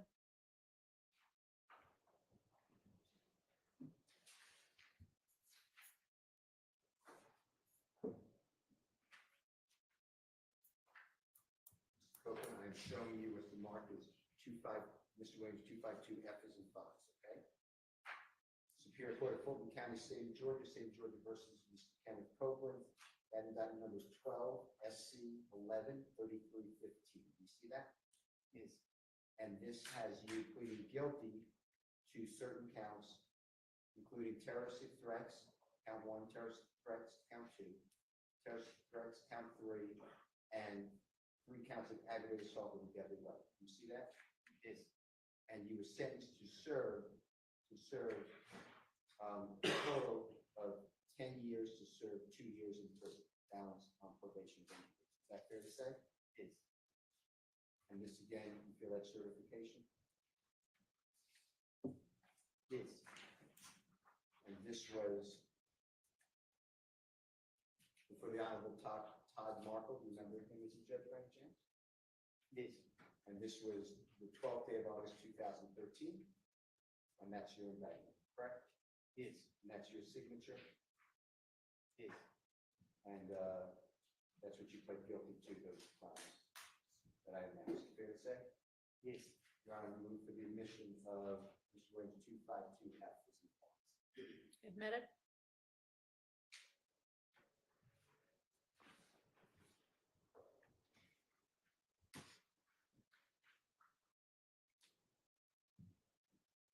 Mr. Copeland, I'm showing you what's certified, and if you don't mind just feeling, just make sure that you put the same seal. Yes.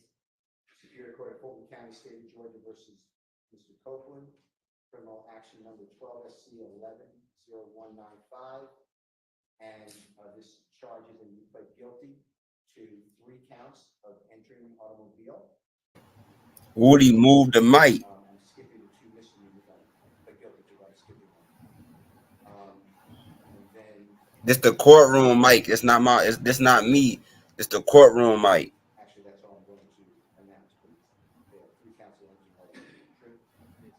And you were sentenced to 5 years, so 2 years in prison and a balance of 3 years on probation. Fair to say? This was and this was on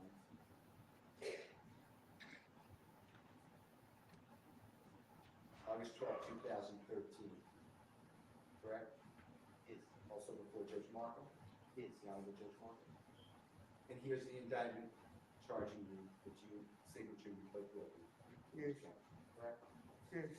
Your Honor, I move for the admission of 252B as indictment. Admitted. Certified.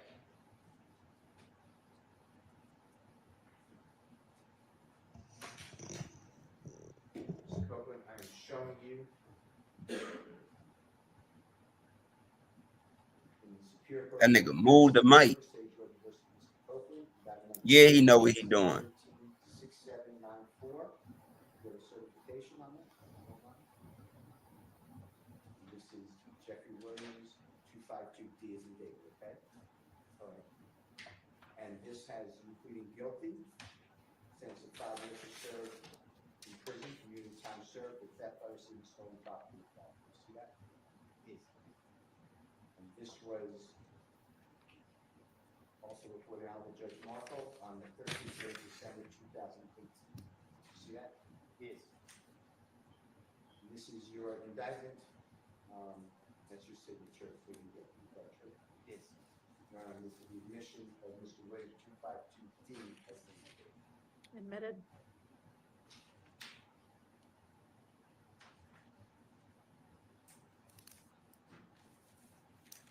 Copeland, I'm showing you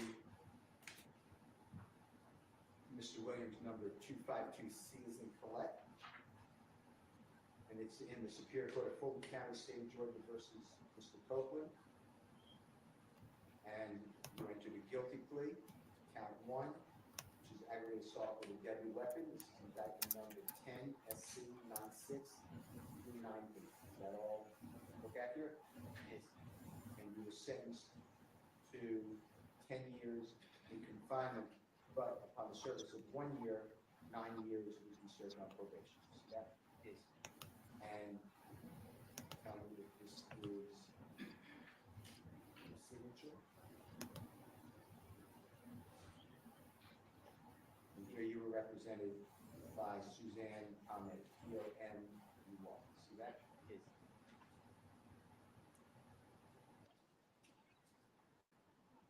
Here's your indictment, and that's your guilty plea under Alford versus North Carolina. This is your signature. Yes. You entered that plea on the 7th day of March 2011. Fair to say? Yes. Your Honor, I move for the the admission is a certified copy of Mr. Williams 252C is it? Admitted. And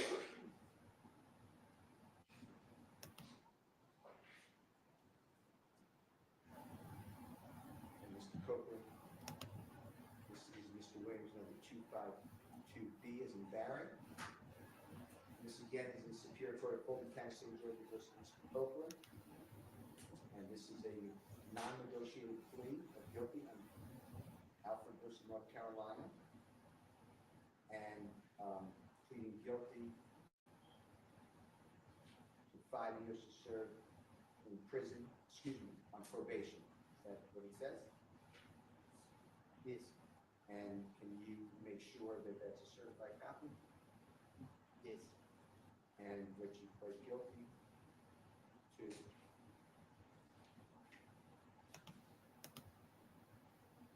With your lawyer, Jessica Stern, STR, and that? Yes. And this was August 31, 2009, correct? Yes. And you pled guilty under Alfred versus North Carolina to count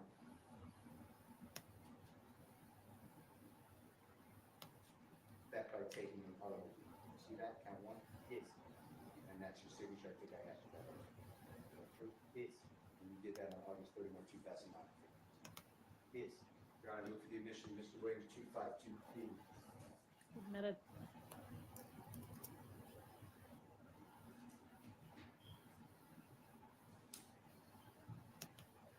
Mr. Copeland.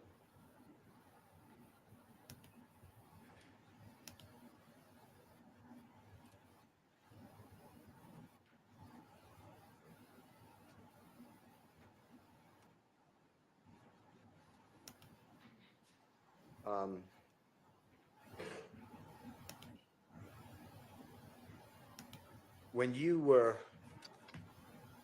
able to be around Jeffrey for that short period of time that you said, that benefited you because it made you more known. People, am I saying that right? Is that true? Objection on vague as to what period of time? Can you rephrase your question, please? Sure. You testified already that you were with Jeffrey for a short period of time from the end of 2014 to 2015, and you were arrested and didn't get out of custody on June 10th, 2015. So somewhere in that period. Is that fair to say? I didn't need Okay. You were around Jeffrey Williams at times, at the end of 2014, year 2014, and then sporadically, because you kept getting arrested, but no more after June 10th, 2015, because then you're arrested and then sent to federal prison for 51 months. True? No. Okay, explain. I was on around him from 14, and then we started hanging in 15. Say it again, I couldn't hear you. I wasn't hanging around him in 2015. Okay. Only the end of 2014. Okay. And that was beneficial to you because it boosted your notoriety, meaning people took more note of you because you were around people like Jeffrey Williams and the people that he knew. Is that true? It really was based off the experience. Explain that to the jury. What you mean? Explain what you mean by it was based off the experience. It wasn't about attention. It was just about flying on planes, going different, like just seeing more than just hanging in the neighborhood. Before Jeffrey Williams allowed you, took you, asked you, or Tick or Mr. Trantavia, whoever, how far outside of the Atlanta area have you ever been?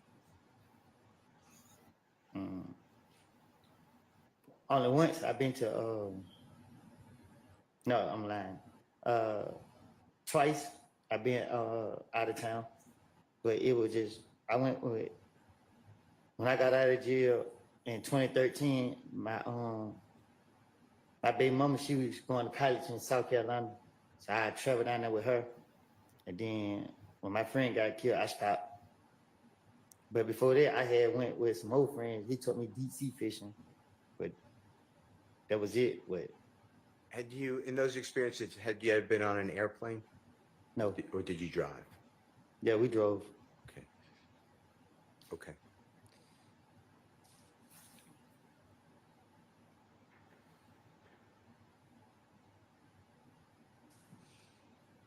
Mr. Steele, is this a good time to stop? Sure. All right, we're gonna go ahead and break for the day. I will see y'all back here at 9 in the morning. Just a reminder, wear your juror badges. Don't talk about the case with anybody. Let anybody talk about it with you, including amongst yourselves. Don't use the internet or any other kind of source to try to find out information about the case, anybody involved in it. Don't watch, read, listen to, in any way absorb any kind of media accounts about this case, including social media. And hope y'all have a pleasant evening. See you in the morning. Thank you. All rise for the jury. Can I leave? Yes, we'll see you back at 9 also.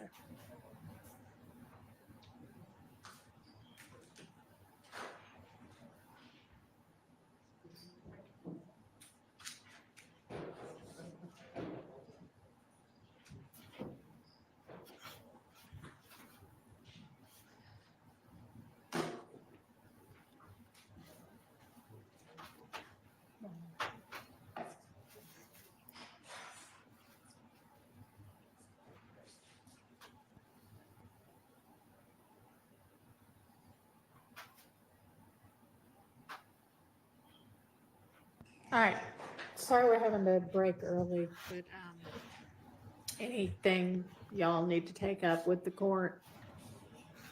Anything we can go ahead and take care of?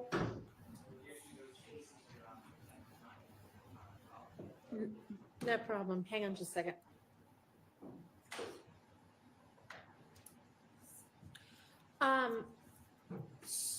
So time-wise tomorrow, what are we anticipating in terms of? I will be done in my estimation, which is horrible typically, but I will be done. Well, you're a lawyer, so we don't estimate time well. Okay. Well, then my guess is I will be done at or before lunch. When I say at or before, your honorable court starts right on time. I should be done by 11 o'clock is my belief. Okay, and do we anticipate cross-examination by any of the other defense attorneys? Yes, Your Honor. Okay. My cross will only be, depending on how much Mr. Steele covers that I intend to cover, but probably around 20 minutes is all I need. Good evening, Your Honor. Yes, it'd be a brief cross-examination. All right. Thank you. No, Kendra, Your Honor, I was anticipating a day. A day? Okay. But I'm going to try not to be repetitive of some of the issues that Mr. Steele is covering. So I'm going to try to shorten it. All right, well then clearly we will not be getting, and I would assume there's then going to be redirect. The reason I ask is I'm not sure exactly when we're moving to the next witness or if the order of witnesses is still the same. And I had heard from the attorney for Mr. Sledge that he has conflict at least for part of tomorrow, but it doesn't sound like that will matter. So, and do you anticipate that he would be the next witness after Mr. Copeland?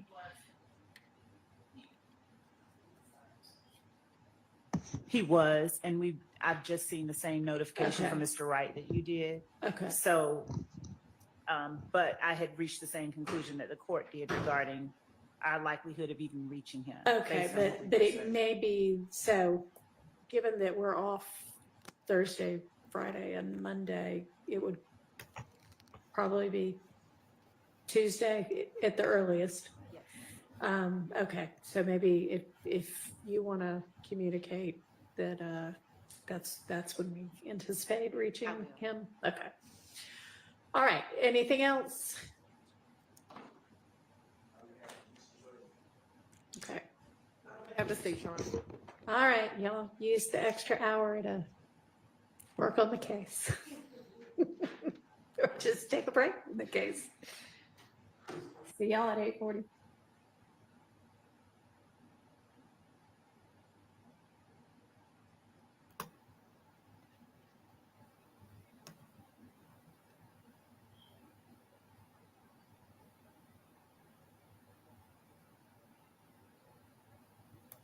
So the case is over with for today. They'll be back tomorrow, but we're about to do a little recap.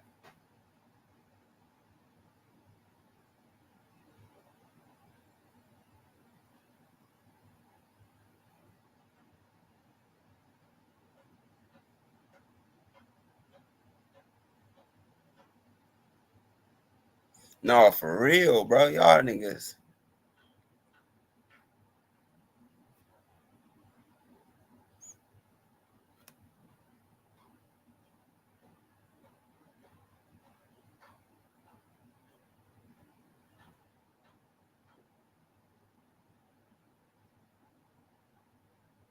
Appreciate that. Appreciate that. Yeah, my music on that same page. It's on my videos. I got two videos that's on this page. I got 2 videos that's on this page.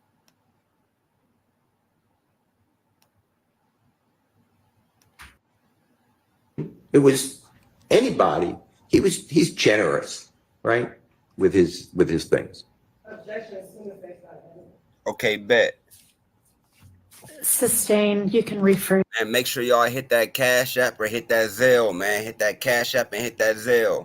My Cash App is BigWavy05. My Zelle is WayneMap30@gmail.com. Make sure y'all support to the channel, man. Make sure y'all support to the channel.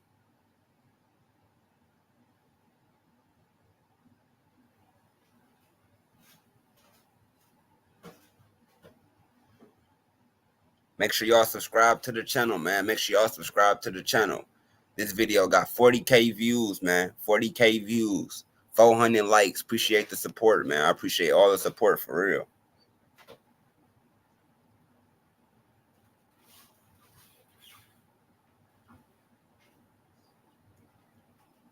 So I got a lot of support on this video.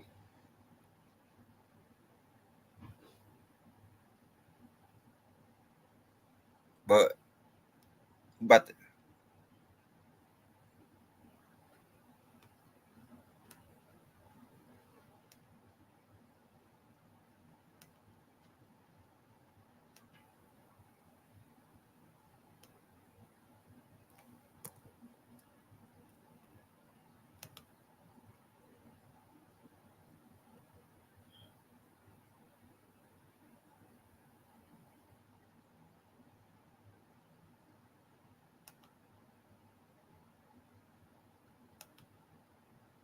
about to go into this.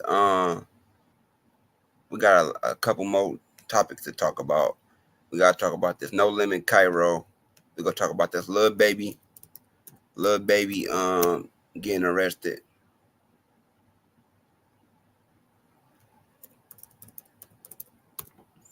Little baby just got arrested. It's a couple more things that's happening. Little baby just got arrested. No Limit Cairo got arrested.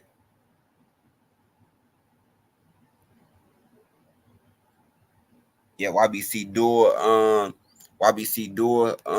video just came out. It's a lot of stuff. Let me see.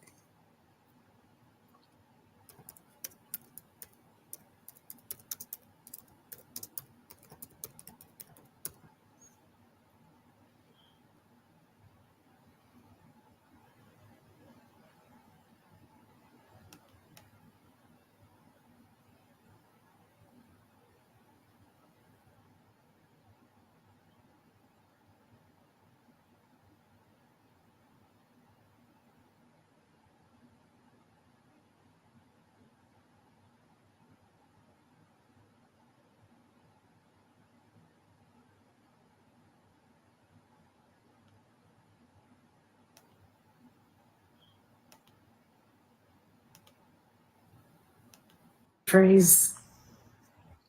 It's fine. All right. You also knew at that time, 2014, 2015, Jeffrey would fly on private planes. True? Yeah. And he would allow you at times, I don't know the number, you could tell the jurors, to go on a private plane with him. Fair to say? Yeah. And you knew he was touring America at that time, right? He was performing all the time, right? Yeah, he was. Yeah. And he would do tours throughout America. You're aware of that? He used to go to, I don't know what tour is, but he used to go to the different clubs and stuff. Okay. And do you remember him having like go to different cities throughout America? I mean, that's what I mean to say. That's fine. And Europe, countries like England and France.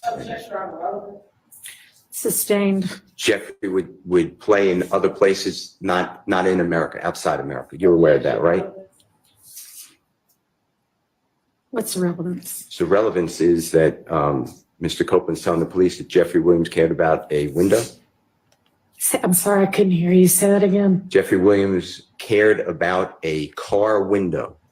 The man is Okay, I'm not sure the one has much to do with the other, so I'm going to sustain that objection. When you told the police that this is about a window, Jeffrey's window, remember what we just heard? That was part of your finesse, right? To get you out of there. When the police was questioning me, my only motive was to get me out of the interrogation room free. I was trying to say whatever I can to get them to let me go, to convince them that I would help them. And this just was my motive. No, it's just like where I'm from, like we don't make like if we on our song by ourselves, like we make our song short like that. Like our song only be like 1 minute. Like we don't make our songs long. We only make our songs about 1-2 minutes. Because I ain't even got a hook on that song either. I ain't even got a hook on that beat or nothing. Make sure y'all subscribe to the channel, man. Make sure y'all subscribe to the channel. We just doing a little recap of what was said in court earlier.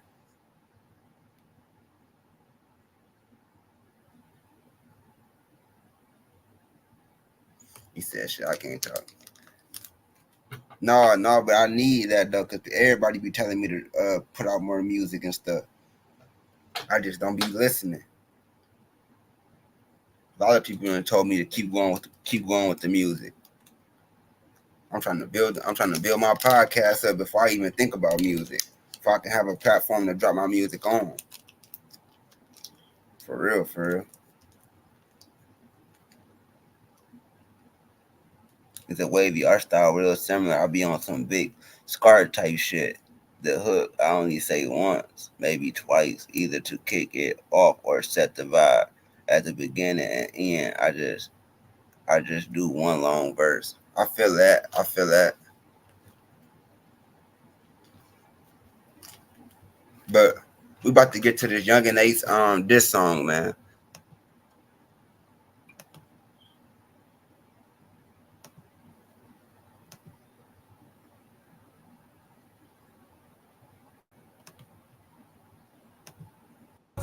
That's they problem. And they on one way NHG. Hey, they mad at me, the nigga died, that's not my problem. I'm getting rich off the dead like that's my problem. Can't trust nobody but my chopper, that's my problem. Little nigga died, got caught in traffic, that's my problem. When I got shot, my brothers died, they won they. When I was lacking, then way cross, they won they. When this bitch got hit with that stick, that went my problem. When his mom got hit with that shit, that went my problem. Bubble 9 and Jay got hit in that challenge, that went my problem. When baby died at 16, that went my problem. That's not my. She got caught coming out the trap, that's not my. Oh, 𝐷𝗀𝒏𝒏, that's they problem. And they on one way NHG. Hey, they mad at me, the nigga died, that's not my problem. I'm getting rich off the dead like that's my problem. Can't trust nobody but my chopper, that's my problem. Little nigga died, got caught in traffic, that's my problem. When I got shot, my brothers died, they won they. When I was lacking, then way cross, they won they. When this bitch got hit with that stick, that went my problem. When his mom got hit with that shit, that went my problem. Bubble 9 and Jay got hit in that challenge, that went my problem. When baby died at 16, that went my. That's not my. She got caught coming out the trap, that's not my.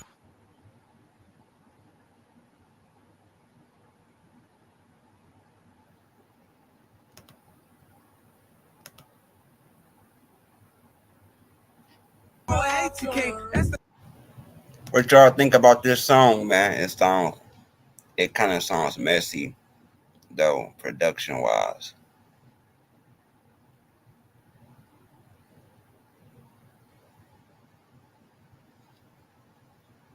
I think this gonna be the most. He put his mama in it. He put 𝐷𝗥𝗧𝐿 got hit in the Challenger. He put, man, 𝐸 going overboard with this one.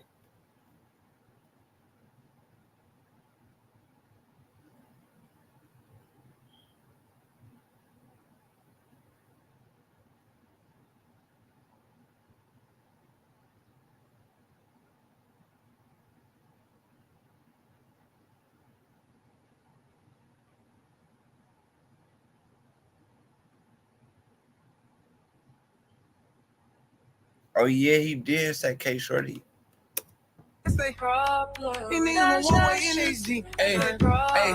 mad at me, the nigga died, that's not my I'm getting rich off the dead like that's my can't trust nobody but my chopper, that's my little nigga die, I caught in traffic, that's my when I got shot, my brothers died, they won they when I was lacking in weight cross, they won they when this bitch got hit with that stick, that went my Damn.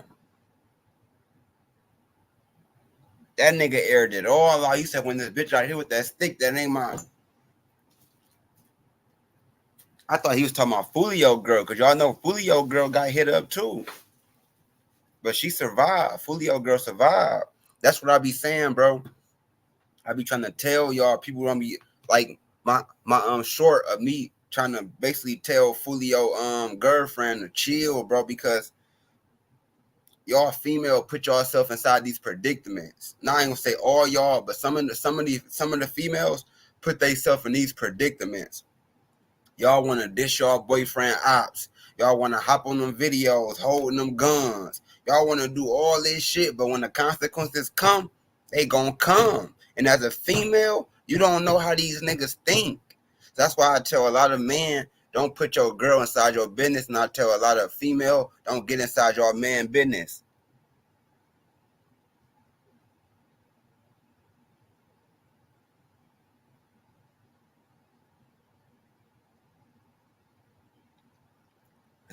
Hood Boy Huncho says, make me feel like crashing out. Why you say that, Hood Boy Huncho? Hey, y'all can hit the link if y'all want to hit the link too.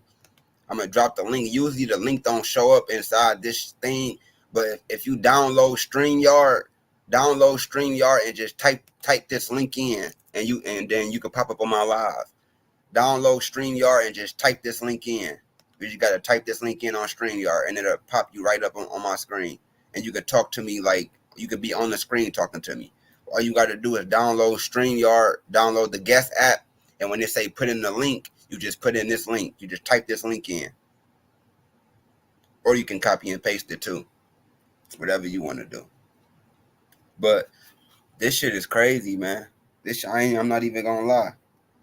When I heard this song, but somebody that like be giving me information and stuff said that I think 𝐸 gonna make six diss songs. This is 5th diss song right here. He got to make one more for it to be 6 diss songs. I feel like he gonna make 6 diss songs. I promise you. What's up? What's up? The real casual podcast. He said they could have made money going back and forth with diss tracks. They too emotional and take shit too personal. You can't have a successful business and run it based on your emotions. No, for real. You seen that 21, the ATK. Yeah, I seen that. They fucking incriminating themselves in that 20v1 too. They incriminating the shit out themselves. They incriminating the shit out themselves for sure.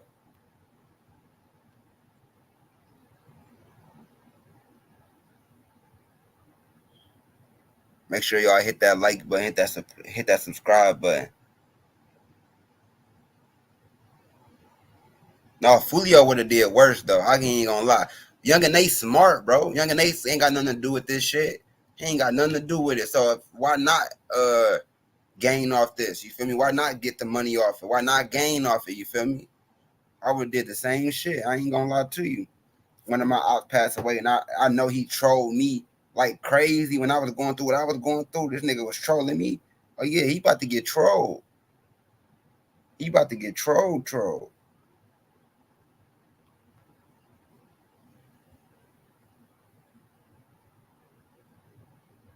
And then we gonna play this call between Ratchet TV and GMK. We gonna play this call between Ratchet TV and GMK. I'm trying to see what's on my shit, what's on my list today.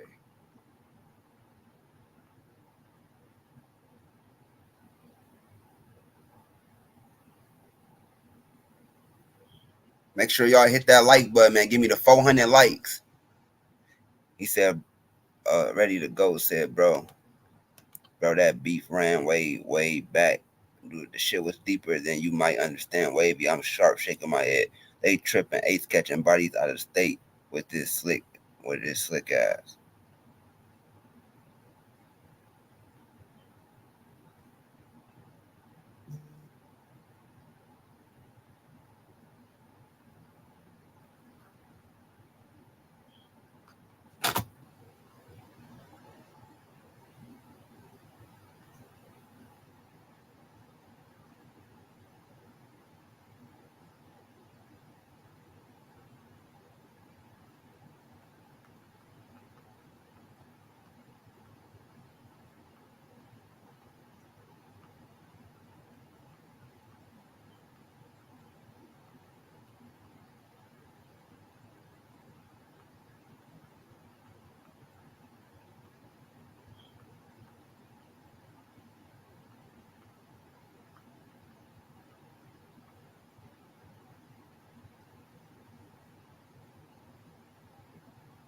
This shit's sad, bro.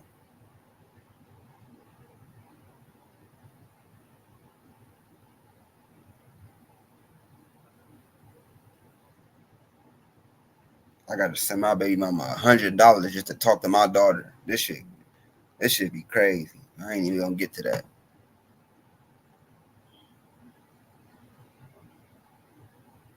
It's that GMK son, ratchet ass, and dude drop, bro. I'm from one block from Fulio's neighborhood. I know exactly why everything happened. Won't speak on it, but it was only gonna end like this. Period. That nigga play is smart. Ace dropped that bag, and they did it. TK turned all the rappers to killers for real. I can't say that. I can't say TK turned the rappers to killers. But my thing is, I don't think Ace had nothing to do with this. Y'all gotta think outside the box. Why would Ace keep dropping diss songs? Why would Ace put him and his family in jeopardy for him to get locked up if he had something to do with this? I feel like it ain't got nothing to do with Ace. I feel like it got something to do with Spinner Beans, Whopper with the Chopper, and J. Breezy. I feel like them three niggas came together and got Fulio gone. I don't think it got nothing to do with Ace. I feel like Ace wasn't involved because he knew if something happened to Fulio, the first person they're gonna come to is me. Ace knew that for real. Yeah, King Von made everybody want to be killers. I ain't gonna lie to you. King Von started that, bro.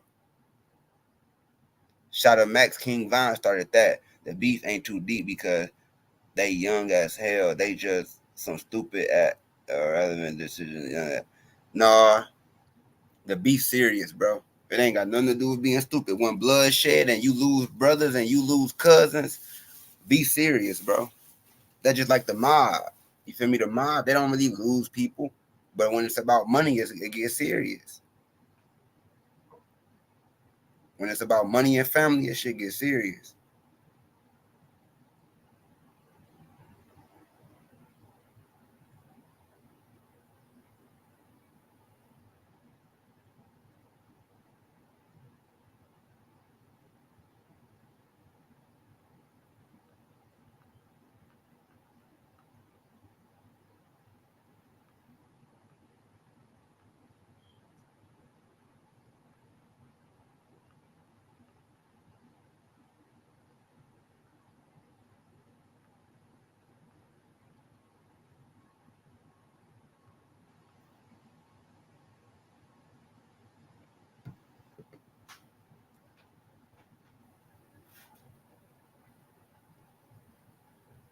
Man, ain't nobody want to be TK, man. Why nobody going around singing no TK?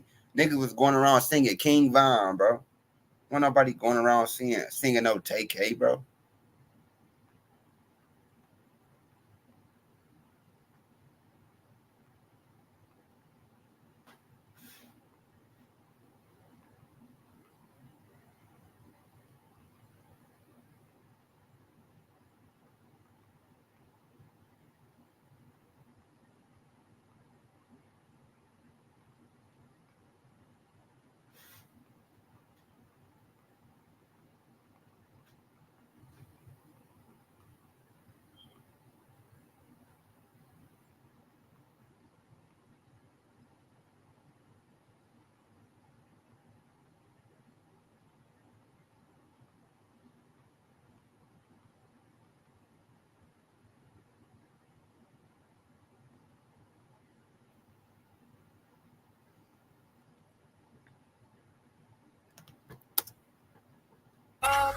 One 𝐴TK, that's they problem. And niggas one way _𝐸𝐴𝐺. Hey, they mad at me, the nigga died, that's not my problem. I'm getting rich off the dead, like that's my problem. Can't trust nobody but my chopper, that's my problem. Little nigga died, I caught in traffic, that's my problem. When I got shot, my brothers died, they won they. When I was lacking in weight cross, they won they. When this bitch got hit with that stick, that went my problem. When his mom got hit with that shit, that went my problem. But when I and Jay got hit in that challenge, that went my problem. When baby died at 16, that went my that's not my. She got caught coming out the trap, that's not my. Boy, 𝐴TK, that's they problem. And niggas one way _𝐸𝐴𝐺. Hey, they mad at me, the nigga died, that's not my problem. I'm getting rich off the dead, like that's my problem. Can't trust nobody but my chopper, that's my problem. Little nigga died, I caught in traffic, that's my problem. When I got shot, my brothers died, they won they. When I was lacking in weight cross, they won they. When this bitch got hit with that stick, that went my problem. When his mom got hit with that shit, that went my problem. But when I and Jay got hit in that challenge, that went my problem. When baby died at 16, that went my that's not my. She got caught coming out the trap, that's not my.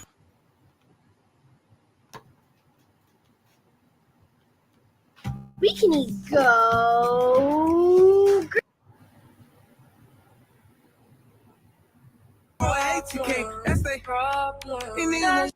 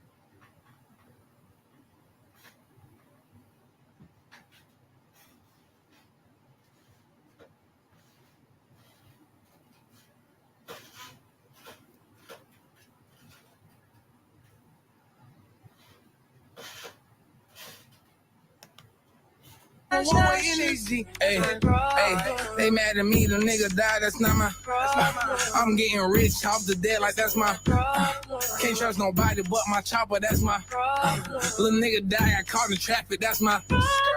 When I got shot, my brothers died, they won they. When I was lacking in weight cross, they won they.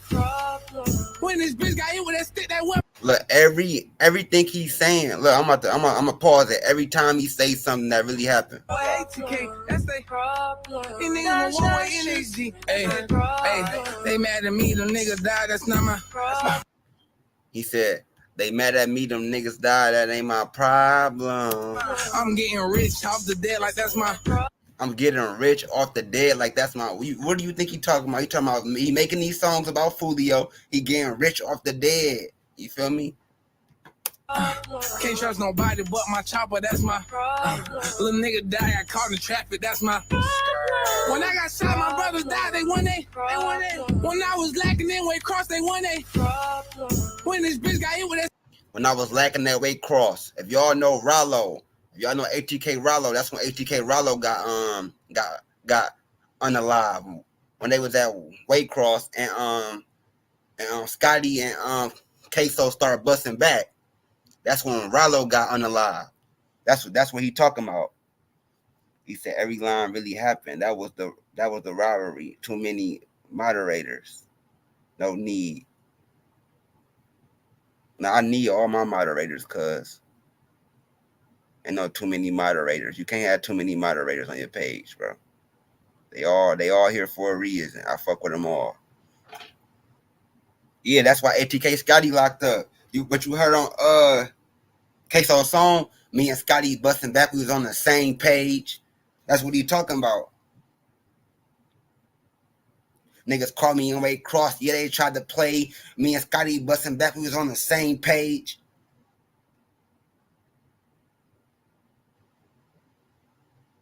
He mad, he ain't a mod or something. He talking about too many mods.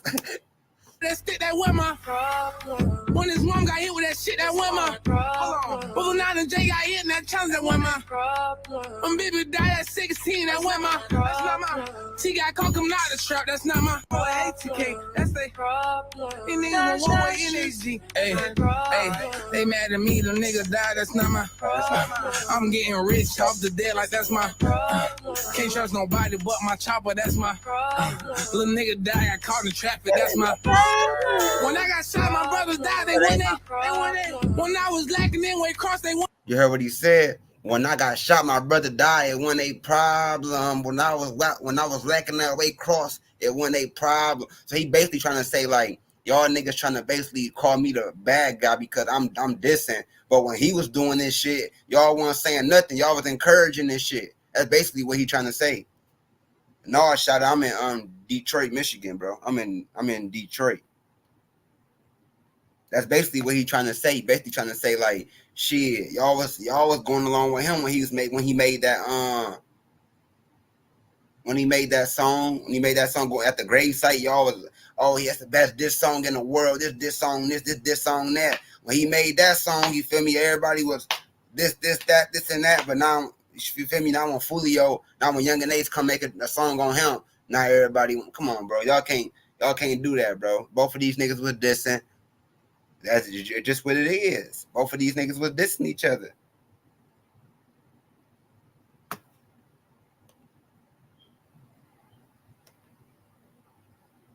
Now I'm about to I know how y'all think about that song now. Now I'm about to look up this little baby getting locked up. About to do a little video on this real fast.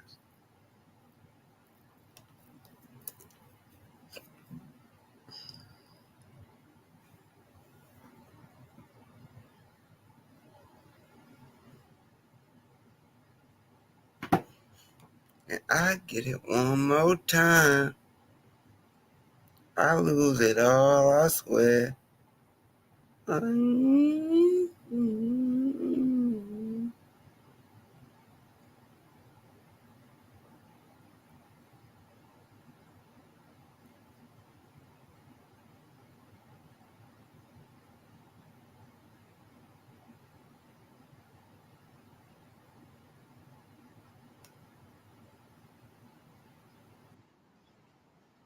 Did you know that almost half of Black-led brands are discovered by word of mouth? That means the easiest thing to do is the thing that can make the biggest difference. Trust, you don't know what you missed on. That's why every time we find a new gem, we gotta pass it on. In Las Vegas, in a heap of... What's up, family? Lil Baby has found himself in a heap of trouble after getting arrested in Las Vegas. You know, there's been a slew of celebrities getting arrested in Vegas lately. Wonder what that's about. Anyway, according to TMZ, Lil Baby was handcuffed on Monday night after he was allegedly caught carrying a concealed weapon without a permit, which is indeed a felony offense. Baby was subsequently booked into the Clark County Detention Center, where he was held on a $5,000 bond. The Las Vegas Metropolitan Police Department has yet to reveal details about the alleged crime. However, the baby's attorneys have released a statement. To be clear, Dominique Jones has a valid Georgia carrying a concealed weapon permit, CCW. They told this to TMZ. On his behalf, we are actively investigating the facts and circumstances surrounding his arrest in Las Vegas. Lil Baby was in town to celebrate James Harden's birthday.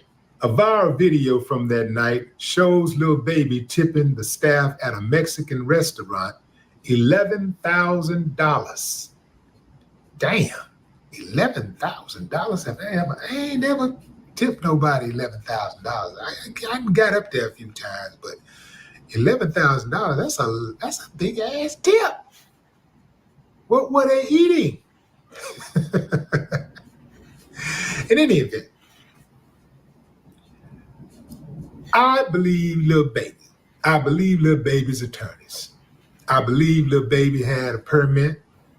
I believe that the LMPD was overzealous as usual. Oh, fam. You know, I actually made a video about them because the last time I was in Vegas, I was surprised to not see one black cop. Not one. I was there for a fight. And the reason I filmed because the previous time I was there for a fight, it was the same thing. You see all of these white cops at the nightclub. In fact, it's the same nightclub where James Harden had his birthday celebration. Dre's, same spot. All of these, well, it wasn't just black people, but it was predominantly a black crowd.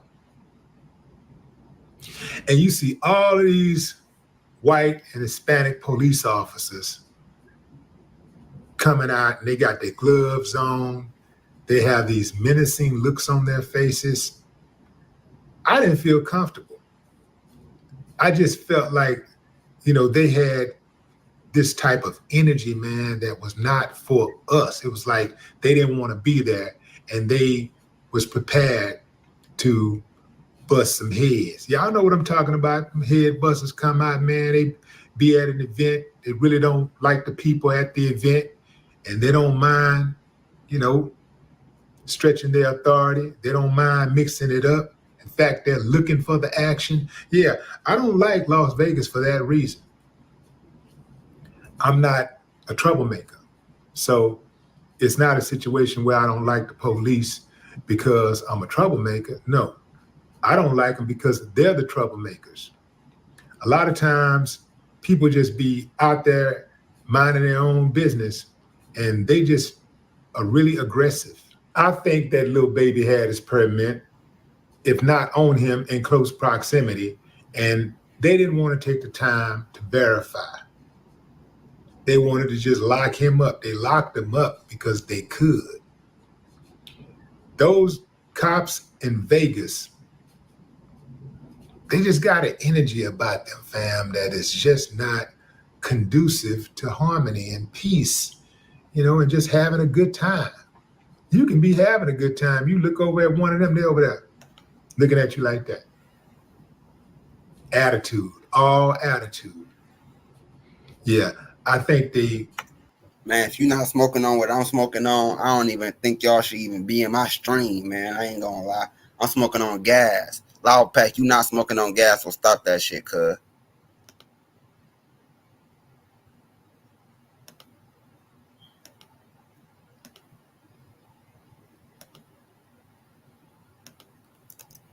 I think they were overzealous. because little baby don't bother nobody.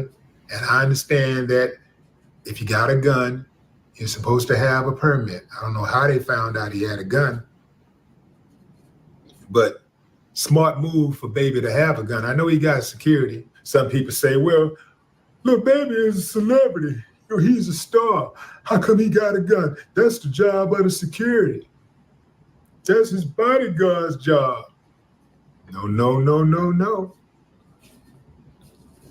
I got a philosophy when it comes to protecting myself. Nobody can guard my body better than I can. So security is good to serve as a buffer. You know, having these bodyguards and all that stuff, that's cool, you know.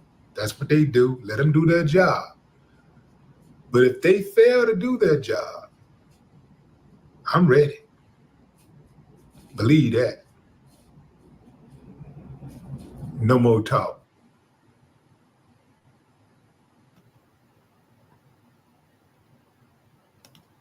Hit that subscribe button, man. Hit that like button, hit that share button, hit that subscribe button.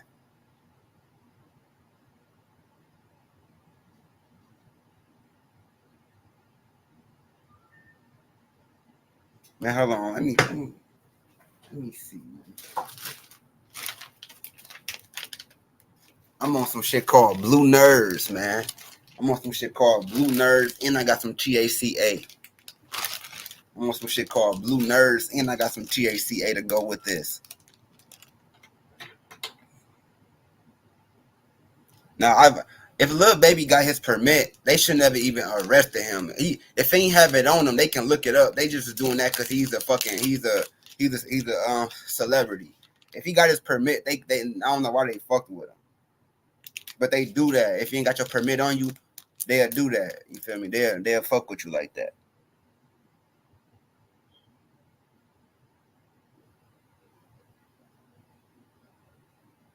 See, Detroit, we are legalized. We legalized. I was gonna do me a marijuana YouTube channel. I was gonna do one of those.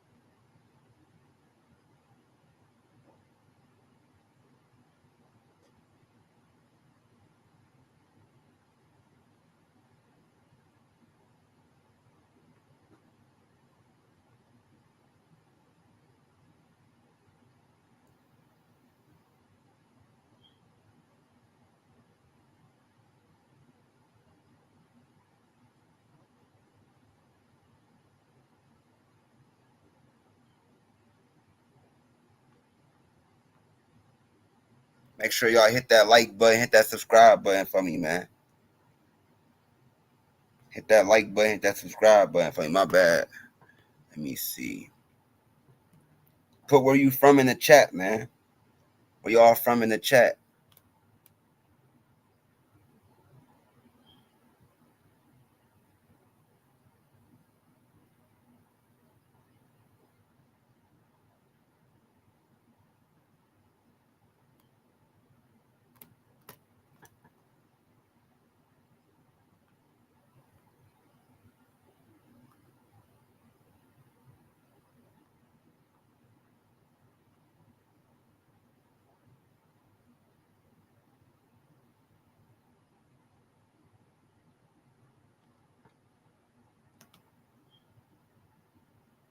Where y'all from? Let me know where y'all from.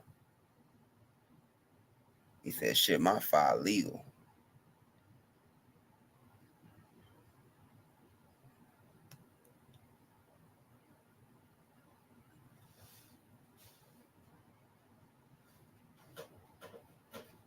Now, I'm on here for a little bit longer. I'm about to get off in a minute, though. I'm just chopping it up with y'all for a little bit longer, and I'm getting off.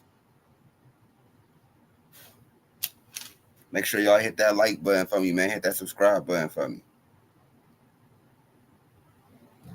Make sure y'all hit that like button for me. Hit that subscribe button for me.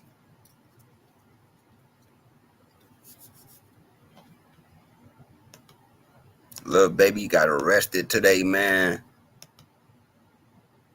This nigga, Lil Woody, on the stance, doing whatever. I ain't never seen no shit like this a day of my. I haven't seen no trial like this a day of my life, bro. That's why he getting so much fame for this shit. Cause niggas haven't seen nothing like this, bro. Niggas haven't seen nothing like this. That's why he getting so much fame and shit. Niggas haven't seen nothing like this before. I'm about to go back to the trial and play this little video.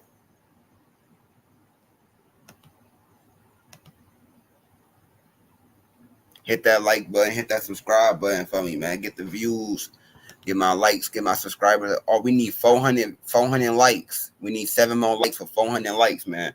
I'm breaking records. I'm literally breaking records. And I'm about to be monetized tomorrow. So all my videos I'm getting paid for. All my videos I'm getting paid for.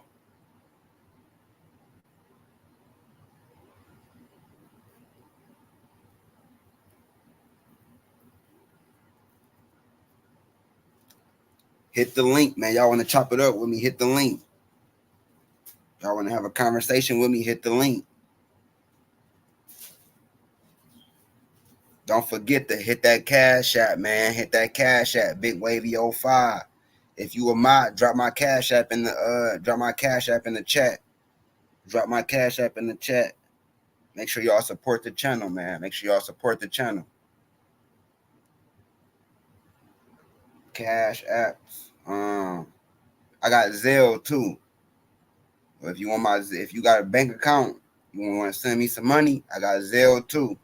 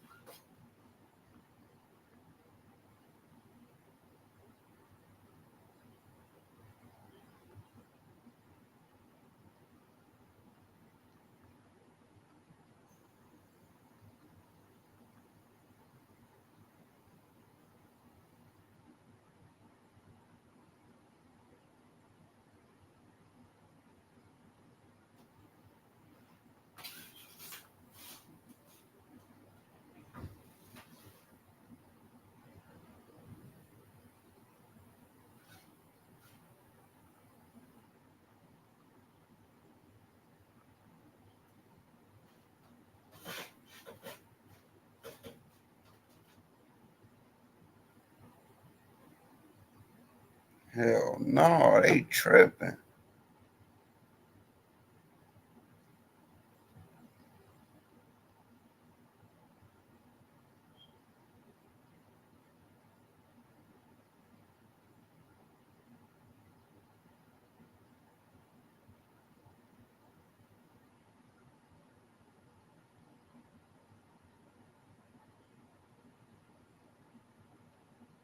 Oh, what up, Jew? What up, nigga? Damn, boy, where the fuck you been at? You see people popping out, people I know in real life. So you know I'm stamped in real life, bro. This nigga just named my uncle head. Damn, that's crazy. When I seen that Detroit bully breeders, I'm like, bro, this somebody I know in real life. I'm like, this somebody I know in real Detroit bully, this somebody I know in real life, bro. What up, bro? I know you see my YouTube channel blowing up and shit, bro. Hit me up. I do promotions, all that, bro. Hit me up. I'm doing promotions, all types of shit. You say you on Discord too, Wavy? I'm about to make me a Discord for real. Yeah, I'm on Discord. I'm about to make one right now, matter of fact. I already got one. I just got to re-download it and shit. I'm about to make one right now. I low-key do need a Discord.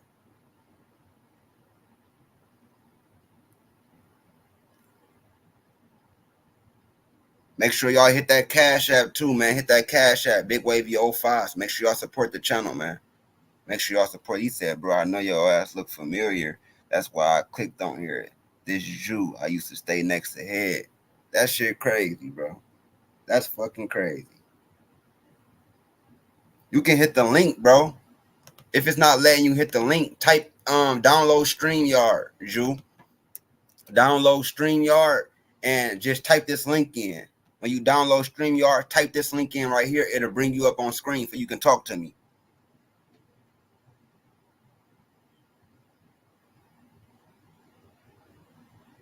That's what I'm saying.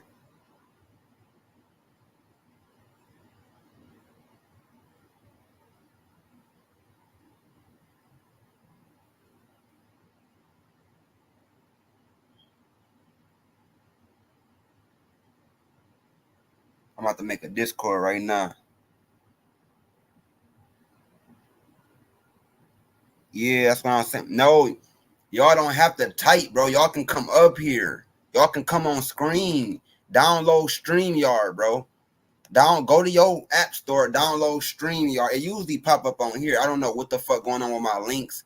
Or my links ain't been popping up. I don't know what's going on. But download StreamYard. You feel me? Download the StreamYard app and type this link in. Type this link in. It'll bring you up on screen so you can talk to me face to face like this. It'll bring you up on the screen. All you gotta do, go to StreamYard and type this in. Type the StreamYard shit and just type this, because this is my what's the name? JNUPPE7FXI. Just type that. Go to StreamYard and type that.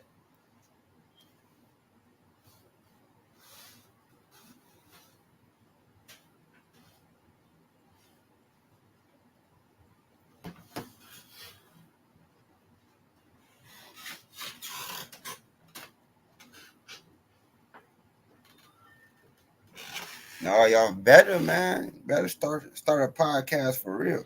I'm downloading Discord right now. Okay. See, I already got a Discord for real. I already got a Discord. My Discord right here.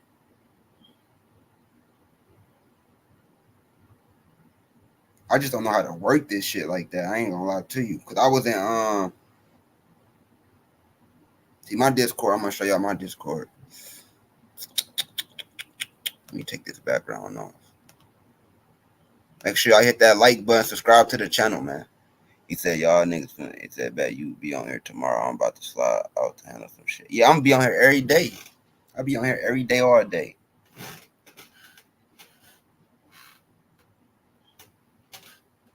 Support, bro. Appreciate that. But yeah, this is my Discord right here. If you want to go on my Discord, it's my Discord right here. My Discord is Wavy Gang Podcast.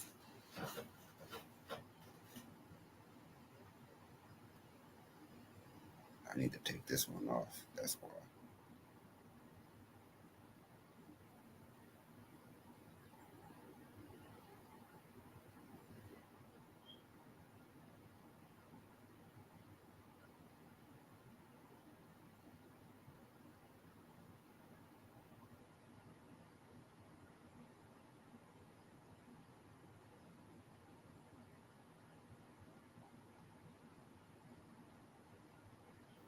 Yeah,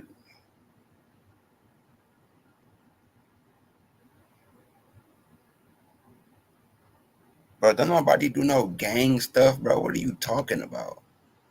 I'm not in no gang, bro. What are you talking about, dude? See, people get on here and think they know you just because you wearing a ski mask.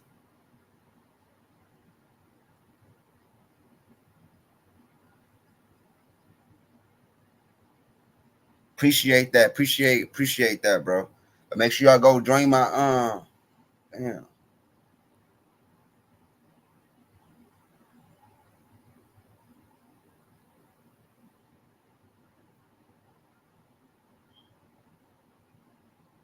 Make sure y'all go join my Discord, man. Wavy Gang Podcast. How do you take them damn links off?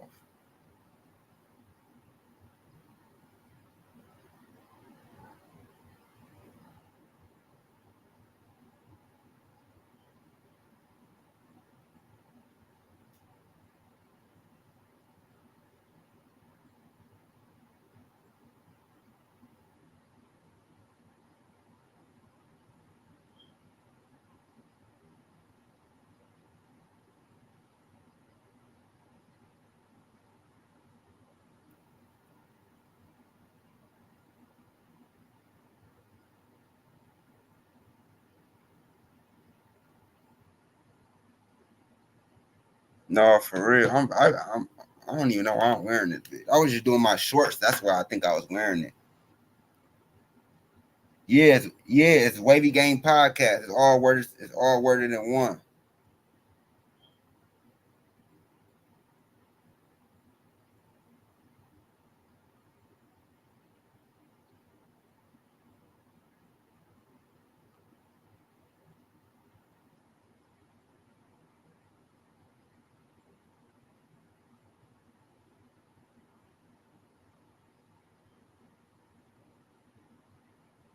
I got my Twitch on here and my YouTube on here. Yeah, it's all in one. It's all in one. Make sure y'all hit that like button for me. Hit that subscribe button, man. We about to do a little thing on this YSL shit some more, man. I just want to hear this part real fast. I ain't gonna lie. Every time they got me, this is what I was trying to do. They were bringing his name up, and they mention anybody's name, I was gonna make up a story on them. I was gonna say something about them, hoping that I can convince them to let me go. And that's what happened here about the windshield, right? Same thing. I don't remember what I told them. I just played it. I heard what I said. That was part of your attempt to go home, right? True. Not to be locked up. Right. Did anybody come to you from the police, the district attorney's office, and say, we corroborated, means supported, verified, this car window story? Did they ever tell you that? After 2000, I gave an interview and went to the feds. I haven't heard anything from the state, the police, nothing until they kicked me in the streets. Okay. They haven't told me about nothing. They haven't reached out to me or nothing. Yeah, it's just, hold on. It's just how I showed it. Let me show you again. Yeah, it's just how I showed it. Matter of fact, I know what I'm about to do.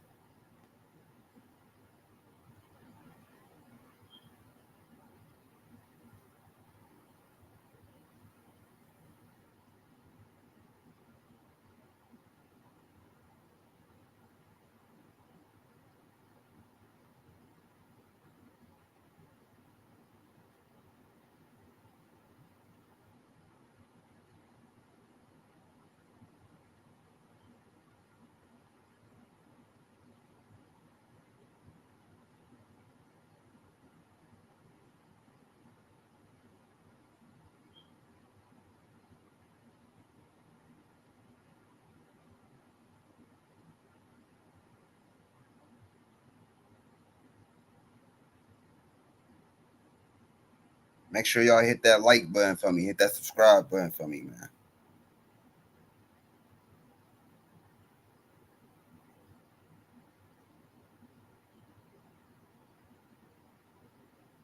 I just added both of y'all. I just added Dewdrop and Ready on Go. I added both of y'all. I just added both of y'all.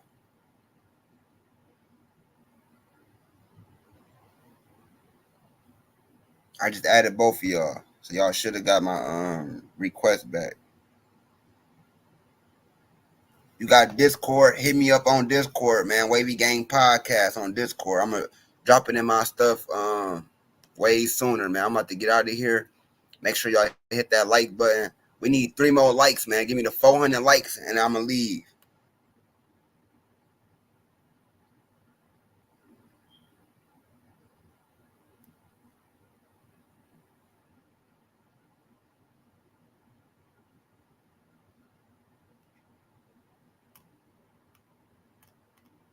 Make sure y'all hit that like button, man. Hit that subscribe button for me.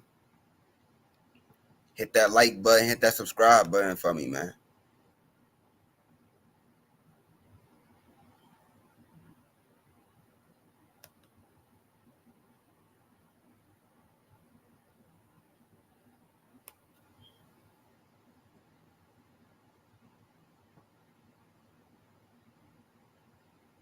Make sure y'all hit that like button, man.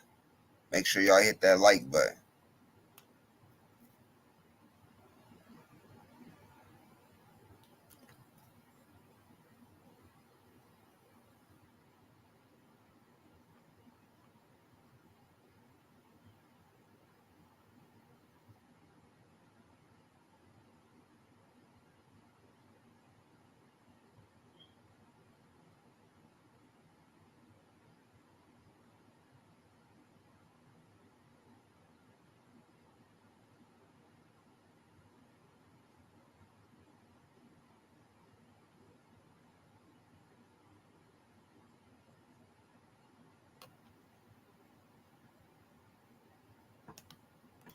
Make sure y'all hit that like button for me, man. Hit that subscribe button. Hit that like button for me.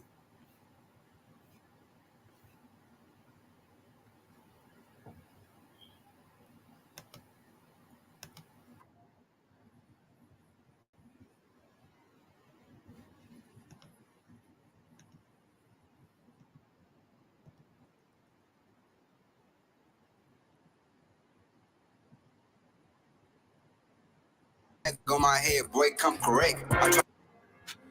Y'all, this me right here. If y'all want to go look me up, my name is Wavy Wayne, Watt World TV Who. I named this song Watt World TV Who just because I was trolling a blogger I was going at the time. But I'm gonna change the name because I'm a real artist. I ain't about to put no blogging nigga on my title for real. But this me right here though.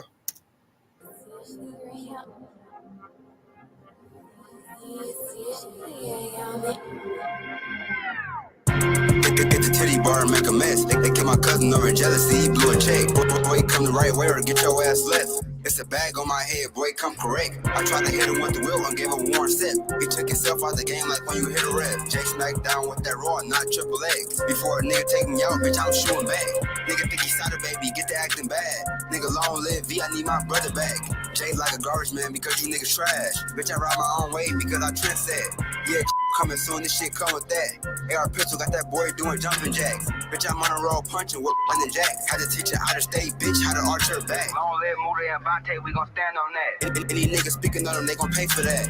Niggas scared for his life, trying to take it back. But when it's up there, ain't no taking back.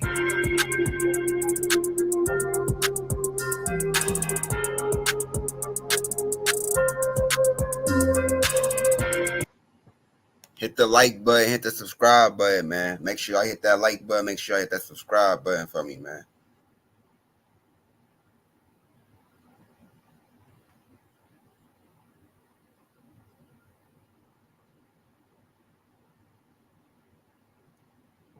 That was one of my songs. I'm about to play the other song. Let me catch you in that whip or you sleeping in it. Put 11 on his back like Kyrie did it. My own blood hating on me, I done peep niggas. Treat my gun like my bitch, I'm gonna sleep with it. How the fuck is dog gangster if he keeps snitching? 2 bands for the body, nigga, we gonna get him.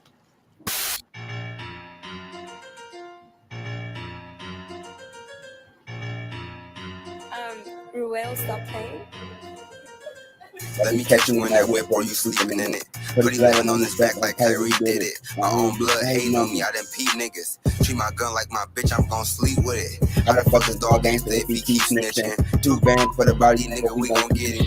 Boy, gon' get some money, I don't beef with niggas. If I catch Josh slipping, I'ma leave a nigga. Boy, got a wet temper like Ben Simmons. Beat the pussy for an hour, she was reminiscing. Nigga, how the fuck I tell when no co-defendant? Joe home for the blood here. Smoke a nigga, I'm on the edge for the VR. Choke a nigga. Always broad day action if you rolling with them. Niggas never seen a judge or a jurisdiction. My young blood to rob your ass for the lowest ticket. I done lost my little brother, so it's over, nigga. You better play your cards right, cause I'm the Joker, nigga. Blood on my red bottoms, we stand over, niggas. What? If you put it in the air, we gon' throw it with them.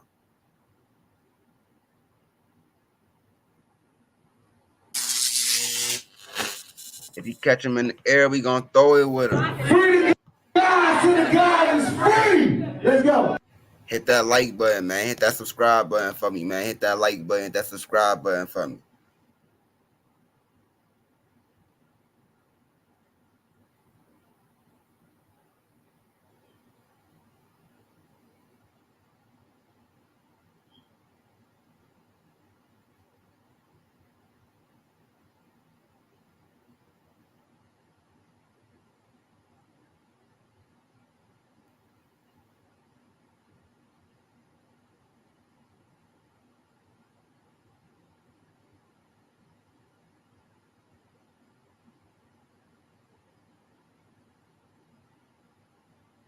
Make sure y'all hit that subscribe button for me, man. Hit that subscribe button. I've been on here for a lot of hours. I'll be back later on, man. Tap in with me.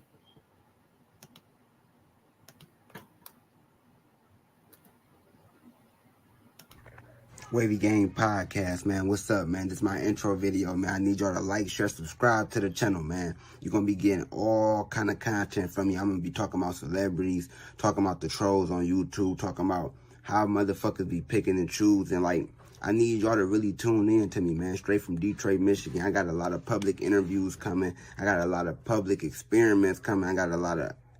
Just tune into the channel to know that the wave is going to keep going, man. Like, share, subscribe to the channel. Salute.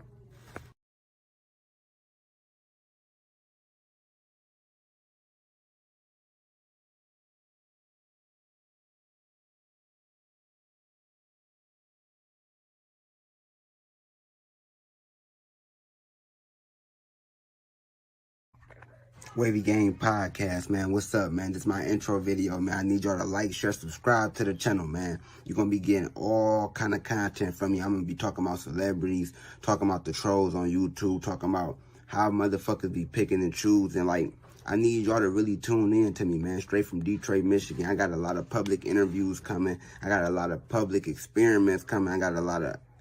Just tune into the channel to know that the wave is going to keep going, man. Like, share, subscribe to the channel. Salute.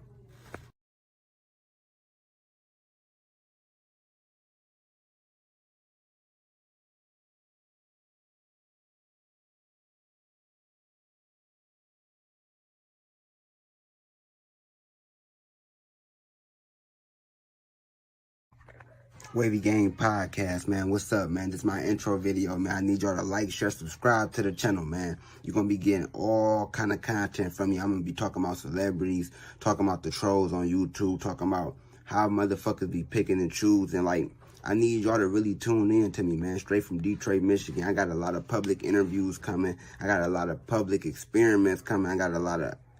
Just tune into the channel to know that the wave is going to keep going, man. Like, share, subscribe to the channel. Salute.